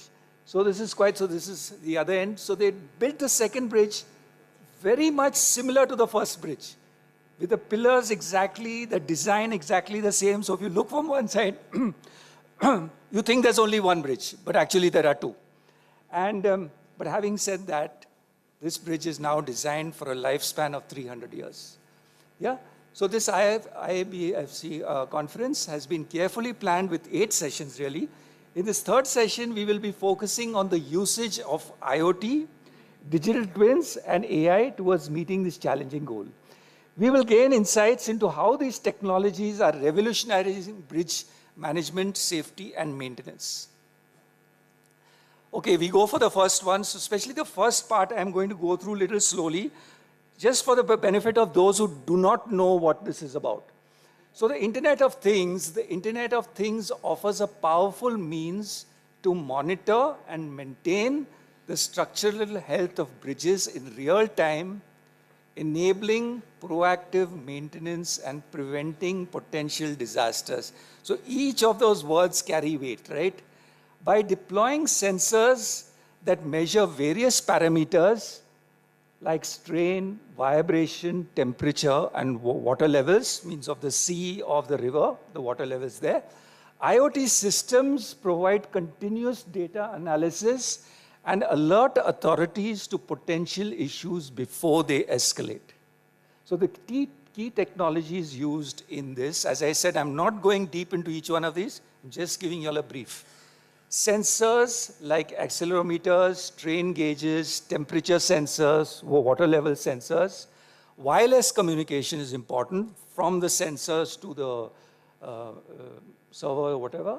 Wireless communication like Wi-Fi, etc. And then cloud computing platforms like AWS for the data storage, processing, and analysis. So this is to do with the first of our components, are three components which go together. That's Internet of Things. And we will see how these three components finally converge into forming a new technology which is taking us forward. So the next one is digital twins for bridges, a virtual revolution. Digital twins are virtual replicas of physical assets. So what do? You have a physical asset and you replicate it in a digital form. Like bridges that allow for real-time monitoring, analysis, and predictive maintenance. They integrate data from various sources, including IoT sensors, drones, and existing bridge data, to create a comprehensive digital representation. This enables proactive maintenance, reduces downtime, and more efficient management of bridge infrastructure. So the three key technologies used are 3D modeling, BIM, and more specific to bridges, it's BRIM actually, which is a variation of BIM, creating a detailed 3D model of the bridge for visualization and analysis. GIS integration, integrating the bridge model with geographic information systems, GIC, for spatial analysis and visualization. Just to stop here at this point, please understand that even though BRIM is used, the BRIM platform is not really used generally for a twin, a digital twin. It's transferred to another IFC platform, a platform which takes data in IFC mode, so that you are then compatible with a lot of uses and a lot of things which you can get from different sources. Because otherwise the BRIM platform or any specific platform may have its own compatibility issues. So that is an important thing to remember, that it's a separate platform which goes in and then you can get information from sensors, you can get whatnot, you can then transfer that information, do some simulations, get the results of the simulations which help you onwards. Data analytics and AI, utilizing data analytics and artificial intelligence to process large amounts of data and extract valuable insights. Cloud computing, so these are all the technologies used. Storing and managing large data sets and enabling remote access to the digital twin. And then we have VR, virtual and augmented VR and AR, virtual augmented reality, using virtual and augmented reality technologies for immersive visualization and interaction with the digital twin. So there you are. You can actually go into that digital twin, and very often before that bridge has even started any construction, through your VR and AR, you can actually get a real feel as if you are on that bridge, right? So real examples of DTs, a Yanu Bridge, Hanning, China, a digital twin model was created using 3D photogrammetry and real-time data, Golden Gate Bridge and Pras Bridge, okay? I won't be much. AI is the revolutioning bridge engineering by enhancing design, construction, maintenance, okay? Predict potential failures, and so AI is a very important part. Without AI, we are not going ahead. So AI also plays a crucial role in optimizing resource allocation, improving safety, and minimizing environmental collision. So the key technologies used are machine learning, which is very important, computer vision, generative design, robotics and automation, which is very important, especially if you're using AI at the time of bridge construction. Robotics would come in very much over there. And then sensors and IoT. Sensors and IoT devices are used to collect data, monitoring, and so challenges in the future. These are some of the challenges that we will face with these three technologies. Data management and integration, managing and integrating data from various sources and ensuring data quality and accuracy are significant challenges. Cybersecurity, protecting digital twins and bridge infrastructure from potential cyber attacks, very important. Scalability and cost, scaling digital twin technology to larger bridge networks and managing the associated costs are challenges. Future trends, emerging technologies such as 5G and blockchain have significant potential to further enhance digital twin capabilities in bridge management. So with that, I'll conclude. We have seen the benefits of IoT, digital twins, and AI in bridge management. We encourage every attendee here to get at this conference, enthusiastically embrace these technologies and explore their potential for improving infrastructure resilience and sustainability.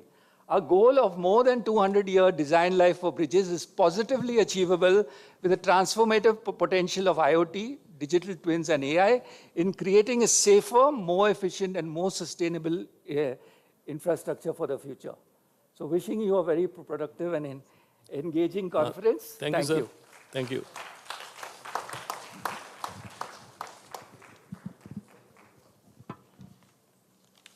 Thank you, sis. Now we have the next speaker. Yeah. By any chance, do you have the video of Ms. Hajar Zaubir ready, please? AV desk.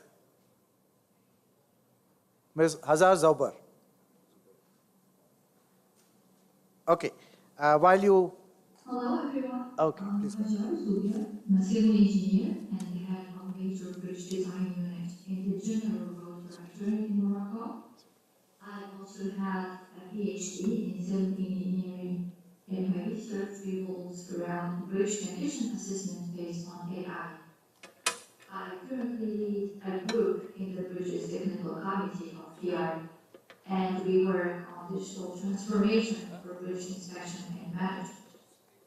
So today I will present how emerging digital technologies, specifically the Internet of Things, digital twins, and artificial intelligence, are reshaping decision-making in bridge asset management. And my talk will be structured as follows. We'll begin by understanding the need for modernization and interaction, then explore how IoTs and digital twins function in this domain, followed by AI applications in data analytics, and then conclude with future trends and challenges. So as you know, bridge infrastructure worldwide is aging, and many assets face increased risks due to climate change and heavier traffic loads. Manual inspections are costly, infrequent, and often reactive. What we need is a shift toward real-time, data-driven maintenance strategies that are both predictive and cost-effective. And this is where digital technologies become crucial. So the principle of IoTs is to instrument bridges with various sensors, such as rain gauges, accelerometers, erosion sensors, for example. These devices collect critical, both structural and environmental data. Using edge computing, we can process some of this data locally, reducing latency and bandwidth. Transmission is typically wireless through protocols like LoRaWAN or 5G, with data stored and visualized in the cloud for easy access by stakeholders. In the slide, you can see a schematic of the deployed IoT system. As shown, it integrates at the same time sensors, wireless communication, and a cloud dashboard to provide real-time condition monitoring. This forms the foundational layer for digital twins and AI analytics. Digital twins are dynamic digital replicas of physical bridge assets. These systems continuously synchronize with real-time sensor data to simulate behavior, predict performance, and asset damage progression. They enable scenario-based analysis, for example, how a bridge might respond to an extreme event or deterioration over time, providing a powerful tool for proactive maintenance planning. The figure in the slide illustrates an integrated architecture of a digital twin system for bridge management proposed by Musafi et al. In 2024. As you can see, it spans several functional layers, beginning with the physical bridge and ending with intelligent decision-making and user interaction. The monitoring and data collection layer gathers diverse types of structural and material data from the bridge using, for example, RGB images, GPR data, point cams, infrared topography, hyperspectral imaging, and context sensors. This multi-modal inspection captures both surface and internal conditions. Simultaneously, the system ingests design and construction data, including building information models, finite element models, and as-built records, and this provides the necessary digital baseline for the training. Data itself is transmitted via IoT-enabled connections, for example, 3G, 4G, 5G, Wi-Fi, Wi-Fi, and stored in an IoT database. In the core of the system is the digital twin building layer, which integrates 4 types of models: geometric 3D surface models, finite element model-based simulations, data-driven machine learning models, and information models. A model fusion combines these into updated hybrid models that represent both the current and future conditions of the bridge. And these updated models feed into an intelligent decision support system layer which supports both bridge level and network level decisions. It facilitates remedial planning and lifecycle management by simulating performance scenarios. So this is a very good example of an integrated architecture of a digital twin system for bridge management. Moving to AI, why are we using AI in bridges? So AI can be used for several and different reasons. Either for automating repetitive tasks, for example, data analysis, construction planning, and scheduling, or optimizing design and operations, improving decision-making through data-driven insights and real-time analytics, minimizing risk and safety enhancement through predictive maintenance and early failure automated detection, sustainability and innovation reasons, for example, autonomous construction or AI, the use of AI-based robots. Artificial intelligence enables deep analysis of massive data sets collected from sensors, inspections, and simulations.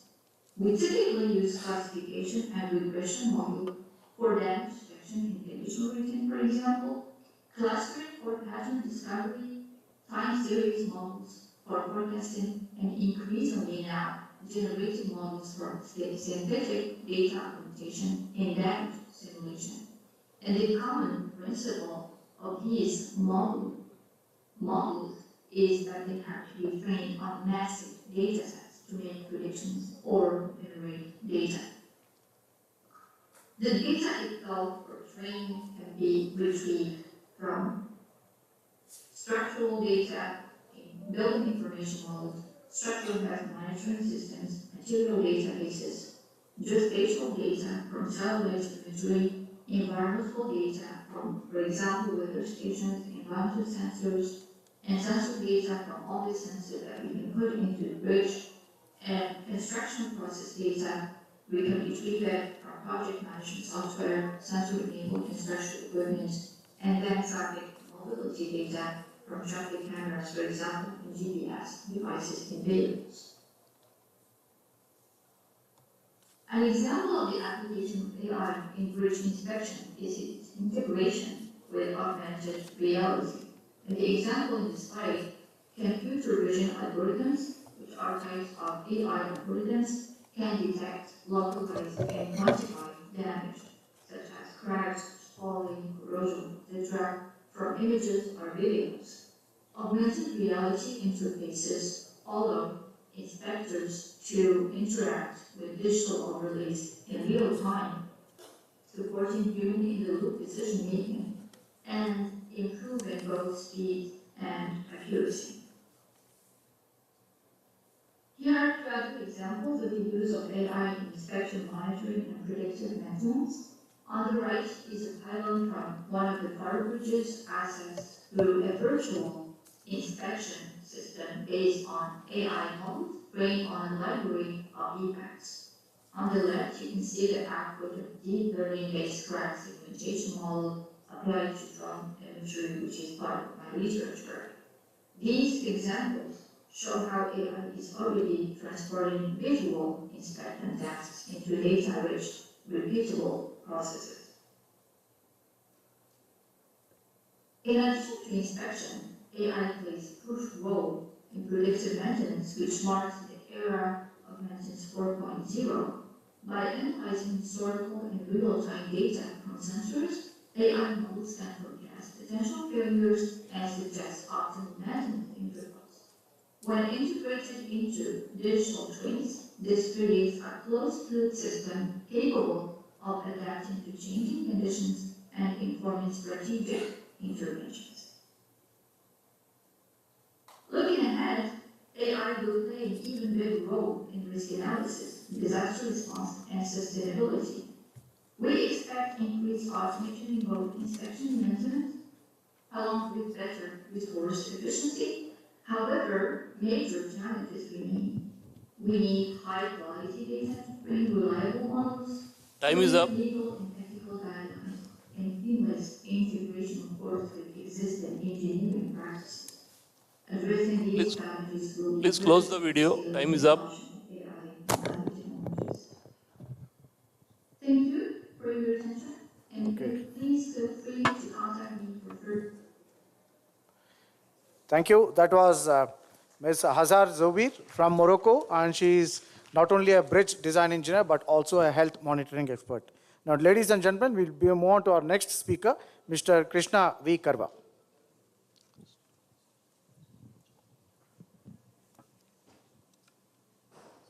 Hello. Beam, AI, Revit, Bentley, Digital Twin, AutoCAD, all we are hearing since morning. Hello. Hi.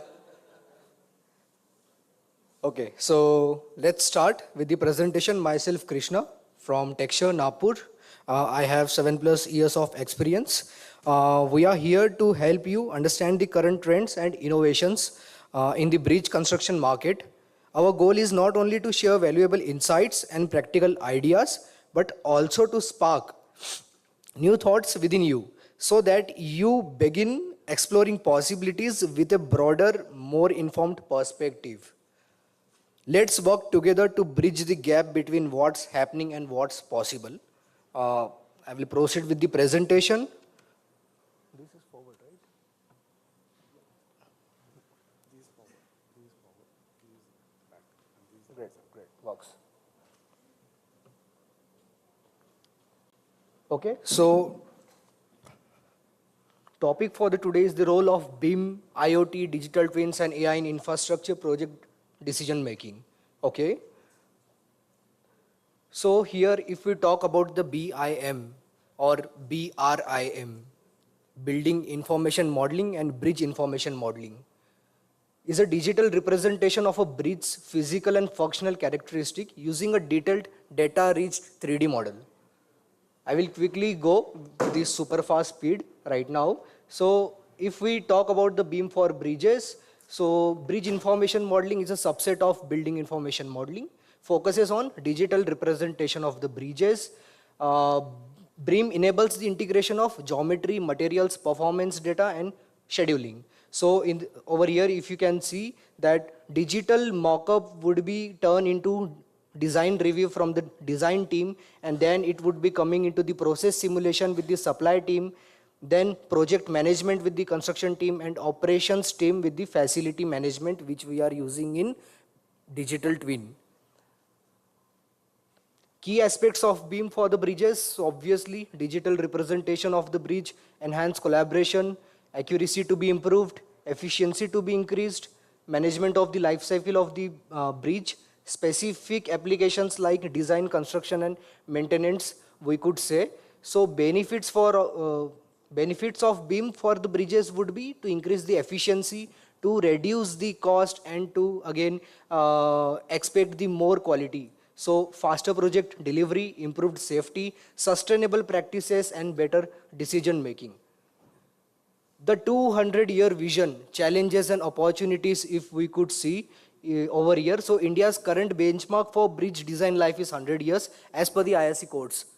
However, this is rarely achieved due to fragmented construction practices, lack of monitoring and advocate maintenance. Pushing this target to 200 years demands a paradigm shift, more precise design, early detection of clashes, long-term maintenance planning, and use of sustainable materials and innovative technologies. So, BREEAM offers a unified digital platform to address these independent challenges. Over here, you can see the BEAM services for the structural consultants.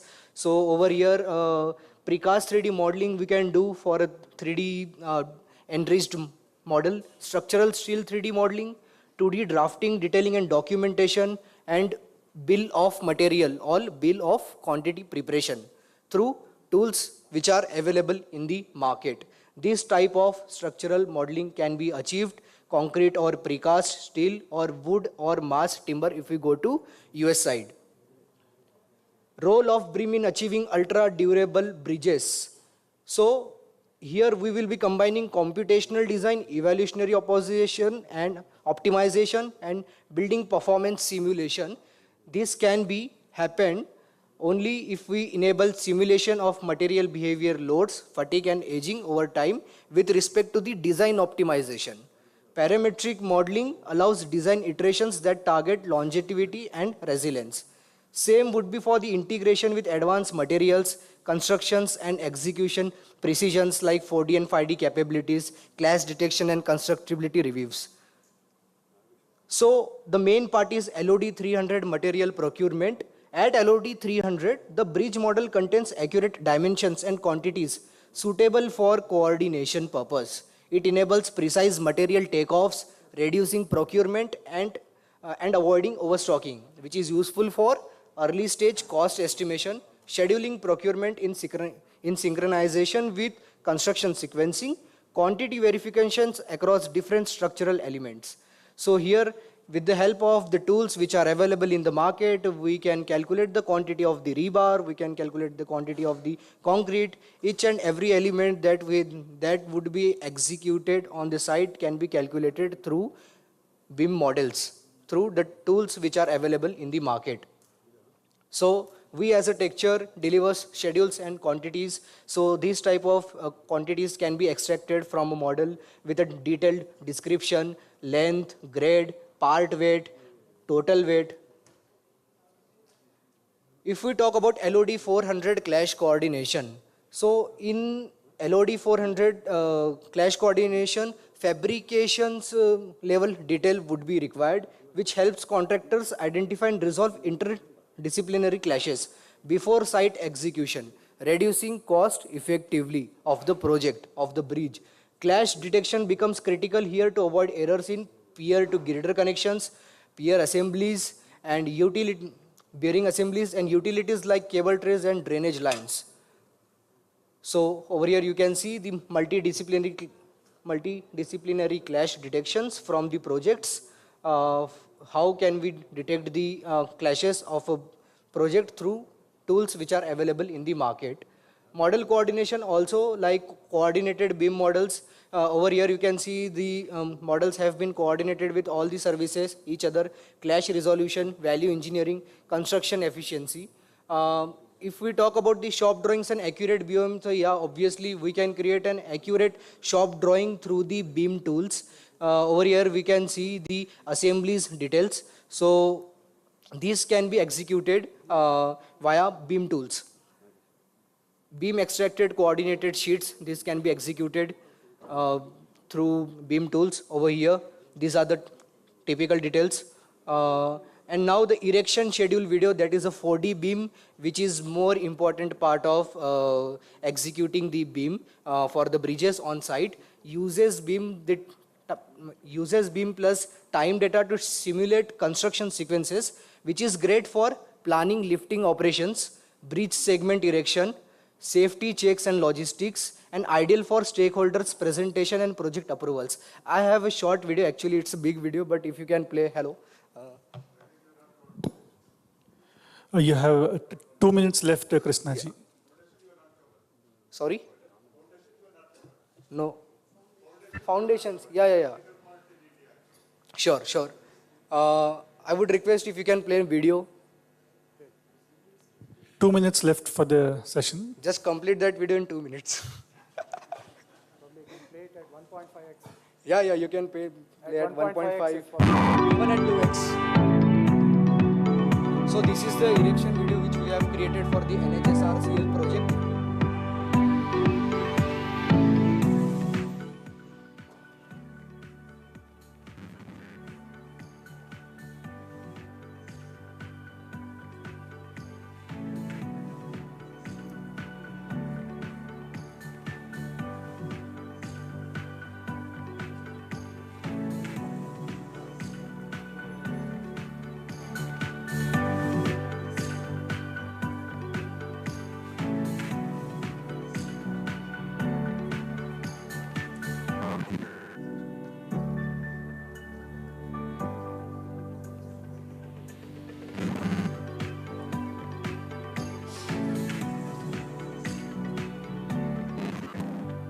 So basically we are executing superstructure of the bridge right now. As Mr. Pratik has showcased the live example, the same example we have we are showing right now through the beam. Okay. You can make forward the video.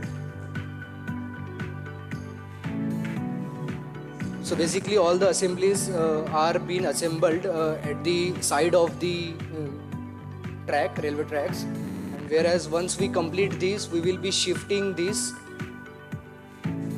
at the original position of that bridge.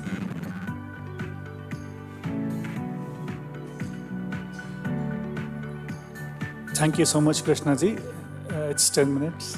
Just two more minutes. I will not take more than that. Yeah, we can come back to the slides. So this is how we would be creating. Yeah, so integration of AI and digital twin, I will not go in that depth. Everyone knows now what happening into the AI, what happening with the digital twin. So quickly I will go with the IFC file. What is IFC? BRIM to AI and digital twin. Everyone are saying that we have to convert BIM model to a digital twin model, but for that case we would be requiring an IFC file and what I can say, industry foundation classes file that can be converted from BIM to digital twin. So it allows information rich 3D models to shared across platforms and disciplines. IFC as a digital twin base, unique global IDs for every element, materials and physical properties, spatial hierarchy, relationship mapping and extensibility. So our conclusion is bridge information modeling is not just a tool, it's a strategic enabler.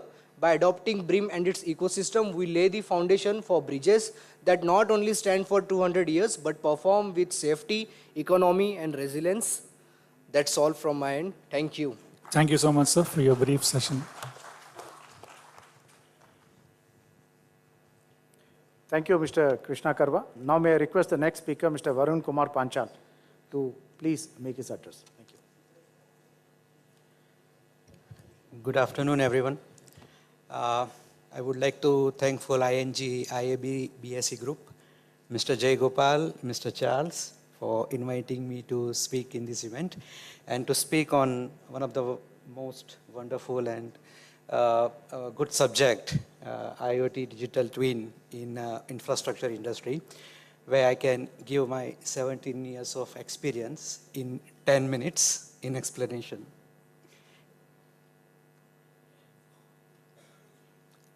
Can you change the presentation?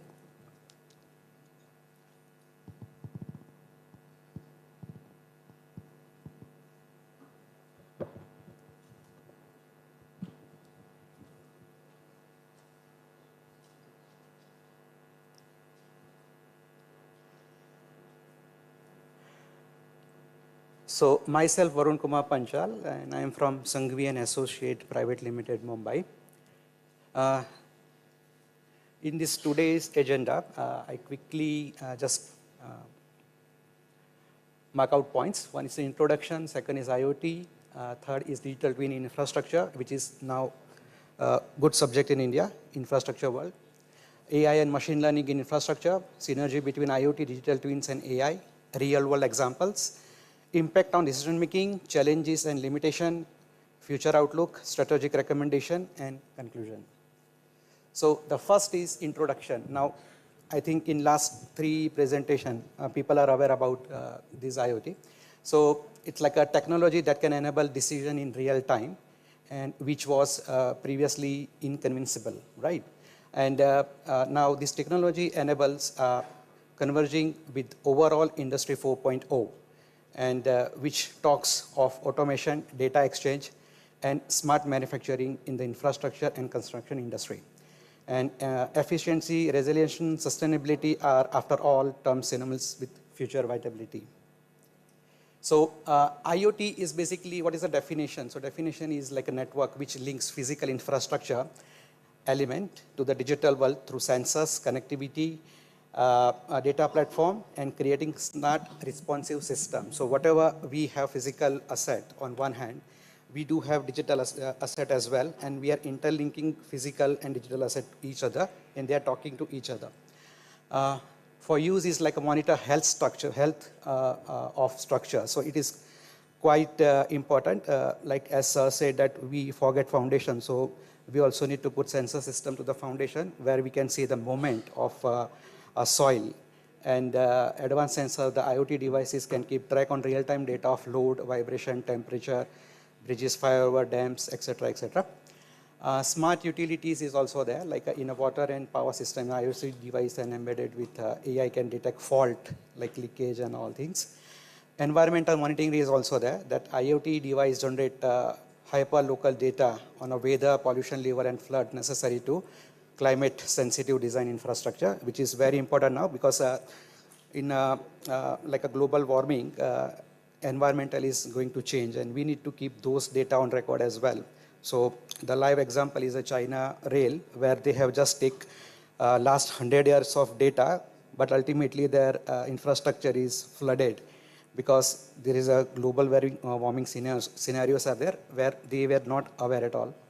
And construction site monitoring. So IoT variables and georeferencing tags monitor worker location, machinery status, and adherence to safety protocols, reducing mishaps and improving site visibilities.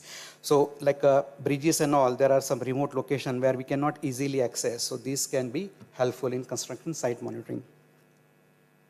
Now, digital twin infrastructure. So infrastructure, like there are particular, when we say digital twin, so there are some sub-elements are also there, like a system twin, so which is represent the entire infrastructure ecosystem, like a airport and smart city, where we can, like a system, two systems talk each other. Then product twin. So product twin is like a digital replica of parts or components, such as pumps and turbines. And process twins, so model dynamic assembly or operational processes. So process twin is basically, as Krishna shown a video, that how this Gada system will be executing on a site. So this is the process twin basically. And life cycle integration. So it's a digital twin, stay with infrastructure from design to demolition, ensuring data linkage and performance knowledge. So it's a life cycle integration. So we built X number of or Y number of infrastructure, but those all infrastructure well documented in terms of the digital file, where we can helpful, means it will be helpful for demolition stage as well. Now AI machine learning, AI and machine learning in infrastructure. Now AI is the new subject for us, which now in a trend in last 5 years, and now since last ChatGPT introduced, people are more talking about AI, but it's like a handful of data has been uploaded on a cloud server, which has been trained by AI. So the same can be done by LLM or SLM. So like artificial intelligence and machine learning enable system to learn from data, improve decision making without explicit programming. So we no need to do multiple programming. From one activity delay, the multiple activity will be impacted. So that something can be figure it out, and mitigation also would be there. The second is demand forecasting. So AI can predict electricity demand, water usage, or traffic flow using historical data as well as real-time feeds to make proactive adjustment. Now, third is the risk detection. So predictive analytics can help identify early warning signs of potential cost overruns, material delays, or safety incidents. This third point is quite crucial at the time where we are building infrastructure, because the incidents in the world can impact all these costing, timing, and etc., etc. So this is quite helpful. The fourth is the design automation. Like genetic design engines driven by AI curtains like space, cost, material, and generate the best infrastructure design. So these will be helpful as well. And fifth is the visual analytics. So computer visioning through drone and CCTV images tracks the progress of work, identify anomalies and non-compliances. So we don't need to go to the site, but a part of it, few of the machines can do that work for us. Now, synergy between IoT, digital twins, and AI. So we talk about AI, IoT, and everything, but how the synergy between those platforms. So data collection. So IoT sensors are deployed to infrastructure assets for driving granular real-time operational data. So IOC are the sensors collect data from real-time and put on a cloud. The second is the data put in a context and visualized through dynamic digital twins, which are a virtual representation of the real production system reflecting its operative status. Now, intelligence layer is AI. Artificial intelligence is applied to extract meaning from data, predict possible future states, and suggest intervention or optimization. So AI works here and predict the data and output. And outcome is the integration of these three systems, provide an intelligent infrastructure ecosystem, which is smart, resilient, responsive, with coefficient cost. So cost is the main thing which we are highlighting here, which is ROI, return on investment, and Industry 4.0 alignment, which is quite necessary. In fact, this essence of Industry 4.0 vision, where infrastructure ecosystem becomes smarter, decentralized, and data-driven. Now, a real-world example here. So where is the AI and IoT are helpful? So first is the Singapore Smart Nation, which is like IoT, AI, and digital twin employed to control transportation, energy, and waste management in an urban setting as a single system. So it's a single control system will be helpful, same for individual infrastructure as well. Second is the Crossrail UK, where digital twin and predictive AI models are used to help optimize train maintenance to improve scheduling and underground space utilization management. Same can be done for bridges as well, for railway bridges and any bridges where we have a heavy traffic movement. Third is the Lusail's city, Qatar, a smart city with end-to-end digital twins that control everything from HVAC system to public transport using AI to reduce environmental impact. And a smart roads USA. So this is already there, which IoT embedded network on the roads monitor surface degradation, surface temperature variation, and traffic leading to dynamic speed limits, automated alerts. Varunji, you have got last 2 minutes left. Yeah, thank you. So impact on decision making. So decision level, like support regulatory standards. Now challenges and limitation. This is like we more optimistic talk about AI and IoT, but there are challenges as well, which we have to keep in mind. The first is cyber security. Now, most of the data in AI and all hosting on a US-based server or a Europe-based server. We have to have our own local cloud server system in India where we put all the infrastructure related data on our own server systems. So a complex system with many endpoints create vulnerability needing strong encryption. The second is the legacy integration. Now legacy integration is quite, now we have AI and all before 5 years, but what about before 10 years, 15 years? So we have to collect all those data and we have to put on one single repository, and then legacy integration will take in a place. So like several of the existing assets were not digital enabled, needed to reconfiguration solution. Third is the capital expenditure. Now smart infrastructure, this is most important thing, capital expenditure. Now in India, maybe we are lacking in this capital infrastructure or expenditure where R&D plays a big role. So this should be some budget allocation from the government side as well. Like a smart infrastructure technologies have high capex, but with a good ROI over the life cycle of the asset. Skill gaps, the second important point, that professional with knowledge in infrastructure and advanced digital technology are needed globally. Varunji, we are running short of time. Yeah, It's and 10 last, minutes. just the last point, that lack of standards. So integration of scalability of system are difficult due to inconsistent data formats and protocols. So this is some standards we also need to maintain if we are going with AI and IoT for the infrastructure. Future outlook is there, and strategic recommendations are there, and conclusion. So conclusion, I just take 30 seconds. So conclusion, I just put that the future can be seen, but revolution is already here. And IoT, digital twin, and AI are today's reality in creating smart, efficient, and resilient infrastructure, of course. And questions and insights are welcome. I put my email here, put my phone number. If you have anything, you can directly text me on this number or ask me for further question and answer. Thank you very much. Thank you so much, Varunji.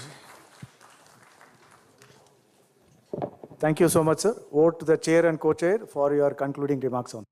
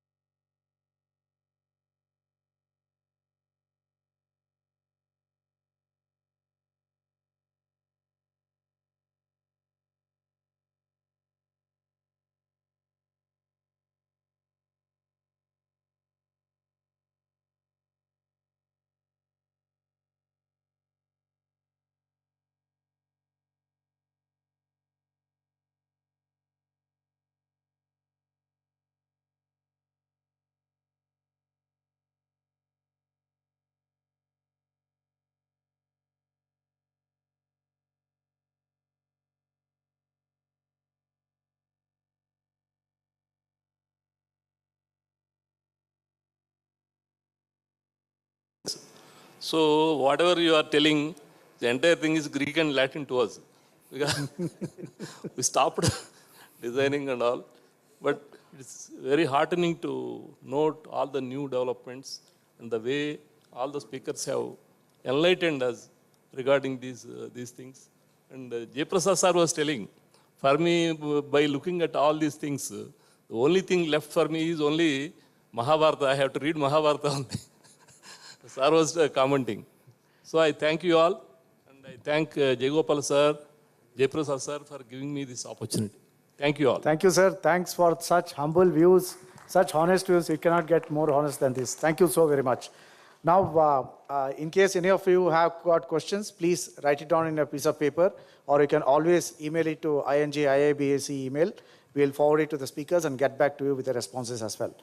Now, we would like to honor our esteemed speakers as well as co-chairs, and for this, I request all the esteemed speakers to kindly move on to the center stage, along with the co-chairs, sir.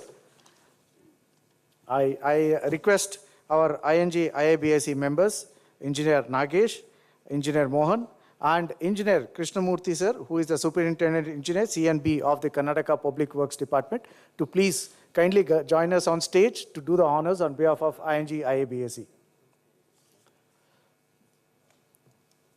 First, we'll begin with Engineer Charles Francis Simos. Charles Simos holds a bachelor's degree in civil engineering from VJTI, Mumbai.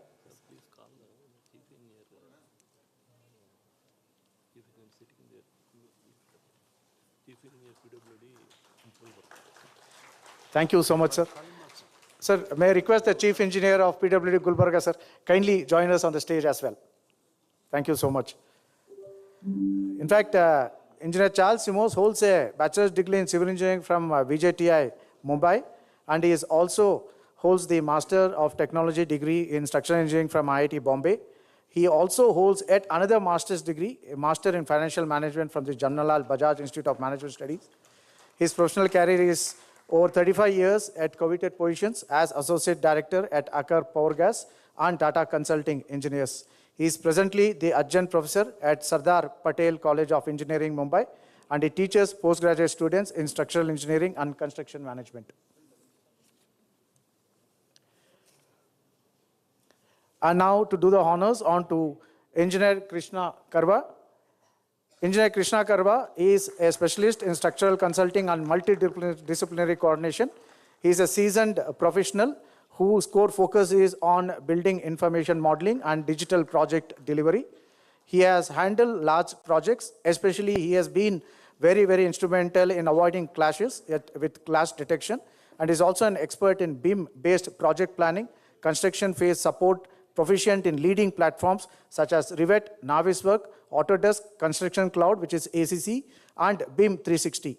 He has also developed data-driven 3D models that aid in technical validation, interdisciplinary integration, and client communication. Coming to the third distinguished speaker, Mr. Varun Kumar Panchal. He is a BIM and digital engineering project manager with over 17 years of global expertise and experience across diverse sectors, including high-speed rail, metro infrastructure, stadiums, hospitals, heritage restoration, high-rise developments. He specializes in 4D, 5D BIM implementation, digital twin solutions, scan-to-BIM workflows, and immersive technologies such as VR, AR to drive project excellence. He holds a master's in construction management and is a certified CMI, CIQ, MIT, data science, and machine learning, in addition to Autodesk and BRE. Next presentation, CAC. Thank you.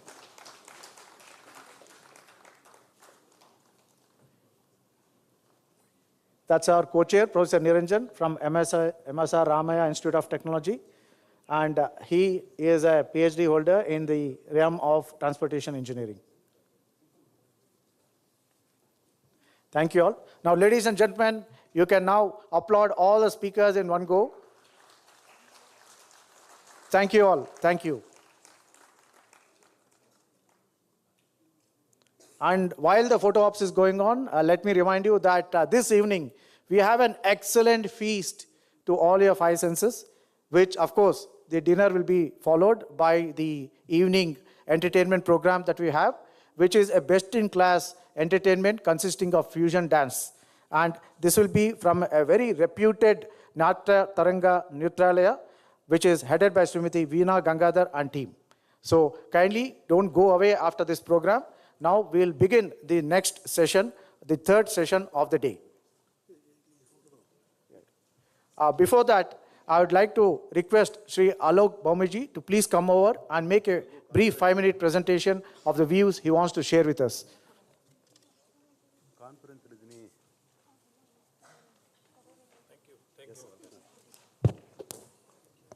Thank you. Good evening, ladies and gentlemen. I am now wearing the hat of Consulting Engineers Association of India. I am the chairman of the CEI Academy. And CEI Academy is the training arm of CEAI.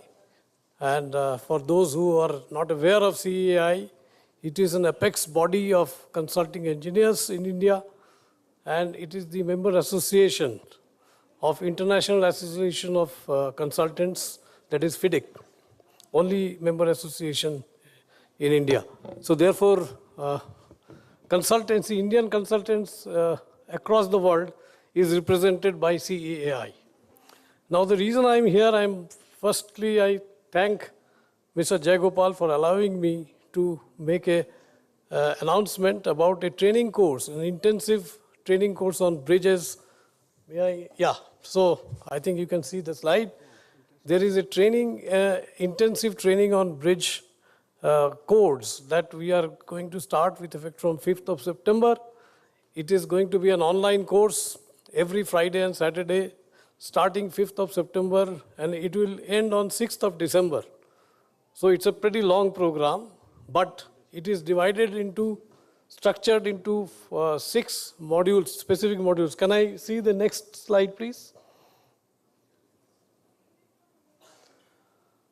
So this course is basically, meant for bridge engineers, proof checkers, contractors, and clients, because what we realized over the years that the IRC codes are not, people are not very well versed with the provisions of the IRC code, with the result that there is a lot of non-compliances. When we review the designs, when we review the drawings, we find there is a lot of non-compliances. And many of these non-compliances are not a result of just error of intent. There are sometimes error of concept, error of ignorance, error of execution, and while going into details, we find that people are not much conversant with the latest version of the code. One reason why people are not so well conversant with the latest version is, over the last 4 or 5 years, we have seen that, very frequently the code clauses are being revised. And those revisions are coming in the form of amendments in Indian highways. They are not forming a part of the code itself. And therefore, people who are reading the code, if they have not purchased the latest code, they will miss many of the clauses. Realizing this, we have initiated this course. In this course, all the bridge codes, starting from IRC 5, IRC 6, IRC 112, IRC 22, 24, those who are familiar with these numbers, it is all related to the general design features, loading code, steel code, concrete code, and foundation code, all the codes, including the bearing codes, we will be covering clause by clause. So this whole course is divided into, next slide please. The whole course is divided into 6 modules, 6 specific modules. Module 1 relates to IRC 5, IRC 6, and SP 114. These 3 codes relates to the general design features and the loads and load combinations. Module 2 is IRC 112, which relates to concrete. Module 3 relates to steel, that is IRC 22 and 24, steel and steel concrete composite. Module 4 relates to foundation, IRC 78. Module 5 relates to bearings, and Module 6 relates to temporary and enabling structures. We have 6 course coordinators for this. Next slide, please. And 2 modules will be moderated, and I am the course coordinator. For the course on Module 2, which is on concrete, Mr. VN Hegde is the course coordinator. Module 3 relates to steel, and Mr. Ghoshal and Mr. M.M. Ghosh from INSTAG will be the course coordinator. Module 4 relates to foundation, and Mr. R.S. Sharma, the retired DG of Ministry of Transport and Secretary General, past Secretary General, will be the course coordinator. And Module 6, Mr. Jatkar, a well-known personality from Gammons, a specialist in temporary structures, would be the course coordinator. Next. So this is the course starting date and end dates given and the number of lectures. You can see in all there will be total 84 lectures. Module 1 will have 18 lectures, Module 2 16.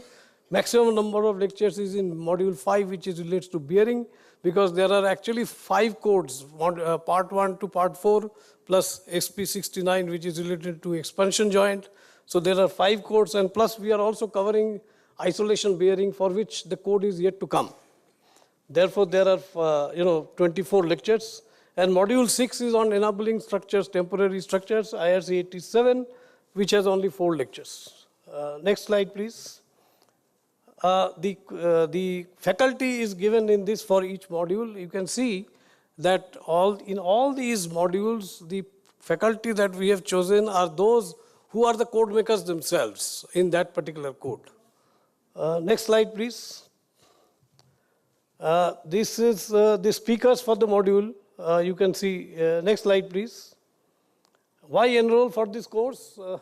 First of all, I mentioned that familiarization with the code clauses from code writers, understanding the inner meaning of the clause and its correct interpretation is very important.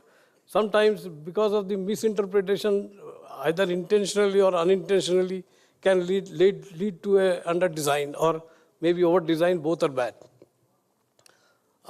There will be live interaction in this online session, and if anyone who is the participant and he is unable to attend any one lecture, nothing to worry, because for the participants, the recording will be provided for next 1 month.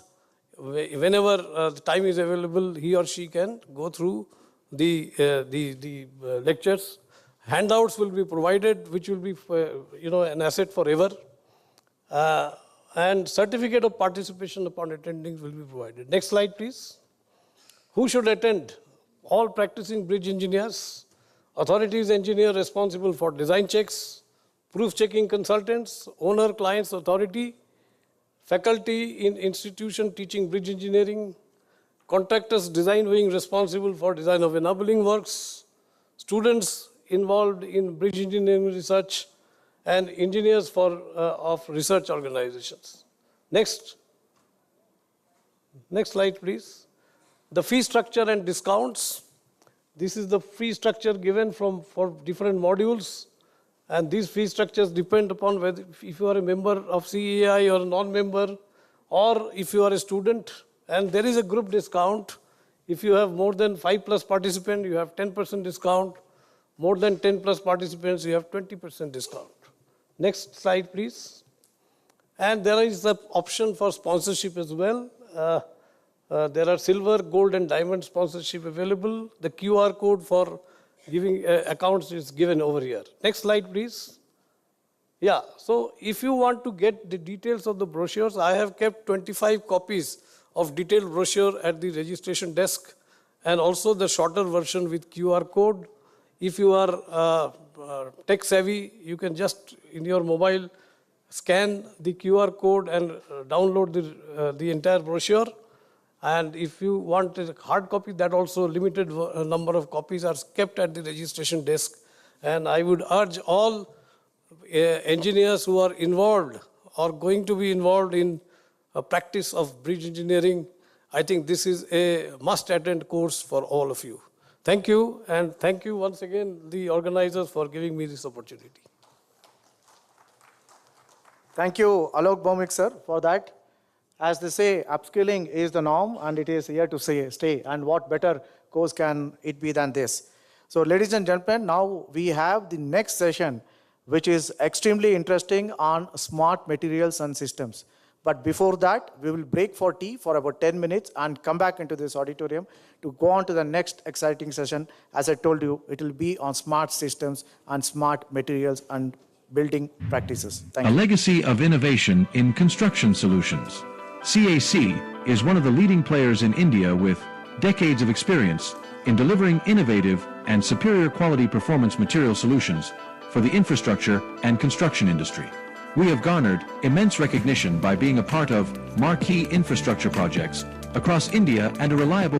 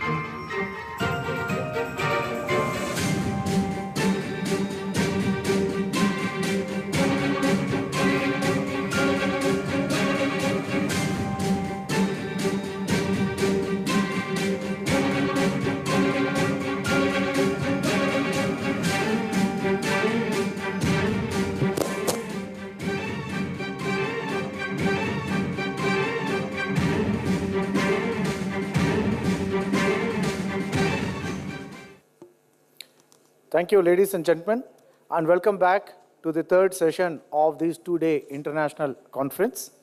May I request the session chair, Sri Engineer Jay Prasad sir, to please come over to the dais and take a seat on the stage, please. May I also request the co-chair, Engineer Nagesh, to please take his chair on the dais. And now we have the esteemed speakers. The keynote speaker, Engineer R.K. Jayagopal sir, the Managing Director of SGRL and PL.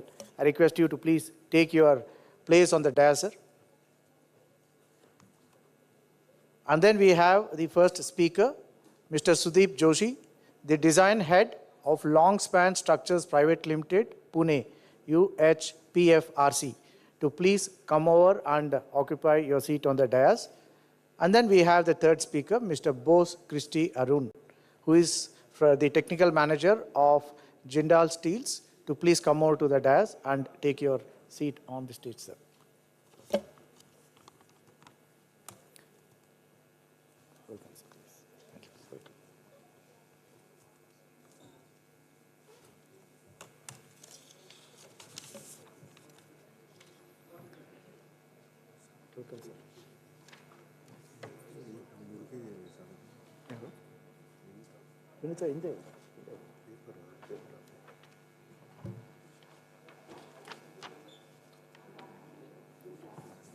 While Mr. Jayagopal sir,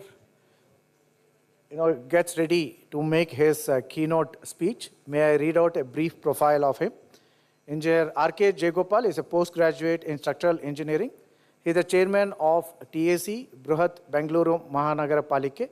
He is a technical advisor committee member of the Karnataka Road Development Corporation, Government of India, and is also the TAC member of the Ministry of Housing, Government of Karnataka.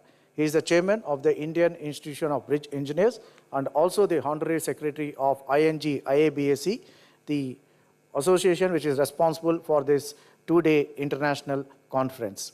He has over 45 years of experience in design, construction, rehabilitation of buildings and bridges. He is the managing director of Struct Geotech Research Laboratory, Private Limited, Bengaluru, and is an active member in IRC Bridge Committee and member of Apex Committee, Bridge Standards and Specifications, IRC. Recently, he has been taken as a member of the Bridge Committee of PIARC, Permanent International Association of Road Congress, Paris, France. He is also an active member in ING-IABSE, and he takes lead in opening a center in Bengaluru for ING-IABSE. So you can literally call him as the founder of ING-IABSE Karnataka chapter. He is also the secretary now of this esteemed organization. In 2023, his two papers were presented at the IABSE Congress at Istanbul, Turkey, and presently he is on the editorial board of ING-IABSE Bridge and Structural Engineering Journal, which I was referring to you as the quarterly journal, which all of you should definitely subscribe to. Now I hand over the floor to the chair, and over to you, sir.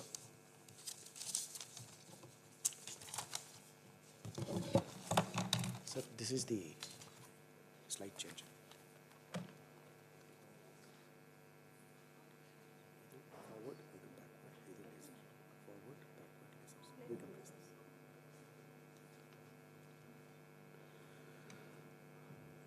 Good afternoon to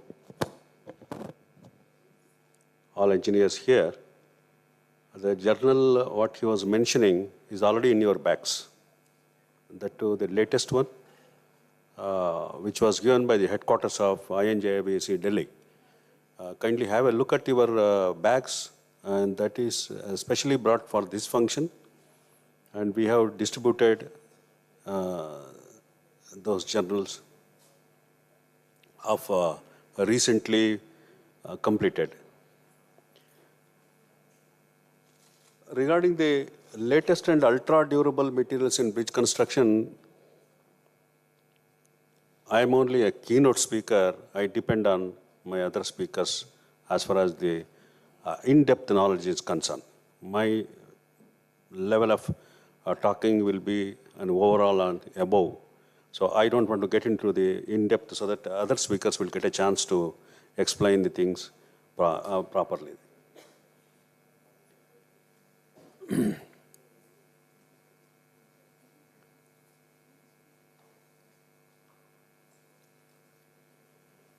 Any structure, civil engineering structure, we built either with RCC or steel. We don't go into the expensive materials like carbon, titanium, depending on the requirement of the structural member. It should be sustainable.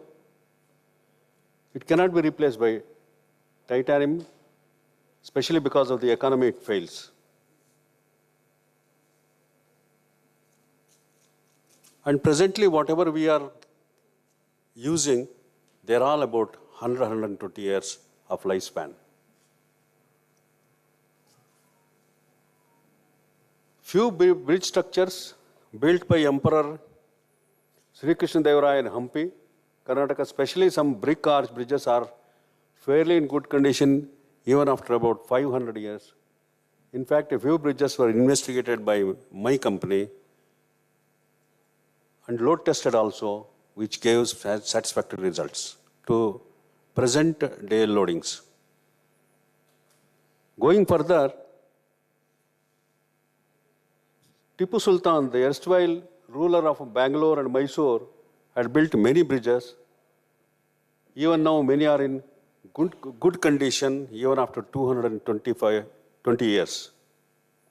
In fact, a bridge built by the said ruler in 1790 across Rishabhavati Valley in Bangalore and rehabilitated by the Brihad Bangalore Mahanagar Palake about 10 years back, will last long for next 60 years. That means you are about 200 years plus 60, about 260 years it will take the life if it is looked after properly. And in fact, for that rehabilitation, a paper was written in the Indian Roads Congress, fetched me, Jayaprakash sir, and other Indian Resource Science two professors, B.R. Srinivas Murthy, Ananta Ramaswamy, all 4 medals at a time we got from Indian Roads Congress, just for rehabilitating this bridge. And it was a record break. This bridge was rehabilitated in hardly 30 lakh rupees. Now also it is a 2-lane bridge. Next 60 years there will not be any issue on that. This is a bridge. It looks to be simple, but it had a cellular inside superstructure. It is a pakka cellular and no foundation for this. It is sitting straight on the sandy strata. Superstructure is flatly sitting straight on the. Then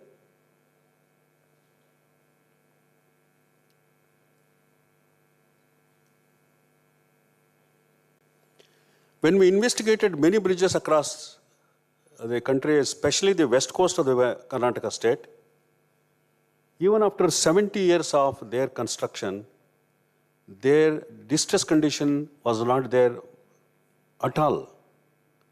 In fact, the concrete did not deteriorate at all.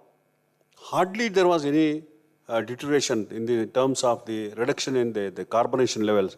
It was hardly anything. With that, what we can say is, see, this is one more aqueduct built across Tungabhadra River. When investigated for its durability, found that it was in fantastic condition. This was built about 70 years back, and we verified this concrete, how many more years it might come. We checked up the corrosion, we checked up the carbonation or the pH value of the concrete levels. It was hardly anything, and we in fact, we wrote and gave 70 years finished, 70 more years we guarantee for the structure to the irrigation department.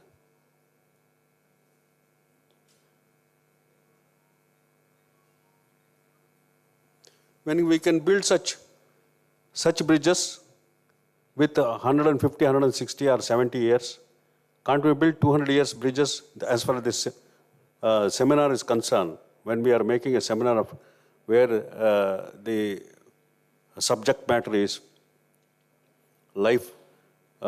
lifetime of the structures 200 years, it is possible. Why it is not possible? Reinforced cement concrete, the durability of RCC is directly related to the pH value or the extent of carbonation. Of course, the strength criteria and other mechanical properties also play a role. But concrete, when it goes to the distress, means it is the reduction of the pH value. You see there, neutral, right side is alkaline, left side is acidic. If it is 14, when the lime, that is the cement, is mixed, it will have a pH of 14. If it will start coming down slowly, 13, 13 and a half, 12. It was we found in many bridges where within a short span of about 15, 20 years, this pH went down drastically from 14 to somewhere around 8.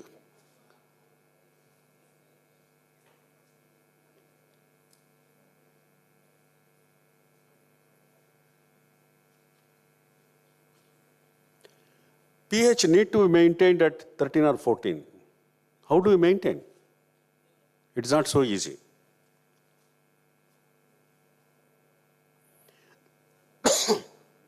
There exactly the Japanese are putting their head. They are into the preventive maintenance. That means they don't allow the structure get into the distress condition at all. You don't allow the pH value to get into below 13. pH value, that you can do,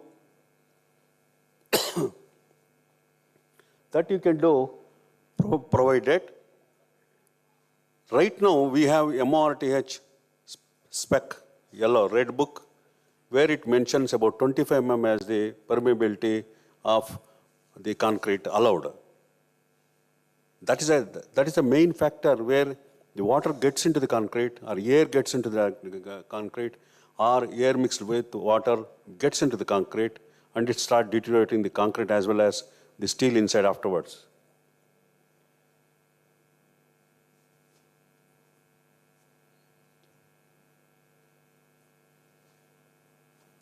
The water cement ratio right now, ultra high performance concrete says somewhere around 0.16 maintained. I've seen in the Nagpur, ultra high performance reinforced concrete, that is maintained at 0.16. In fact, what they use is ice only, because heat of hydration will be so huge, unable to control that, they use ice to keep the temperature down. And in fact, what they do is, they have used cement almost about 1,000 kgs per cubic meter. No, we don't allow, as per our codes, 1,000 kgs we don't allow. Of course,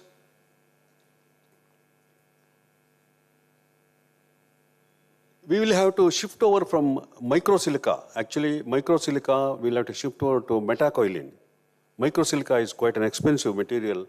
Metacoiline is an indigenous material. In fact, we have used, and we found it is having extremely good results. In fact, the concrete strength achieved can go beyond 200 MPa, even 300 MPa they got.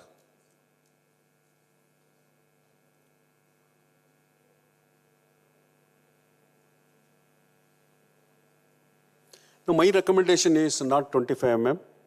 Kindly reduce it to 5 mm or even less. Then you see how the structure will get into distress. It will not get into distress at all. What is carbonation? You are putting a anti-carbonation paint. Our Samir Surlekar, he was here only. He would have explained much better. See, this anti-carbonation coatings when you put, it doesn't allow the concrete to carbonate on the surface. So if we don't allow the permeability itself control, then your distress condition will not take place at all. Then we have the steel.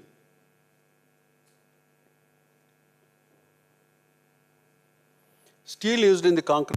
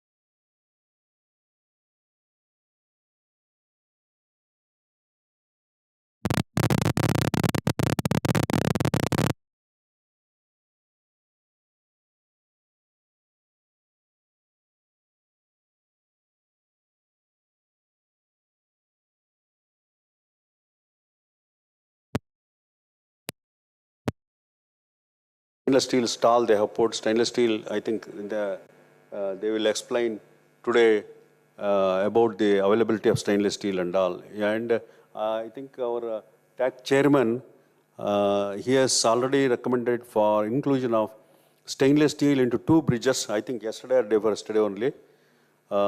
Entire superstructure steel is converted to stainless steel.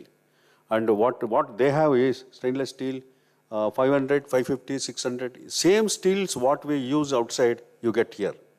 The only thing is expensive because chromium percentage is about 13%. When you add chromium, the cost goes up. And molybdenum also, some heavy metals they use into the metallurgy. So that stainless steel, when the making, it becomes slightly costlier.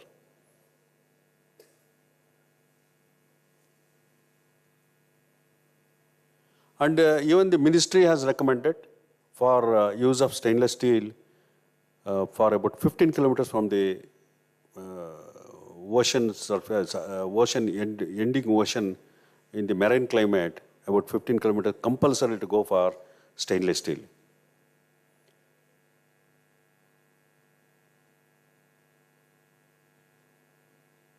Many structural bridges, they have been completed with stainless steel, and we have not ventured into this stainless steel thing in India much because of the cost coefficient where we are unable to take it up. But however, now I think about 2 to 3 manufacturers are already there. They are producing the steel, and in fact, they are producing the structurals also and weldings required for the bridges, big structural members. They are manufacturing in Hyderabad, same company. These are the structurals you get when the stainless steel along with the ribbed bars. Here, an important thing is, in Akashi-Kaiko bridge, this is the cable, one side cable on the right side you see here, that's about 1.1 meter diameter. 1.1 meter diameter. However, it has got small strands to the extent of 5.223 mm diameter each strand and containing 127 wires. Like that, there are 290 strands for one cable in suspended bridge. The material called high strength galvanized wire, and that has got a strength of 1,770 Newton per square mm. This is the right side you see, this is the 1.1 meter diameter in the suspension bridge it looks like. And to maintain this, to maintain that, they pump in continuously the dry air into the cable, continuously from one side to keep the moisture out. So that way the durability of 200 years is maintained in Akashi-Kaiko, Japan. As I said, Nelmangala, we have already used this. And there are two things we will have to seriously see. One is don't allow the concrete to carbonate. Don't allow the steel to corrode in whichever way. Your 200 years you can easily reach. And preventive maintenance is compulsory. What we do in this country, all the states, we go to the bridge when it is fully in distress, 100% gone case for full rehabilitation. Whereas preventive maintenance means even a slightest carbonated surface, if it is there, you take care of that in the beginning itself, say at the age of 60 years, then you continue to take care, then you can certainly reach 200 years. What we do, somebody was mentioning, the person who constructs, he has to take care, he has to maintain it, he has to do everything till the last. But here it is all reverse. We construct, hand it over to other department, and we have our own method of working. We have our own Sarkari government method where they have their own priorities. So when it gets transferred from this department to that department, they will not understand how this was built and how much to take care, they will not be knowing. That way we struggle to keep the bridges in the order. And when we see this 200 years, Now, I think we will have to open our eyes and we will have to see that the 200 years somehow we should reach. Otherwise, we keep on building and spending more money on the rehabilitation. Thank you.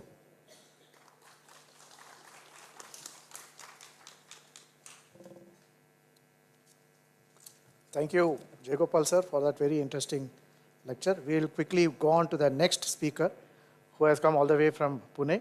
He is Mr. Sudeep Joshi, Design Head, Long Span Structures Private Limited, Pune, UHPFRC.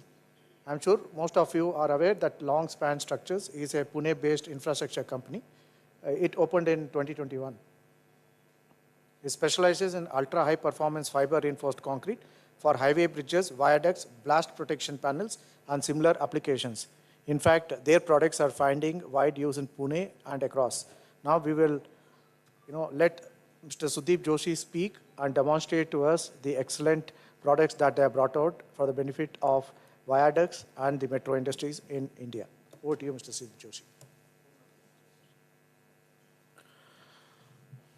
So good evening, everyone. I'm glad to have this opportunity to present ultra performance concrete to all of you. So basically, ultra performance concrete, it's a game changer for the bridge, so ultra durable bridge infrastructure bridges.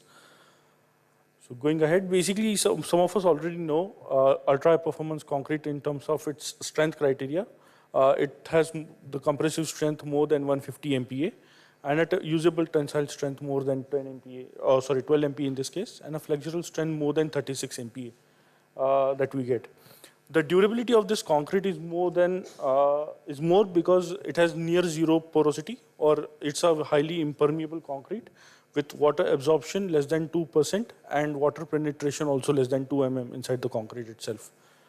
This is all made possible because of the following materials. Basically, you have cement OPC 53 grade, micro silica, or as we call it as silica fumes, silica sand that is readily available across India. Then the next one would be high range water reducers or superplasticizer or admixtures that we use generally. Water in the form of ice, and then the last one is the micro steel fibers basically. So all these ingredients makes the concrete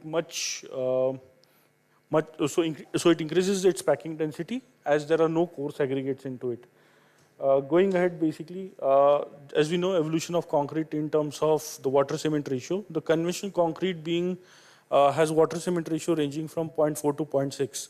So this has excess water remaining inside the concrete matrix during its casting phase itself, which escapes by formation of pores or capillaries. So the conventional concrete is always porous during its casting stage itself.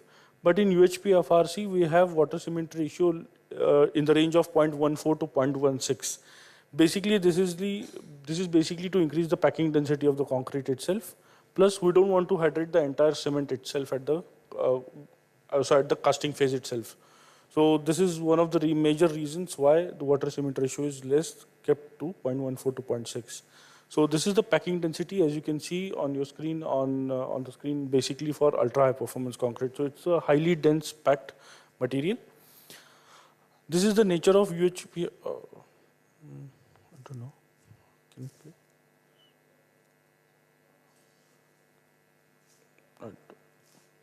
Video play करेगा. Excuse me. वो video play करना. Video, sir.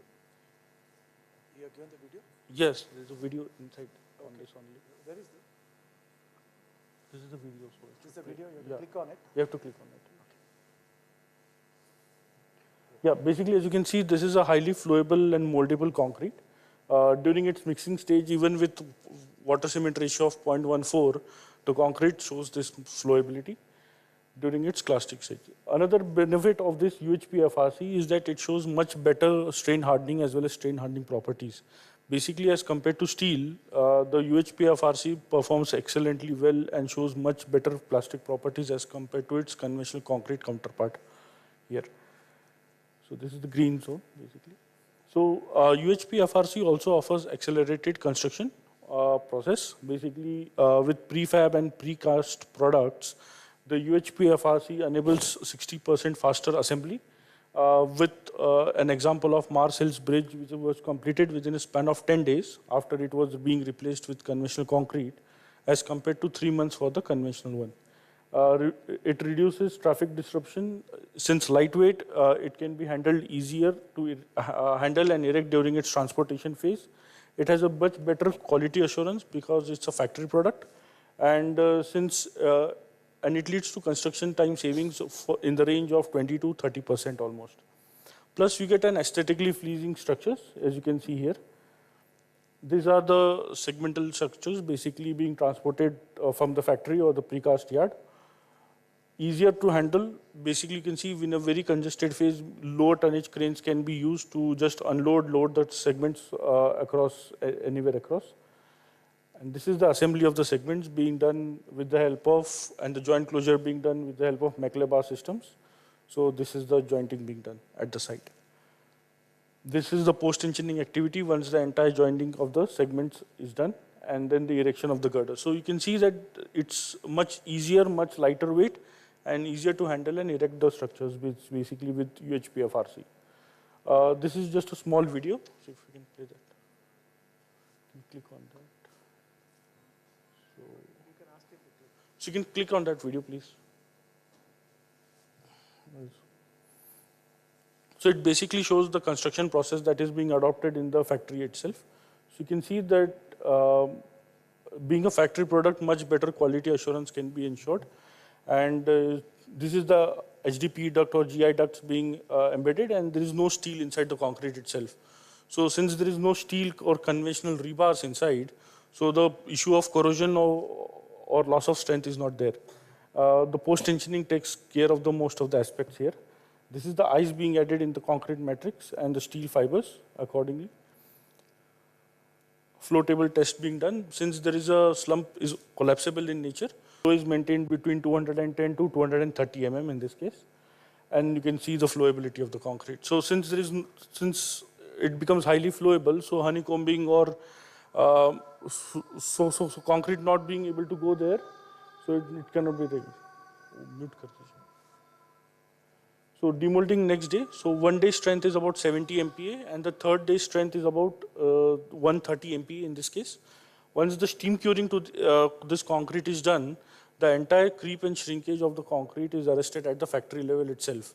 So this leads to shrink-free concrete or shrink-free structures basically, thus reducing the post-tensioning losses inside the concrete during its service stage. This is the graph of the, so you can see the ductility basically inside the concrete once it is loaded on a 4-point load test beam. This is the beam, and this is the compressive test. Basically, we have achieved up to 167. The maximum that we have achieved till date is about 221 MPa in our factory for operations for DRDO or anti-blast structures basically. So this is the segment loading and dispatch, and you can see these are the 100-meter long segments being dispatched together. This is the missing link project so being done between Mumbai and Pune. And this is our India's first 100-meter long span UHPFRC bridge. It's a simply supported bridge crossing a canal. So basically for this bridge, staging was used to erect the segments, and then once post-tensioned, it was side shifted to its bearing location. Next slide, basically you can find many applications for UHPFRC. Will not go into detail much. So wherever there is steel being used or conventional concrete being used, UHPFRC can be used everywhere. Basically a case study just to present India's first 102.6 meter long span UHPFRC structure. So we'll skip this problem statement. So basically in design what we have done is we've used a 4 meter long, 4 meter depth of girder. There are 26 number of segments in 102.6 meters, so 4 meters of segment length being there. And we have used about 7 cables of 37 K15 configuration at the bottom for each girder being supported. So maximum compressive stress at the section reaches about 74 MPa. Our allowable compressive stress is about 87 MPa in this case. And the shear keys at the segmental joints were specifically designed to take up the tension because of the such large amount of punch tensioning during the transfer stage itself. So as you can see, erection was done using a platform 5 meters wide by 100 meters from end to end to erect this girder. This is during the erection stages, some of the photographs. And once erected, slab being casted, this is the 100-meter long span entirely. This is after launching of all the 6 number of girders. So there are 2 carriageways there. So bridge is in skew for this bridge. You can click on the video for this one, just a small video.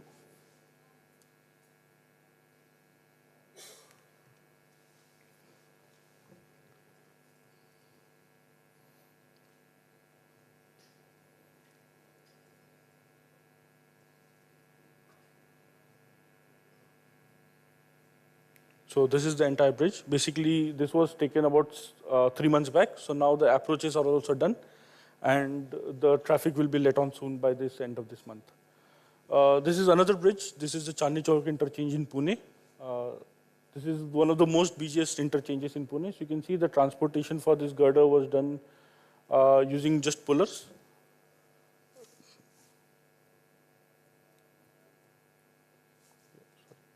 And the girders were erected using basically tandem lifting for 2 cranes of 210 tons each.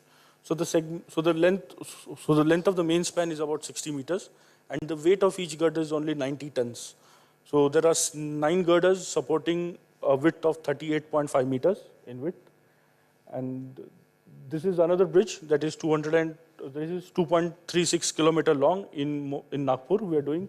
Once completed, it will be the world's longest UHPFRC structure with 34 spans of 60 meters and 2 spans of 90 meters each. So about 90% of the work is completed. So by the end of this December, we'll be completing the entire bridge here.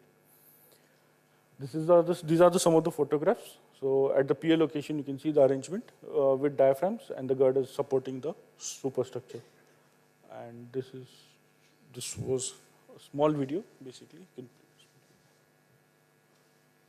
click on the video.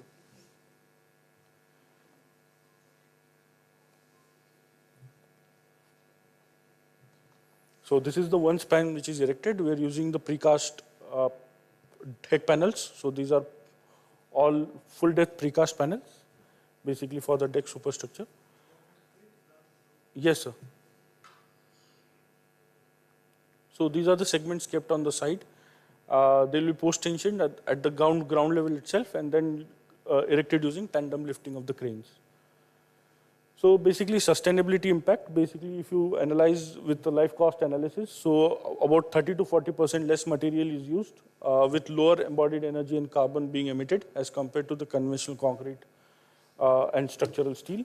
And the estimate is about 40% of CO2 are less as compared to the conventional concrete, basically. So basically going back into the circular economy, where you're also using recycled steel fibers, which are taken from the tires, basically. So the radial tires which have the wire, so these are being recycled and can be reused. So basically which have 90 performance retention is being done. So that is being researched currently at TU Delft. And trials are being made with that. Another case study for this, durability aspect or sustainability aspect is that this is a normal conventional beam being spalling after less than 12 years after its casting. So this was a jetty which was constructed in Malaysia. So after 12 years, it was deteriorated and had to be replaced. So we have recently done this in 2014. And as you can see, even after passage of about 11 years, the concrete continues to perform in an excellent way. So this was taken last year, this drone video. So you can see there is no such spalling, there is no, accumulation of any kind of sludge on the piles or piers or the pile caps basically on this. So it is performing really well. And this is one of the CEPP model, basically potential, there is concrete environmental protection performance potential, so which was incorporated in FIB model. And this basically makes or recognizes that the high strength concretes must be used and must have higher emissions, but they also reduce the concrete consumption, thus making them sustainable in the long run, basically during its life cycle. So this is one of the CEPP potential, and this is the formula or the equation which is used. So if you can see, the CEPP potential goes up as the strength of the concrete goes up. And with EIC being reduction as compared to conventional concrete, the CEPP model goes up more. So just to show you the comparison, basically we did this for a marine environment for normal strength concrete of 50 to 60, and with UHP FRC of 130, 145. So as you can see, the design life of the concrete in itself in the marine environment comes out to be 394 years. And whereas in 50-60 grade concrete, the concrete continues, or the depassivation of steel starts after 14 years itself. So the concrete is said to have almost carbonated its entire cover during its 14 years life. So after that, the steel would start corroding, and thus reducing the life of the concrete. Whereas in UHP FRC, there is no steel, and we can still expect a much higher lifespan. So that is about 27 higher lifespan. This is the CEPP calculation. So for a marine coastal area, as you can see, the CEPP ratio is about 120 as compared. So when you compare a UHPC to a conventional concrete, so this is the CEPP ratio. So yeah. Yes. Where? Yeah.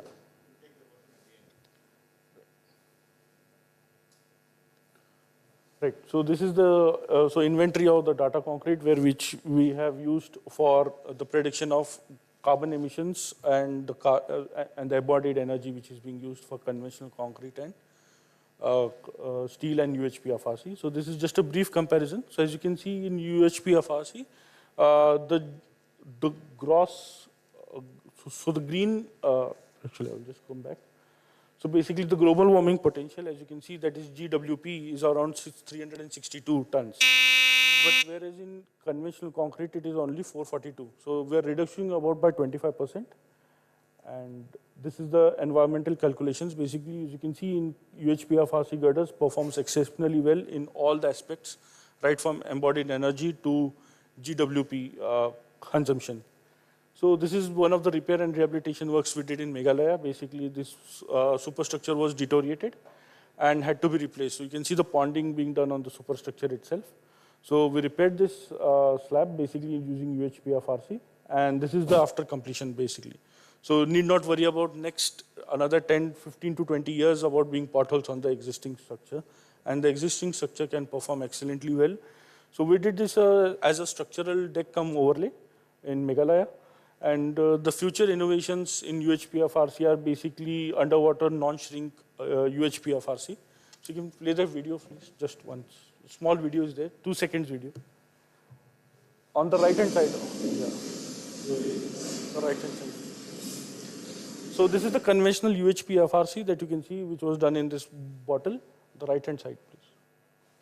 You video. So this video is there. So just you can play that. Just 2 seconds.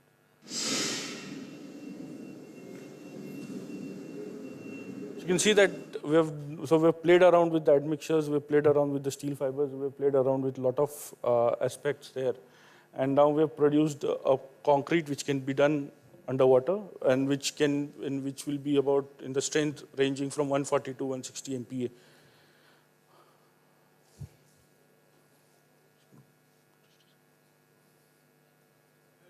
Yeah. Just a second. So it sets immediately as soon as it touches water. Another future innovations are basically we're working on, so this is the lab scale that we have worked on. This is on a material side basically. So this is a self-healing UHP FRC.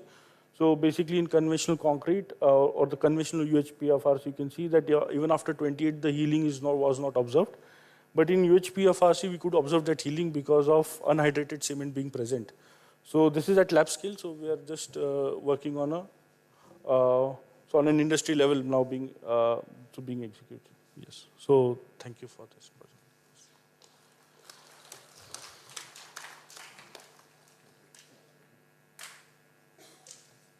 Thank you, Engineer Sudeep Joshidi.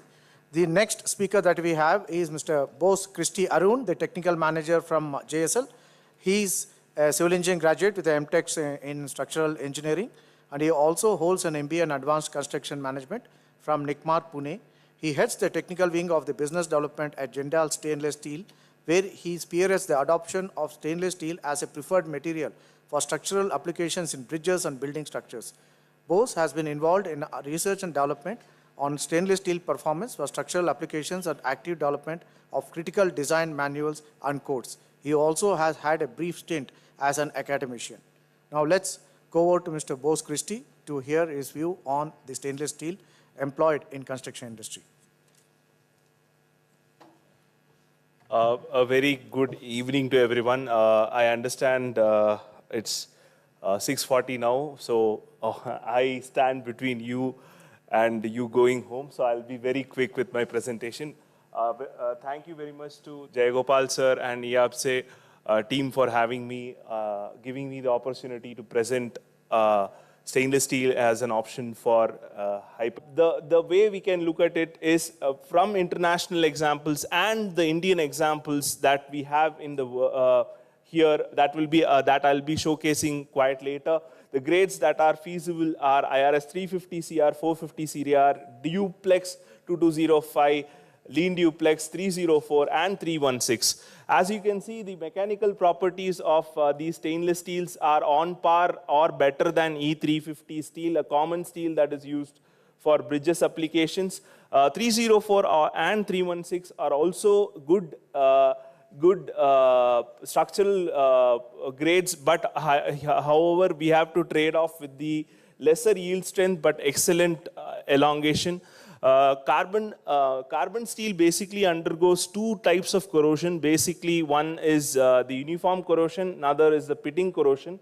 Whereas stainless steel doesn't undergo corrosion at all. There are certain areas where pits do form. In the next slide, I'll be talking about the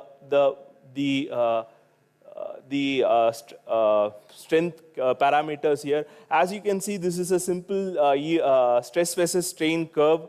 What we can notice here is there is a bit of non-linearity in the material. Therefore, you have to take proof stress values to account for the non-linearity. Of course, with carbon steel being used, there is a section loss that happens with time. Because of corrosion. This reduces your moment carrying capacity with passage of time. Your eye girders and diaphragms are all exposed to the environment and they will corrode. So whereas stainless steel, due to the inherent corrosion resistant properties, will withstand it. Now, of course, now what do I want you to look at here is the study done at South Africa, where various stainless steel's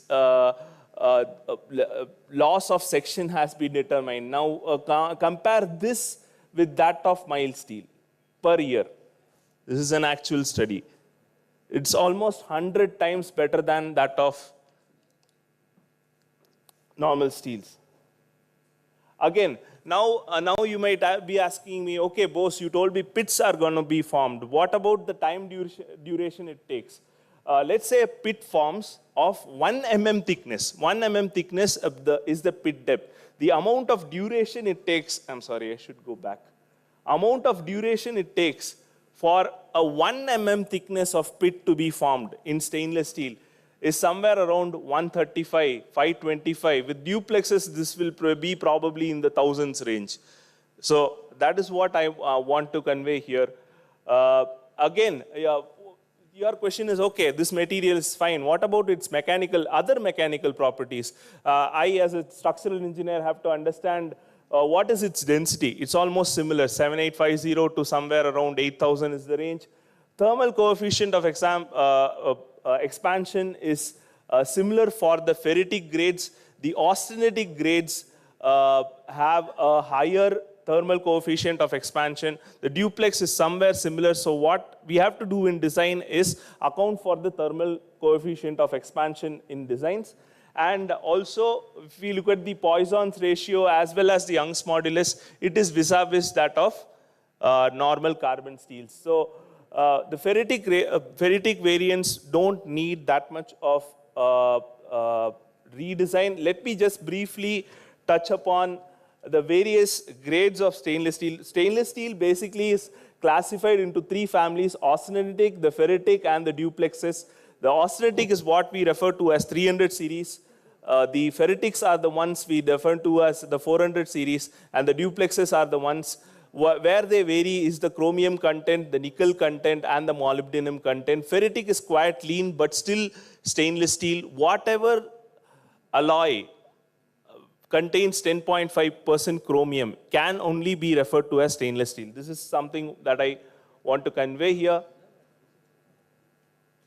Okay, now the question comes, okay, I have understood about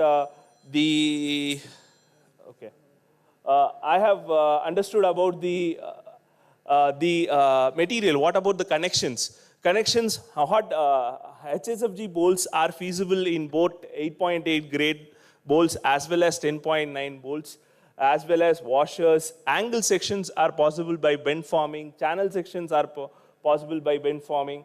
Now I want to learn more about stainless steel. What do I do? For that, you have the Eurocodes 1993 1-4. There are design manuals developed specially by the European and the American Association of Steel.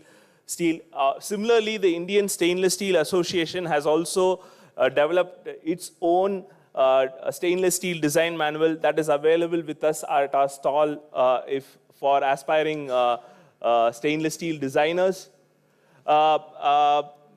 I think I have to run through these slides.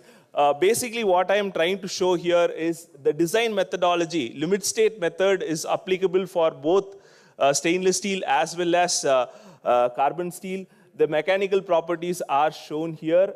The partial safety factors aren't much different. The 1.11 as well as 1.25 partial safety factors are applicable both for stainless steel and carbon steels. The ductility parameters are similar, although stainless steel perform give much more higher ductility. There is absolutely no difference in the serviceability limit states also. The deflection limits are also exactly the same. Of course, when compression members are in play, the compression buckling load factors also come into play. Also, they are quite similar. The EN 1993 1-4 is currently under revision. There were minor differences in the B/T ratios and the L/T ratios, which are now being quite similar to IS 800. So I'm gonna jump into projects now. Sir, how much time do I have? 2 more minutes. 3 more minutes. Let's do it faster than Maggi noodles then. Yeah. So this is a skew bridge of 25 degrees skew bridge that has been built, a 40 meters clear span, a 21 meter wide. All the advantages of steel girders are there, along with the corrosion resistance, along with the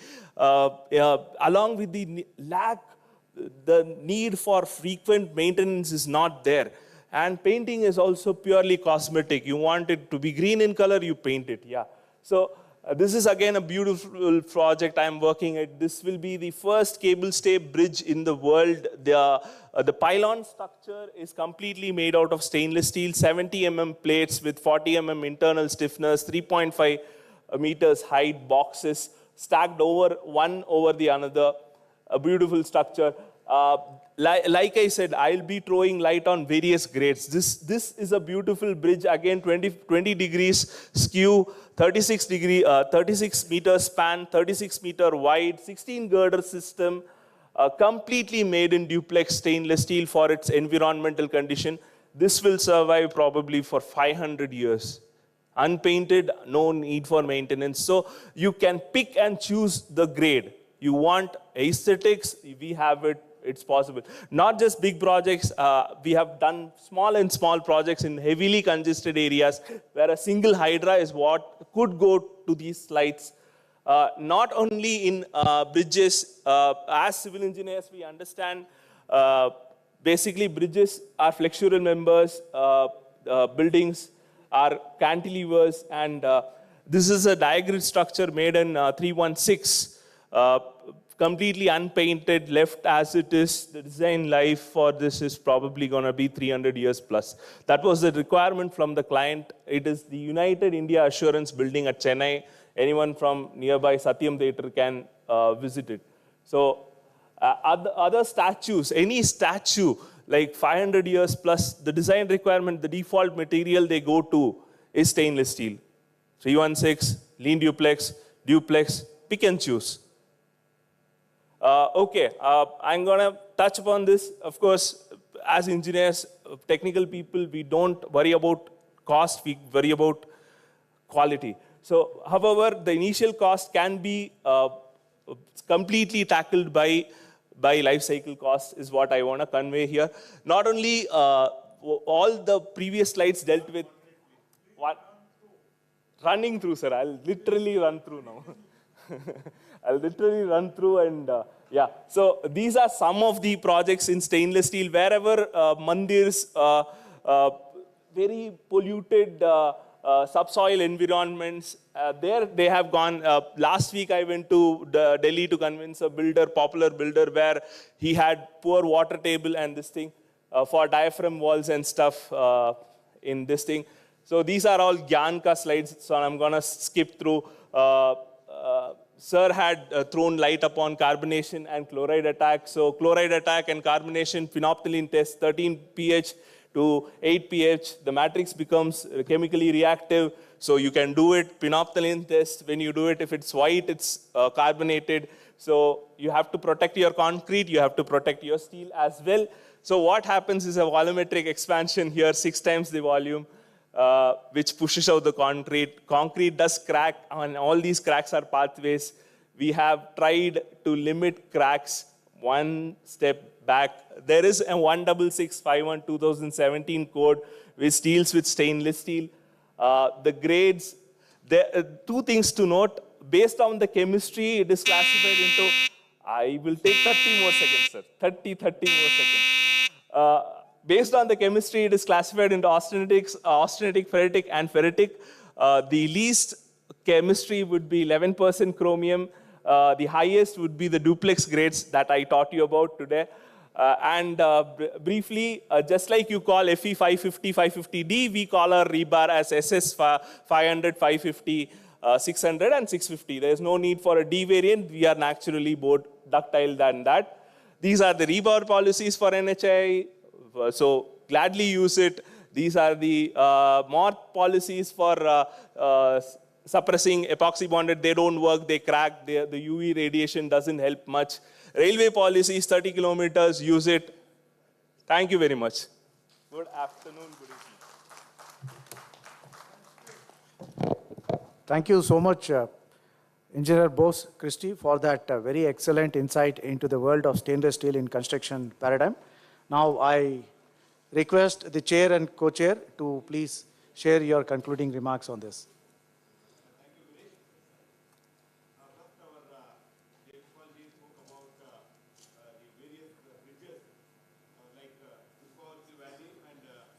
Mike. Please switch on the mic. Yeah. He also spoke about the ultra durable material on the UHP FRC, and he also mentioned about microsilica and the alternative metacoita, which is going to be very less expensive. And he stressed upon another most important point, that is a concrete with only 5 mm permeability. Thank you, Jay Gopalji. Then we had another speaker, that is Sudeep Jain. This is the material of the, I would say, last few years, which is being talked upon by most of the bridge engineers. That is UHP FRC. In fact, I visited your plant at Nagpur. I was fascinated by the excellent finish and also the very light material. I mean, the weight of the material is, the bridge is very less. So it is a very fantastic material. It is a durable material, and probably the next decade may see many such bridges in our country. Then Mr. Bose also spoke about stainless steel. He explained about various grades available in stainless steel, and also he explained about what is known as the availability of the steel section for the bridges and even the connections with the stainless steel. And most importantly, he also mentioned about a very interesting structure called the pylon for the Mumbai bridge with stainless steel. It was a fantastic presentation. Thank you all the speakers. Yes, sir. Thank you, Nagesh.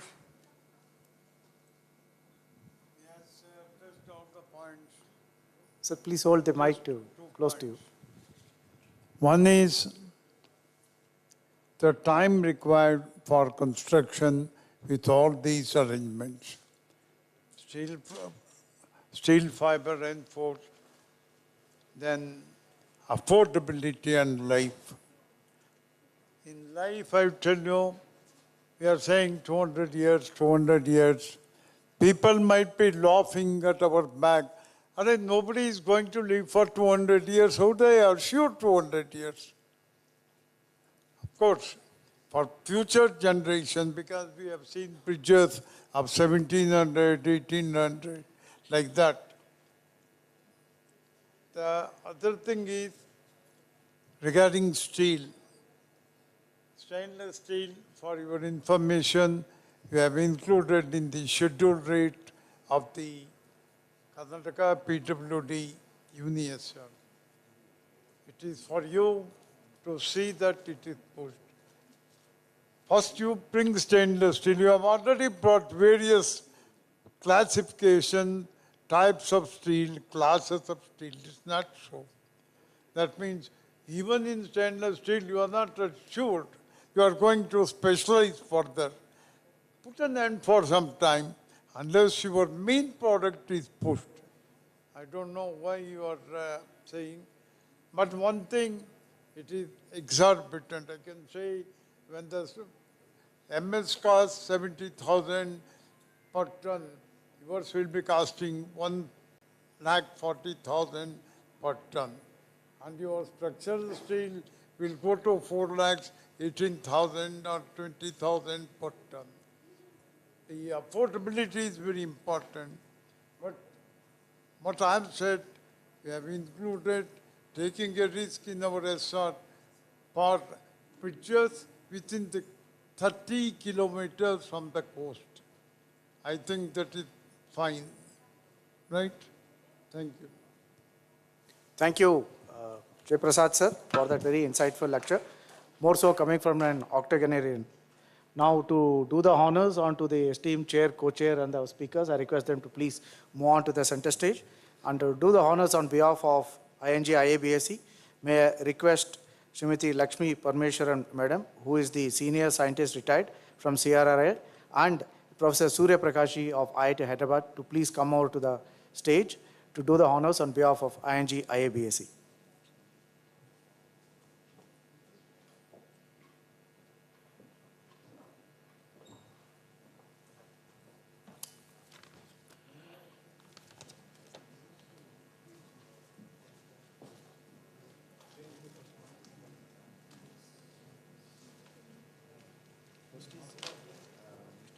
Sir, please come. Sudeep Joshi. Arvind Salecha, sir, can we have you here, please? Please go ahead. Sudeep Joshi.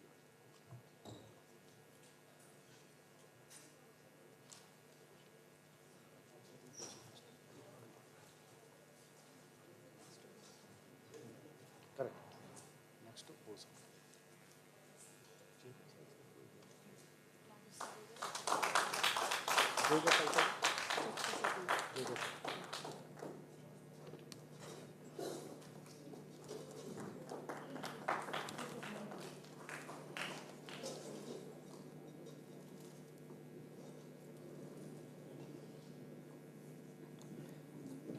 Next to Mr. Bose Christy Arun.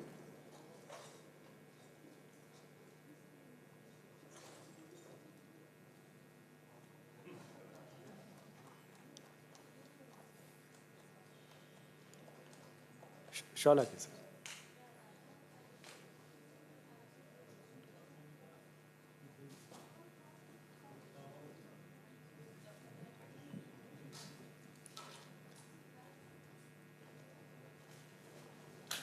And then to our Jay Gopal sir, the backbone of this two-day international conference.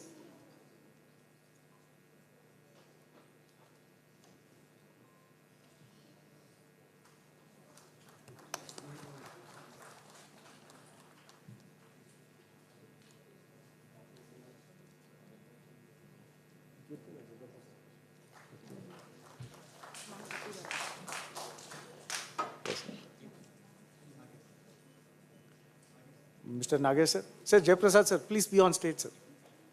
Nagesh sir. To Nagesh sir.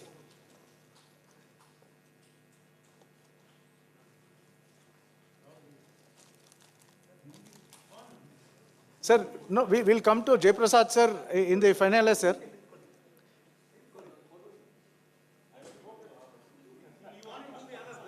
In fact, Mr. Jaiprasad sir is well known for doing all the work and not liking to be honored. That's the height of his humility, and in fact, I would like to say a sort of a deep, humble nature coming through.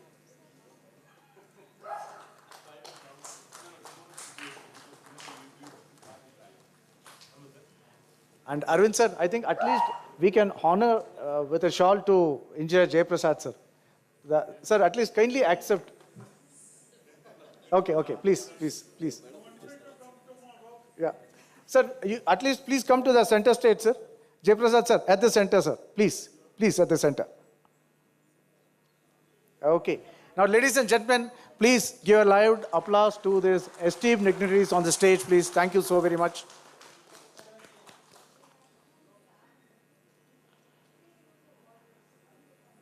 Thank you so very much. And now we open up the stage to a very entertainment evening, which is a fusion of dance and activity which perhaps you might not have seen ever. And this will be for a very brief duration of just about 1 to 1.5 hours, which will be followed by a very sumptuous dinner. So I request all the esteemed delegates, speakers, and invitees to please stay back, enjoy this evening. Please have the sumptuous lunch that we have prepared for you, and then leave for the day. So please stay back, and tomorrow we will be starting exactly at 10 o'clock, but please stay back and enjoy this very nice, entertaining evening. Thank you so very much.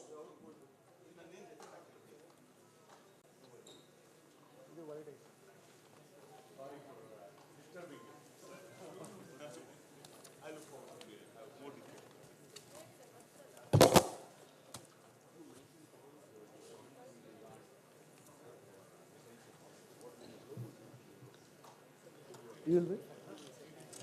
Yeah, that's right. It's a long day. Yeah, please, thank you so much. Thanks, sir. Convey my regards also. Please, at 10 o'clock. Convey my regards, sir.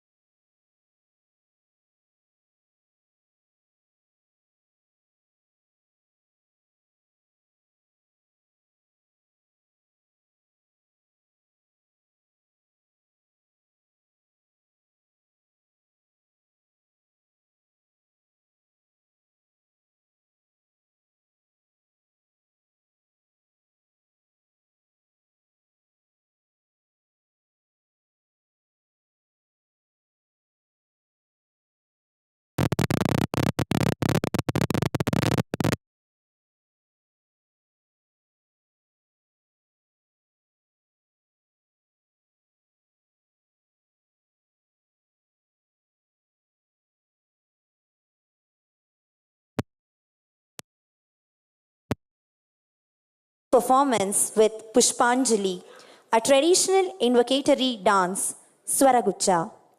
This piece is a traditional salutation offered through dance to seek the blessings of the divine, the Guru, and the audience.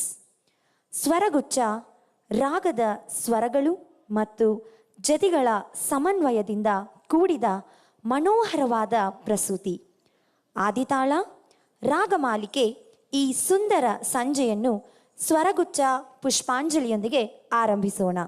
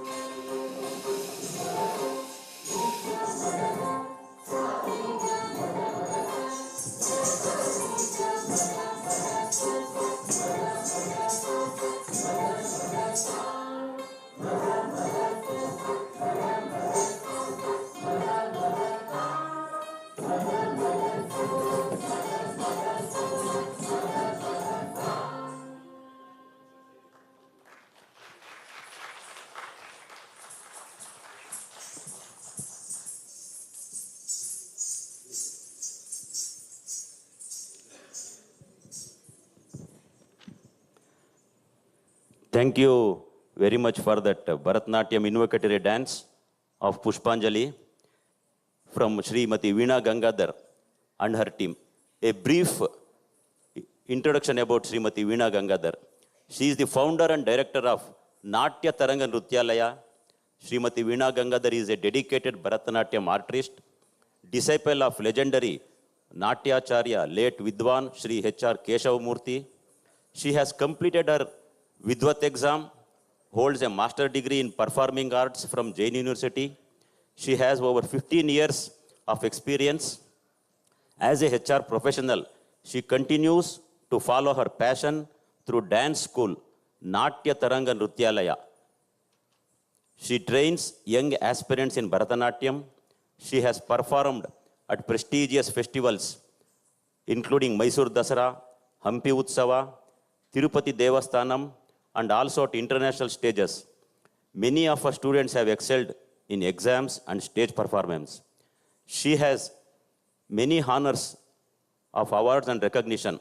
To name a few, Natya Kalashri from Kalarana Festival, Chennai, Excellence in Indian Classical Dance, University Development Council, Women's Achiever Award 2022, Smriti Sadhana, Sri Purandara Tyagaraja National Award, Best Dance Teacher, Sai Arts International at Azadi Ka Amrit Mahotsav.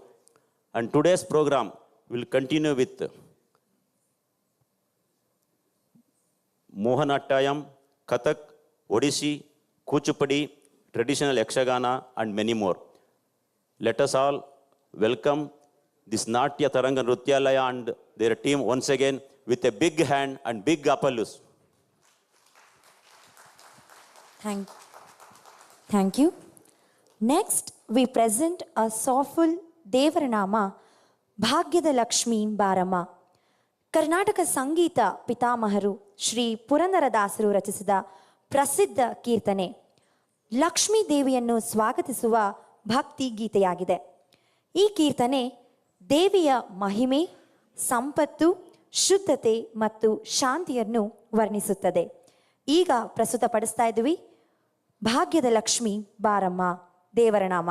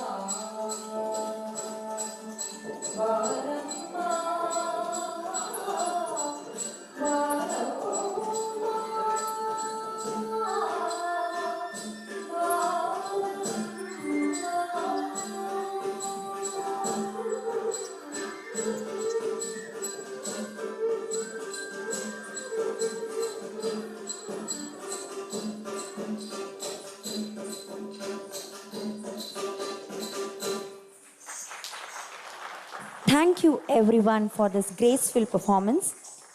Moving on to the next performance, this powerful poem is written by Rashtrakavi Kuvempu. He was inspired by the Somnathpura temple, a masterpiece of Hoysala architecture. It is a temple where no rituals are performed, no praised chants, no lamps are lighted, and yet it stands alive with divinity. Here, stones speaks where silence resigns. ರಾಷ್ಟ್ರಕವಿ ಕುವೆಂಪು ಅವರು ಭಾವಪೂರ್ಣ ಕವನ ಬಾಗಿಲೊಳು ಕೈ ಮುಗಿದು ಒಳಗೆ ಬಾ ಯಾತ್ರಿಕನೇ, ಇದರ ಆಧಾರಿತ ನೃತ್ಯವನ್ನು ನಿಮಗಾಗಿ ನೀಡುತ್ತಿದ್ದೇವೆ. ಇದು ಕೇವಲ ಕವನವಲ್ಲ, ಇದು ಒಂದು ಆಮಂತ್ರಣ. ಕಲೆ ಎಂಬ ದೇಗುಲದ ಒಳಗೆ ಭಕ್ತಿಯಿಂದ ಕಾಲಿಡುವ ಆವಾಹನ.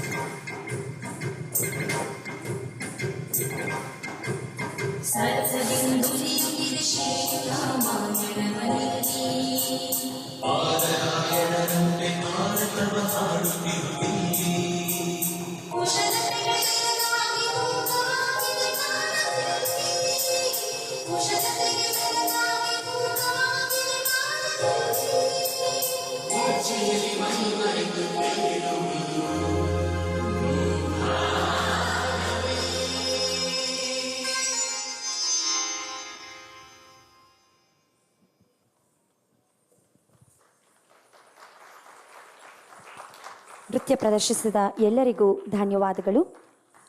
Our next presentation is a soulful depiction of the divine love between Lord Krishna and the Gopikas of Vrindavan. This is a symbol of the deepest spiritual longing of Gopikas for Krishna's love. Let us now witness this beautiful journey of love and devotion, the union of the soul with the Supreme.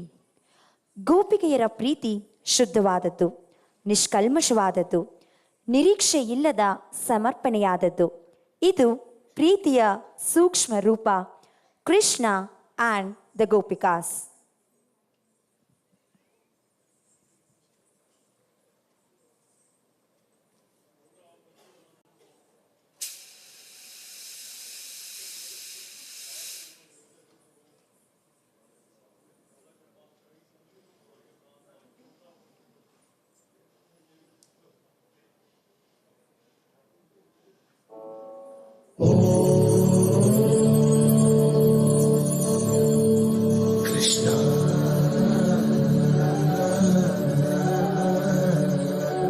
Krishna,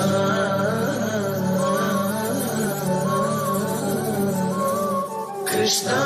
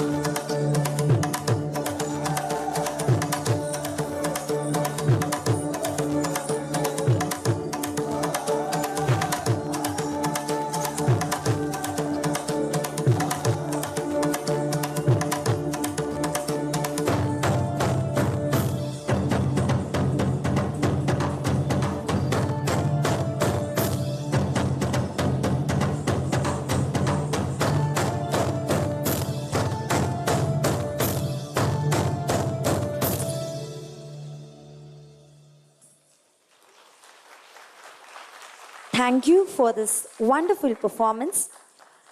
Let's get ready to experience the vibrant colors, rhythmic steps, and joyful spirits of Karnataka's rich folk tradition. Presenting Suggi dance, the dance of farmers, the dance of gratitude, and the dance of life. ಸುಗ್ಗಿ ಕುಣಿತವು ಕರ್ನಾಟಕದ ಹಳ್ಳಿ ಭಾಗಗಳಲ್ಲಿ ರೈತರು ಆಚರಿಸಿರುವ ಪಾರಂಪರಿಕ ನೃತ್ಯವಾಗಿದೆ. ನೆಲ, ಮಣ್ಣು, ಮಳೆಯು ನೀಡಿದ ಬೆಳೆಗಾಗಿ ದೇವರಿಗೆ ಧನ್ಯವಾದ ಸಲ್ಲಿಸುವ ಉತ್ಸವ. ನೌ ಪ್ರೆಸೆಂಟಿಂಗ್ ಸುಗ್ಗಿ ಡಾನ್ಸ್.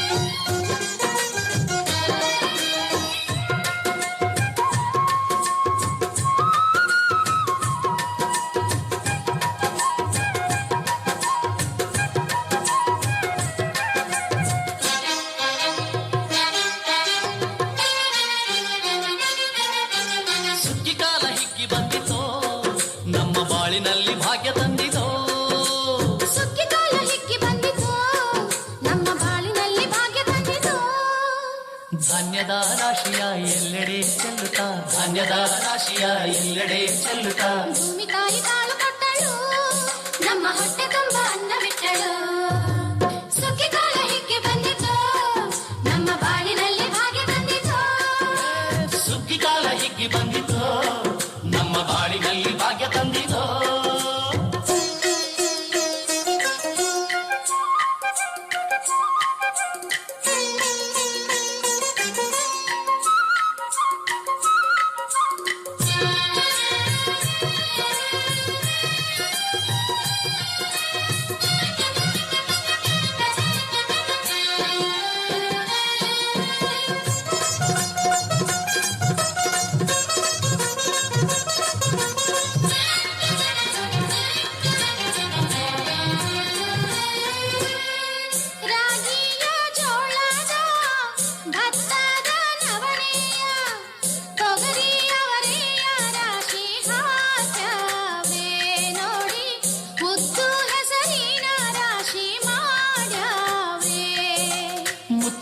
ಮಳೆದಂತ ತೇನೆ ಚಂದ ಕಂತೆ ಕಂತೆ ಕಟ್ಟಿ ನಿಂತ ಬಡವೆ ಅಂದ ಕಾಳು ಕಾಳು ರಾಶಿ ಇವು ಎಂಥ ಚಂದ ಆಳುವುದ ರಾಶಿ ಇವು ನೋಡಲಂದ ಬಳ್ಳ ತುಂಬಿ ಕೊಡುವ ಪಡಿದಾನ ಚಂದ ನೋಡಿ ಬಳ್ಳ ತುಂಬಿ ಕೊಡುವ ಪಡಿದಾನ ಚಂದ ಸುಗ್ಗಿ ಕಾಲ ಹೇಗೆ ಬಂದಿತೋ ನಮ್ಮ ಬಾಳಿನಲ್ಲಿ ಭಾಗ್ಯ ತಂದಿತೋ ಸುಗ್ಗಿ ಕಾಲ ಹೀಗೆ ಬಂದಿತೋ ನಮ್ಮ ಬಾಳಿನಲ್ಲಿ ಭಾಗ್ಯ ತಂದಿತೋ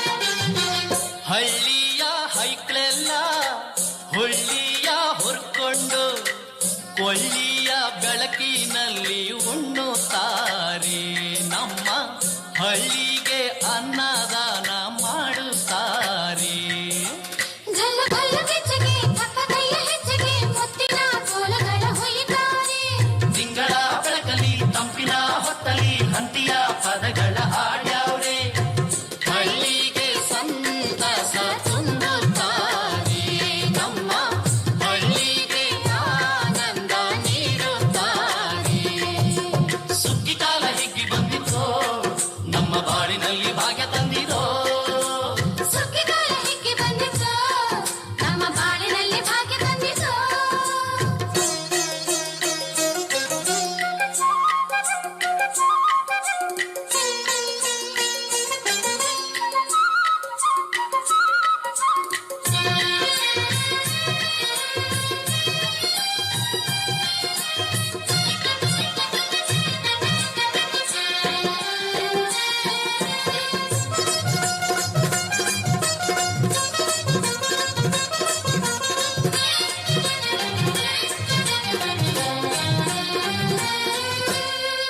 ಆಲಕ್ಕಿ ಹಾಡ್ಯಾವೆ ಬೆಳ್ಳಕ್ಕಿ ಹಾರ್ಯಾವೆ ಗೊರವಂಕ ಗೂಡ ಬಿಟ್ಟು ಬಂದ್ಯಾವೆ ನೋಡಿ ಬಿದ್ದ ಕಾಳನ್ನು ಹುಡುಕಿ ತಿಂದ್ಯಾವೆ ಹಕ್ಕಿಗೆ ಪಿಕ್ಕಿಗೆ ಕಾಳ ಕೊಡುವ ಸುಗ್ಗಿಯು ಮಕ್ಕಳು ಮರಿಗೆ ಕನ್ನಡ ಹುಗ್ಗಿಯು ಮಕ್ಕಳ ಜನಕ್ಕೆ ಚಿನ್ನ ಕೊಡುವ ಸುಗ್ಗಿಯು ನಾಡಿನ ಜನಕ್ಕೆ ಅನ್ನ ಕೊಡುವ ಸುಗ್ಗಿಯು ಬಾಳು ಬಂಗಾರವಾಯ್ತೆ ಭೂತಾಯಿ ನಮ್ಮ ಬಾಳು ಬಂಗಾರವಾಯ್ತೆ ಮಾತಾಯಿ ಸುಗ್ಗಿ ಕಾಲ ಹೇಗೆ ಬಂದಿತೋ ನಮ್ಮ ಬಾಳಿನಲ್ಲಿ ಭಾಗ್ಯ ತಂದಿತೋ ಸುಗ್ಗಿ ಕಾಲ ಹೀಗೆ ಬಂದಿತೋ ನಮ್ಮ ಬಾಳಿನಲ್ಲಿ ಭಾಗ್ಯ ತಂದಿತೋ ಧಾನ್ಯದ ರಾಶಿಯ ಎಲ್ಲೆಡೆ ಚೆಲ್ಲುತ್ತಾ ಧಾನ್ಯದ ರಾಶಿಯ ಎಲ್ಲೆಡೆ ಚೆಲ್ಲುತ್ತಾ ಭೂಮಿ ತಾಯಿ ಕಾಳು ಕೊಟ್ಟಳು ನಮ್ಮ ಹೊಟ್ಟೆ ತುಂಬ ಅನ್ನ ಬಿಟ್ಟಳು ಸುಗ್ಗಿ ಕಾಲ ಹೇಗೆ ಬಂದಿತೋ ನಮ್ಮ ಬಾಳಿನಲ್ಲಿ ಭಾಗ್ಯ ತಂದಿತೋ ಸುಗ್ಗಿ ಕಾಲ ಹೀಗೆ ಬಂದಿತೋ ನಮ್ಮ ಬಾಳಿನಲ್ಲಿ ಭಾಗ್ಯ ತಂದಿತೋ ಜಗ್ಗನಕ್ಕ ನಕ್ಕ ಜಗ್ಗ ಜಗ್ಗನಕ್ಕನ ಜಗ್ಗನಕ್ಕ ನಕ್ಕ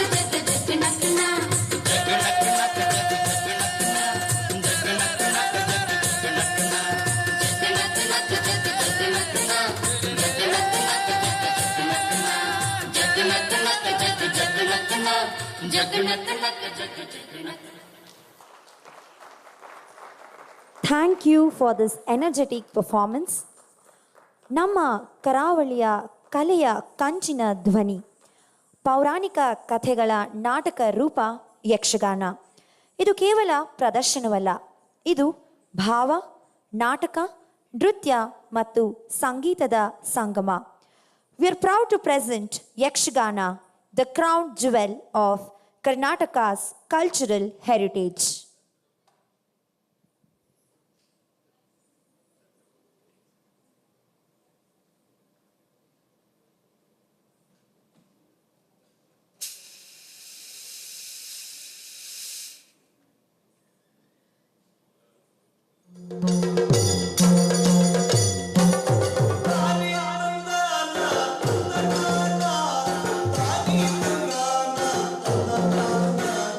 Tanga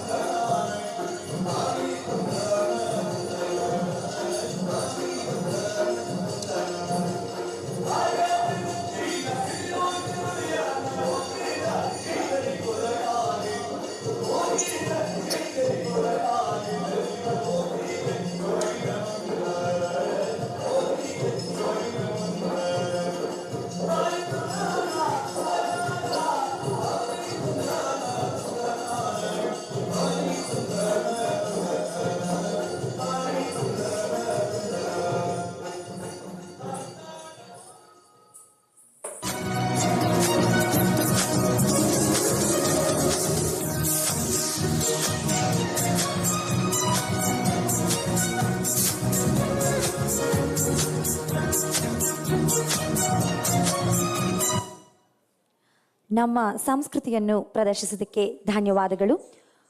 Moving on to the next performance, please welcome our young but talented team of little experts for the next performance, the vibrant and graceful peacock dance, inspired by India's national bird, the peacock.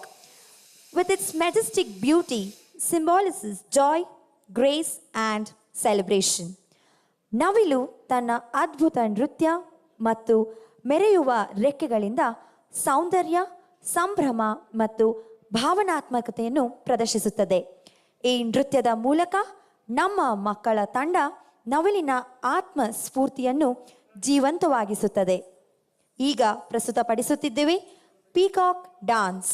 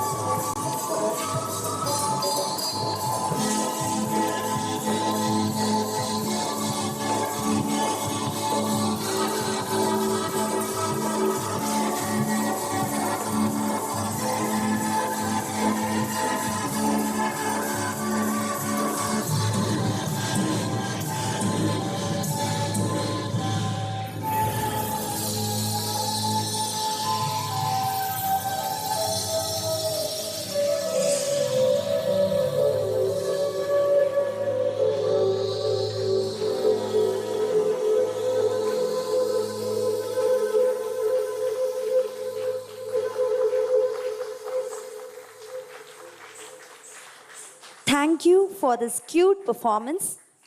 Ladies and gentlemen, the moment we have been eagerly waiting for has finally arrived. Please sit back, relax, and get ready to witness one of the most vibrant and captivating performances of this evening. Dance is not bound by boundaries. It flows across time, tradition, and imagination. Coming up next is a classical fusion dance, where different classical styles blend together like rivers joining the ocean. In this performance, you will witness the grace of Bharatanatyam, the intricate footwork of Kathak, the fluidity of Odissi, and the expressive beauty of Mohiniyattam, alongside the vibrant energy of Yakshagana, the elegance of Manipuri, and the dynamic precision of Kuchipudi, all woven together into a graceful blend of classical dance styles. This classical fusion dance is a celebration of diversity within our classical heritage. It shows us that while the styles may differ, the soul of dance remains the same, rooted in rhythms, expression, and devotion. Now, please join us in welcoming the artists who have dedicated countless hours of effort, passion, and practice to bring this vibrant classical fusion to life. Let's greet them with a warm applause as we present Classical Fusion, a journey through traditions.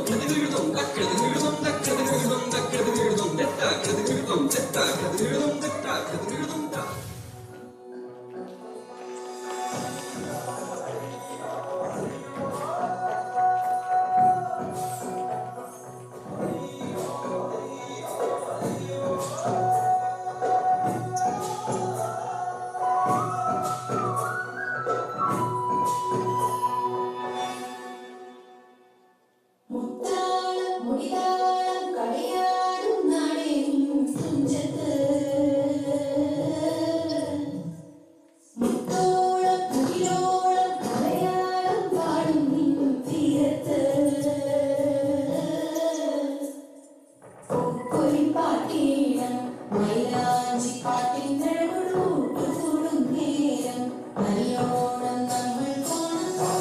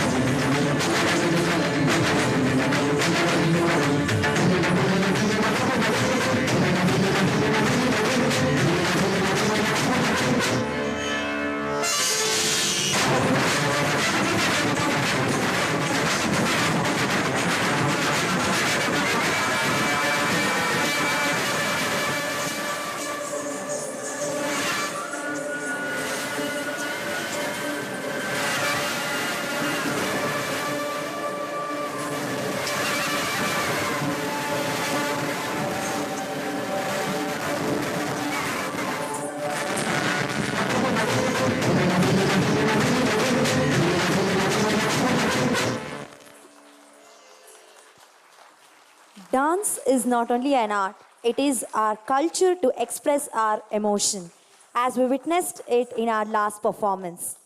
Now, I would like to introduce the artist of today's event. For Bharatanatyam and fusion dance, it's Spurti, Deepti, Labhya, Srimati Deepa, Prarthana, Yukta Gowda, Amrita. For folk dance, it's Tanushri, Hemani, Sanvi, Parinita, Khushi. Peacock dance artist, it's Lasya, Yukta Darshan, Anushka, Aradhana Deshmukh, Sanvi, and Siri. For today's event, makeup is done by Mr. Vijay Bencha and team. Lightings, it's Mr. Raghu and team. Comparing myself, Pooja Shekhar. Once again, on behalf of Natya Taranga team and Vidushi Srimati Veena Gangadhar, I heartily thank IABSE, the Indian group, for giving us this wonderful opportunity for this program. Thank you once again. Thank you all.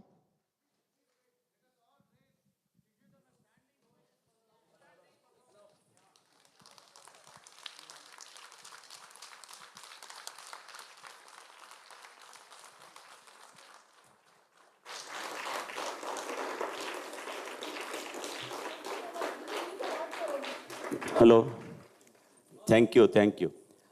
ಏನು ಹೇಳಬೇಕಂತ ಅಂದರೆ, ಇಷ್ಟು ಒಂದು ಅತ್ಯದ್ಭುತ ನೃತ್ಯ ಭರತನಾಟ್ಯದ ಪ್ರಾರ್ಥನೆಯೊಂದಿಗೆ ನೃತ್ಯದ ಪ್ರಾರಂಭಿಸಿ ಭಾಗ್ಯಲಕ್ಷ್ಮಿನ ನಿಮ್ಮೆಲ್ಲರ ಮನೆಗೂ ಕೂಡ ಕರ್ಕೊಂಬಂದಿದ್ದೀರಾ. ಅದ ನಂತರ ಬಾಗಿಲೊಳು ಕೈ ಮುಗಿದು ಶೀಲೆಯೆಲ್ಲ ಕಲೆಯ ಗುಡಿ ಅಂತ ಹೇಳಿ ನಮಗೆಲ್ಲನೂ ಕೂಡ ಒಂದು ಬೇರೆಯ ಲೋಕಕ್ಕೆ ಕರೆದುಕೊಂಡು ಹೋಗಿದ್ದೀರಾ. ಮತ್ತು ಕೃಷ್ಣ ಮತ್ತು ಗೋಪಿಕೆಯರ ನಿರ್ಮಲವಾದ ಪ್ರೀತಿನ ನಮ್ಮೆಲ್ಲರ ಮುಂದೆ ನೀವು ನೀಡಿ ನರ್ತಿಸಿದ್ದೀರಾ. ಹಾಗೆ ಸುಗ್ಗಿಯ ಹಬ್ಬ, ನಾವು ಏನು ಹಳ್ಳಿನಲ್ಲಿ ಎಲ್ಲ ನಾವು ದೇವ್ರನ್ನ ಪ್ರಾರ್ಥಿಸ್ತೀವಿ, ನಮಗೆ ಕೊಡುವಂಥ ರೈತರಿಗೆ ಅವ್ರನ್ನ ನೆನೆಸ್ಕೊಂಡು ನಮಗೆ ಹಳ್ಳಿಯ ಸೊಗಡನ್ನು ಕೂಡ ನೀಡಿದ್ದೀರಾ. ಅದಕ್ಕೂ ನಾವು ಎಲ್ಲರೂ ನಿಮಗೆ ಧನ್ಯವಾದ. ಮತ್ತು ತಾನಿ ತಂದನ ಅಂಥೇಳಿ ಯಕ್ಷಗಾನದ ನೃತ್ಯನ ನಮ್ಮೆಲ್ಲರ ಕಣ್ಮುಂದೆ ತಂದ್ರಿ. ಇದಾದಮೇಲೆ ನವಿಲಿನ ನರ್ತನ, ಎಲ್ಲಿ ಪುಟಾಣಿಗಳು, ಈ ಕಾಡಲ್ಲೇ ಹೋಗಿ ನಿಮ್ಮ ಮಧ್ಯನೇ ಇದ್ದಂಗೆ ಆಯಿತು ನನಗೆ. ತುಂಬ ಚೆನ್ನಾಗಿ ನರ್ತಿಸಿದ್ದೀರಾ ಪ್ರತಿಯೊಬ್ಬೊಬ್ಬರು ಕೂಡ, ಎಲ್ಲರೂ ಕೂಡ. ಇದ್ರ ಜೊತೆಗೆ ಕಡೆಗೆ ಎಷ್ಟು ಅತ್ಯದ್ಭುತ ಫ್ಯೂಷನ್ ಡ್ಯಾನ್ಸ್, ಎಲ್ಲ ನಾಟ್ಯ, ಭರತನಾಟ್ಯ, ಕಥಕ್ಕು, ಒಡಿಸ್ಸಿ, ಮೋಹಿನಿಯಾಟ್ಟಂ, ಮಣಿಪುರಿ, ಕುಚಿಪುಡಿ ಅಷ್ಟನ್ನೂ ಕೂಡ ಸೇರಿಸಿ ಅತ್ಯದ್ಭುತವಾಗಿ ಭಾರತದ ಉದ್ದಗಲಕ್ಕೂ ಇರೋದಂಥ ಎಲ್ಲ ನಮ್ಮ ಒಂದು ನಾಟ್ಯದ ಕಲೆಯನ್ನು ಮುಂದೆ ತಂದಿದ್ದೀರಾ. ಇದಕ್ಕೆ ನಾವು ನಮ್ಮ ING-IABSE ಪರವಾಗಿ ನಾವು ನಿಮಗೆ ತುಂಬ ಧನ್ಯವಾದ ಅರ್ಪಿಸ್ತೀವಿ. ಈ ಎಲ್ಲ ನಾಟ್ಯ ಕಲಾ ಸಂಘ ಶ್ರೀಮತಿ ವೀಣಾ ಗಂಗಾಧರ್ಗೆ ಮತ್ತು ಅವ್ರ ತಂಡದೊಂದವ್ರಿಗೆ ಇನ್ನೊಂದು ಜೋರಾದ ಒಂದು ಚಪ್ಪಾಳೆಯನ್ನು ಕೊಡಿ. ಇದು ಹೇಳ್ತಾರೆ ಏನು ಅಂದರೆ, ನಾವು ನಮ್ಮ ವೃತ್ತಿ ಏನೇ ಇರಲಿ, ಜೀವನದಲ್ಲಿ ಒಂದು ಸಾಕ್ಷಾತ್ಕಾರ, ನಮ್ಮ ಒಂದು ಪರಿಪೂರ್ಣತೆ ಹೋಗ್ಬೇಕಂದ್ರೆ ಸಾಹಿತ್ಯ, ಸಂಗೀತ, ಕಲೆ, ಈ ಮೂರಲ್ಲಿ ಯಾವುದಾದ್ರು ಒಂದು ಇರಬೇಕಂತೆ. ನಿಮ್ಮಲ್ಲೆಲ್ಲ ಒಂದು ಕಲೆ ಒಂದು ಮೇಳೈಸಿದೆ, ನಿಮಗೆಲ್ಲ ಸಾಕ್ಷಾತ್ಕಾರ ಆಗಿದೆ. Thank you all madam. Thank you very much for this wonderful performance. Thank you. ಈಗ ಈ ವೇದಿಕೆಗೆ ನಮ್ಮ ಜಯಪ್ರಕಾಶ್ ಸಾಹೇಬರು, ಇವ್ರನ್ನ ಕರಿತೀನಿ. ಹಾಗೆ ಇಲ್ಲಿ ಇನ್ನೂ ನಮ್ಮ ಇದಕ್ಕೋಸ್ಕರ ಒಂದು ವಿಶೇಷವಾದ ಅತಿಥಿ ಬಂದಿದ್ದಾರೆ. ಇವರು Shri brigadier Purvi Math. Please welcome on the stage. ಅವರು ನಿಮ್ಮ ನಾಟ್ಯ ನೋಡಬೇಕು ಅಂತ ಬಂದಿದ್ದಾರೆ. ಪ್ಲೀಸ್ ವೆಲ್ಕಮ್ ಬ್ರಿಗೇಡಿಯರ್ ಸಾಹೇಬ್, ಬನ್ನಿ ದಯವಿಟ್ಟು. ಈಗ ಜಯಪ್ರಕಾಶ್ ಸಾಹೇಬರು ಮಾತಾಡ್ತಾರೆ. Sir, it was really excellent. I congratulate and thank you each one of you. God bless you all. I request Mr. Mohan to consider paying 10,000 additional. God bless you.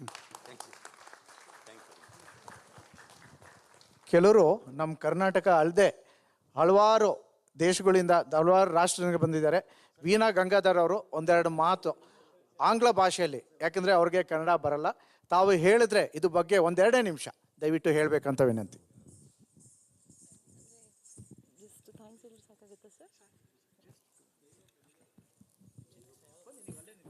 ಅದು ಇದು ಕೊಟ್ಬಿಡೋದು AIBS ಅಲ್ವಾ ಅದು ಪೂರ್ತಿ ಫುಲ್ ಫಾರ್ಮ್ ಏನದು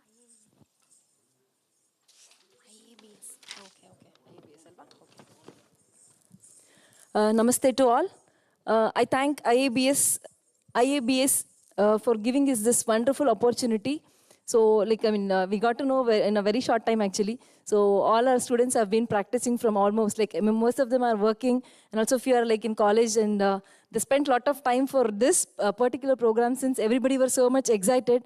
And thank you so much for giving this opportunity. Thank you.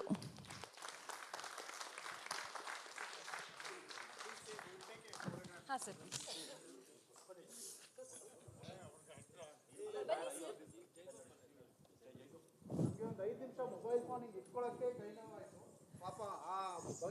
ಕೆಲವು ಮುಂದೆ ಬಂದ್ಬಿಡ್ತೀರಾ ಚಿಕ್ಕವರೆಲ್ಲ ಬೇಕಿದ್ರೆ ಪುಟಾಣಿಗಳು ನೀವೆಲ್ಲ ಮುಂದೆ ಬಂದ್ಬಿಡಿ ಬೇಕಿದ್ರೆ ಫೋಕ್ ಡಾನ್ಸ್ ಎಲ್ಲ ಮುಂದೆ ಬಂದ್ಬಿಡಿ ಫೋಕ್ ಡಾನ್ಸ್ ಎಲ್ಲ ಮುಂದೆ ಬಂದ್ಬಿಡಿ ಕುತ್ಕೊಂಡ್ಬಿಡಿ ಬನ್ನಿ ನೀವು ಬೇಕಿದ್ರೆ ಆ ಕಡೆ ಒಂದು ಸ್ವಲ್ಪ ಬನ್ನಿ ಮುಂದಕ್ಕೆ ಬನ್ನಿ ರೈಟ್ ಹಾಂ ಇನ್ನು ಮುಂದೆ ಹೋಗ್ಬಿಡಿ ಇಲ್ಲಿ ಬರ ಜರುಗು ಮೂವ್ ಜರುಗಿ ಕೂತ್ಕೊಳ್ಳಿ ಹಾಂ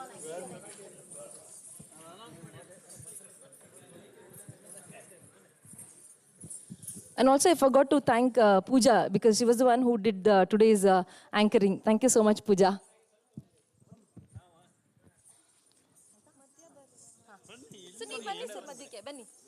Please come. ಬನ್ನಿ ನೀವು ಹಾಂ ಓಕೆ ರೈಟ್ ಹಾಂ ಎಸ್ ನೀನು ಒಂಚೂರು ದೀಪು ನಿಂಗೆ ಕಾಣಿಸಲ್ಲ ಕಣೋ ಹಿಂದಕ್ಕೆ ಬಂದ್ಬಿಡಿ ಹೇಳ್ತೀನಿ ಬಾ ಹೆಡ್ಗೇರ್ ನಿಂದು ಮುಂದೆ ಬರ್ತಾ ಇಲ್ಲಿ ಬಾ I had my own doubts when we selected you. Thank you.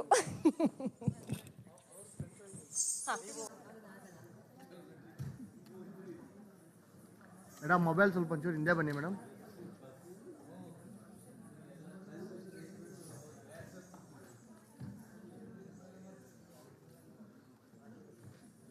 Mobile ಸ್ವಲ್ಪ ಒಂಚೂರು ಹಿಂದೆ ಮೇಡಮ್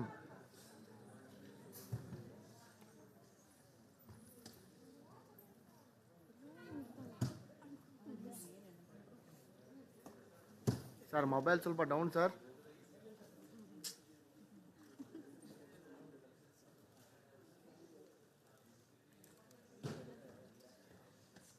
ಹಾಗೆ ನಿಲ್ಸಿ ಸರ್